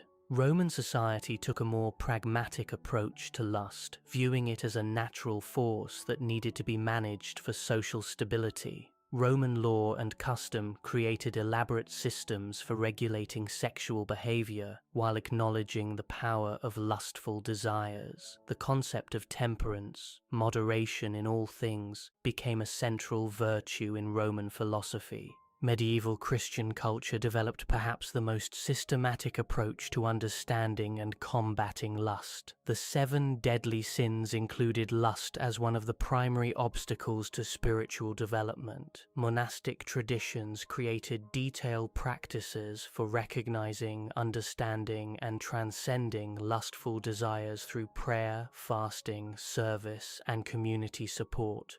Islamic civilization during its golden age produced sophisticated analyses of lust and desire. Scholars like Al-Ghazali wrote extensively about the psychology of lust and developed practical methods for managing desires while still acknowledging their legitimate place in human life. The concept of the greater jihad, the struggle against one's lower nature, included the battle against excessive lust. Eastern traditions like Buddhism and Hinduism developed detailed maps of consciousness that included precise descriptions of how lust operates and how it can be transformed. The Buddhist concept of the middle way suggested that neither indulgence nor suppression was the answer to lustful desires, but rather a balanced understanding that neither demonizes nor glorifies desire.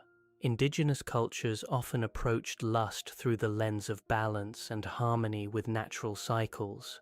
Many traditions included initiation rites and community practices designed to help individuals integrate their sexual and material desires in healthy ways that served both personal development and community well-being. The Industrial Revolution and rise of consumer capitalism created new forms of lust centered around material acquisition and social status. The systematic creation of artificial desires through advertising and marketing represented a fundamental shift in how lustful impulses were generated and exploited in society. The digital age has created unprecedented challenges in managing lust. The instant availability of lustful content and the gamification of desire through social media and apps have created addictive patterns that our evolutionary psychology was not designed to handle. Contemporary society is still developing effective strategies for managing these new manifestations of ancient impulses. The path forward, strategies for transformation. Overcoming lust requires a comprehensive approach that addresses biological, psychological, social, and spiritual dimensions. No single strategy is sufficient. Lasting change typically requires a combination of techniques applied consistently over time with patience and self-compassion, awareness and mindfulness. The foundation of transformation is developing awareness of lustful patterns as they arise. Mindfulness meditation teaches the skill of observing thoughts and emotions without automatically acting on them. This creates space between impulse and action, where conscious choice becomes possible. Daily meditation practice, even for short periods, can significantly strengthen this capacity over time. Keeping a journal of lustful episodes can reveal patterns in triggers, emotions, and circumstances that lead to problematic behavior. This awareness allows for the development of preventive strategies and alternative responses. The key is honest self-observation without harsh judgment, which only creates shame that fuels more lustful behavior. Cognitive restructuring. Identifying and challenging the thought patterns that support lustful behavior is crucial for lasting change. Common distorted thoughts include catastrophizing, I can't survive without this, all or nothing thinking, if I can't have everything I want, I might as well give up, and magical thinking, this acquisition will solve all my problems. Developing realistic expectations about what gratifying desires can and cannot provide helps reduce their compelling power. Understanding that no external acquisition can provide lasting satisfaction or solve deeper psychological needs removes much of the motivation for lustful behavior. Emotional regulation. Since lust often serves as a way to escape uncomfortable emotions, developing healthier ways to process feelings is essential. This might include therapy, support groups, physical exercise, creative expression, or spiritual practices. The goal is not to eliminate difficult emotions, but to develop the capacity to experience them without needing to escape through lustful behavior.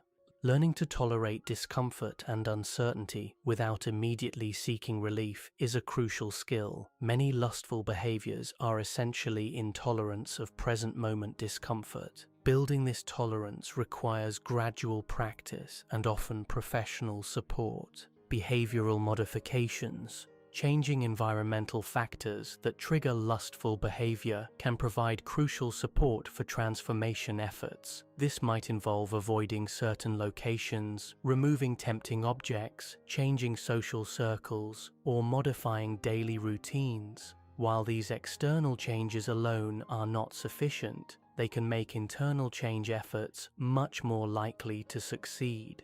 Developing competing behaviors that satisfy underlying needs in healthier ways provides positive alternatives to lustful actions. If lust is serving needs for connection, excitement, comfort, or validation, finding constructive ways to meet these needs reduces the motivation for destructive behavior. Social support. Connecting with others who understand the struggle against lust can provide crucial encouragement and accountability. Support groups, therapy groups, religious communities, or trusted friends can offer the understanding and motivation needed for sustained change efforts.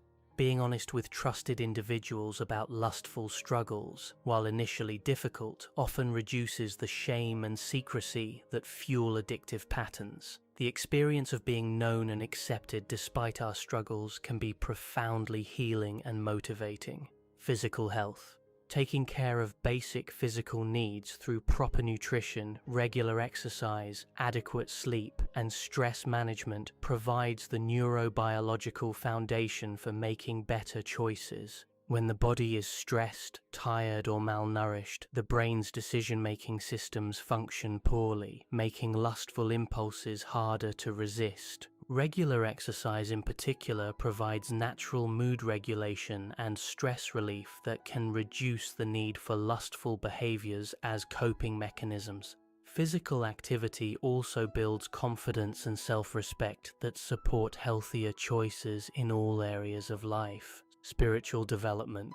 Regardless of specific religious beliefs, developing a sense of connection to something greater than immediate desires provides perspective and motivation for transcending lustful patterns. This might involve prayer, meditation, service to others, time in nature, or philosophical study. Many people find that developing gratitude practices helps reduce the constant wanting that fuels lustful behavior. Regular reflection on what we already have and the blessings in our lives can shift focus from acquisition to appreciation. Professional help. For individuals whose lustful behaviors have become compulsive or are causing significant life problems, professional help from therapists, counselors, or medical professionals may be necessary. Conditions like sex addiction, compulsive shopping, or substance abuse often require specialized treatment approaches. Trauma therapy may be particularly important for individuals whose lustful patterns stem from childhood abuse, neglect, or other traumatic experiences. Addressing these underlying wounds is often essential for lasting change in lustful behaviors. The deeper work. Addressing root causes. Surface-level behavior modification, while helpful, rarely produces lasting change without addressing the deeper psychological and spiritual issues that drive lustful patterns. This deeper work often requires professional guidance and significant time investment, but it offers the possibility of true transformation rather than mere symptom management. Healing attachment wounds. Many lustful patterns stem from insecure attachment relationships in early childhood. When children don't receive consistent loving care, they may develop strategies for meeting their needs that involve objectifying others or seeking external validation. Healing these attachment wounds through therapy or other healing relationships can reduce the compulsive quality of lustful desires. Understanding how early relationships shaped our expectations and strategies for getting needs met provides insight into current lustful patterns. The child who learned that love was conditional on performance may develop status lust as an adult. The child who experienced neglect may develop attention-seeking behaviors that manifest as inappropriate sexual conduct. Developing authentic self-worth. Lust often serves as a substitute for genuine self-esteem. When we don't value ourselves inherently, we may seek validation through external acquisition or sexual conquest. Developing authentic self-worth based on inherent human dignity rather than external achievements or acquisitions removes much of the motivation for lustful behavior. This process often involves challenging deeply held beliefs about what makes a person valuable or worthy of love. Many people discover that they've been operating under the unconscious assumption that their worth depends on their possessions, achievements, or ability to attract others sexually. Exploring existential questions. Lust sometimes serves as a distraction from deeper questions about meaning, mortality, and purpose. When we're afraid to face the ultimate questions of existence, the intensity of lustful desire can provide temporary escape from existential anxiety. Developing comfort with uncertainty and finding meaning in life beyond immediate gratification can reduce this function of lustful behavior. This might involve philosophical study, spiritual exploration, creative expression, or service to others. The goal is not to find final answers to life's mysteries, but to develop peace with the questions and find purpose that transcends personal gratification. Integration rather than suppression. Healthy approaches to overcoming lust involve integration rather than suppression of desire. The goal is not to become emotionless or desireless, but to develop appropriate relationship with desires where they serve rather than dominate our lives. This requires understanding the difference between healthy desire that connects us to life and others versus lustful craving that objectifies and consumes. Sexual desire, for example, can be integrated in ways that honor both our own needs and the dignity of others. Material desires can be satisfied in ways that demonstrate gratitude and stewardship rather than endless consumption. The key is developing wisdom about which desires to act on, when and how. The fruits of freedom, life beyond lust. The journey of overcoming lust, while challenging, offers rewards that extend far beyond the cessation of problematic behaviors. Individuals who successfully transform their relationship with desire often discover capacities and satisfactions they never knew were possible. Enhanced relationships. Freedom from lust allows for genuine intimacy and connection with others. When we're not viewing others primarily through the lens of what they can provide for us, we can appreciate them as complete individuals worthy of respect and care. This shift often results in deeper, more satisfying relationships in all areas of life. Sexual relationships in particular can become more fulfilling when freed from the objectification and performance pressure that lust creates. Partners can be present to each other as whole people rather than collections of body parts or sources of validation. Inner peace and contentment. Perhaps the most significant benefit of overcoming lust is the development of inner peace and contentment.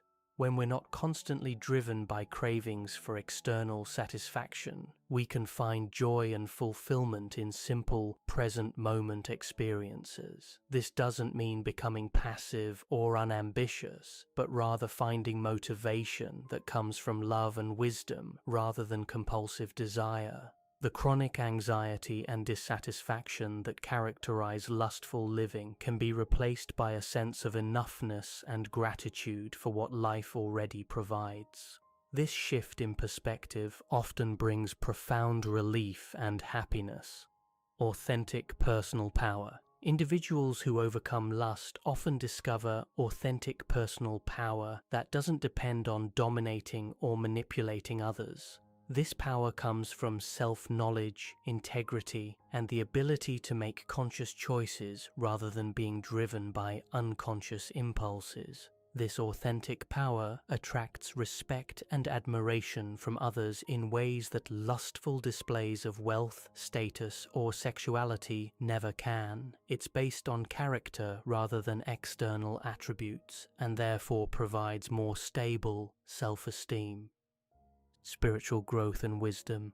Freedom from the tyranny of lust opens space for spiritual development and the cultivation of wisdom. Energy that was previously consumed by craving and gratification becomes available for service, creativity, contemplation, and growth. Many people discover spiritual capacities they didn't know they possessed once they're no longer distracted by constant desires for external satisfaction. This might manifest as increased compassion, intuitive wisdom, creative inspiration, or sense of connection to the sacred, contribution, and legacy. Individuals freed from lustful preoccupations often become more focused on how they can contribute to others and what kind of legacy they want to leave. Instead of being primarily concerned with what they can get from life, they become interested in what they can give. This shift often leads to increased involvement in community service, mentoring, creative projects, or other activities that benefit others. The satisfaction that comes from meaningful contribution often far exceeds the temporary pleasures that lust provides. Conclusion: the eternal choice. The battle with lust is as old as humanity itself and as contemporary as this morning's temptations. It is both the most personal of struggles and the most universal of challenges. Every human being, regardless of culture, era, or circumstance, must eventually confront the question of how to relate to the desires that burn within them. The choice is not between desire and desirelessness, for desire is woven into the very fabric of life. Rather, the choice is between conscious relationship with desire versus unconscious slavery to it. It is the choice between using our desires as fuel for growth and contribution versus being consumed by them in endless cycles of craving and temporary satisfaction. This choice must be made not once, but countless times throughout our lives. Each moment of temptation offers an opportunity to choose wisdom over impulse, love over lust, consciousness over compulsion.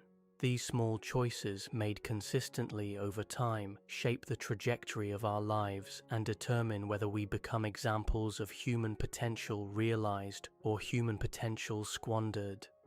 The path beyond lust is not about becoming perfect or eliminating all struggle. It is about becoming increasingly conscious, compassionate, and free. It is about learning to channel the fire within us in ways that illuminate rather than burn, that warm rather than consume, that connect rather than isolate. In our contemporary world, where lustful stimuli are more abundant and accessible than ever before, this ancient wisdom becomes more crucial than ever. We must learn to navigate unprecedented temptations with timeless principles, to apply eternal truths to digital age challenges, to find balance between legitimate desires and destructive cravings. The journey is not easy, but it is possible. Countless individuals throughout history have found freedom from the tyranny of lust and discovered the deeper satisfactions that await beyond compulsive desire. Their examples light the way for others who are ready to undertake this most important of human adventures. The fire within us can be our master or our servant, our destroyer or our transformer. The choice, as always, is ours to make. May we choose wisely, act courageously, and support each other on the path toward freedom.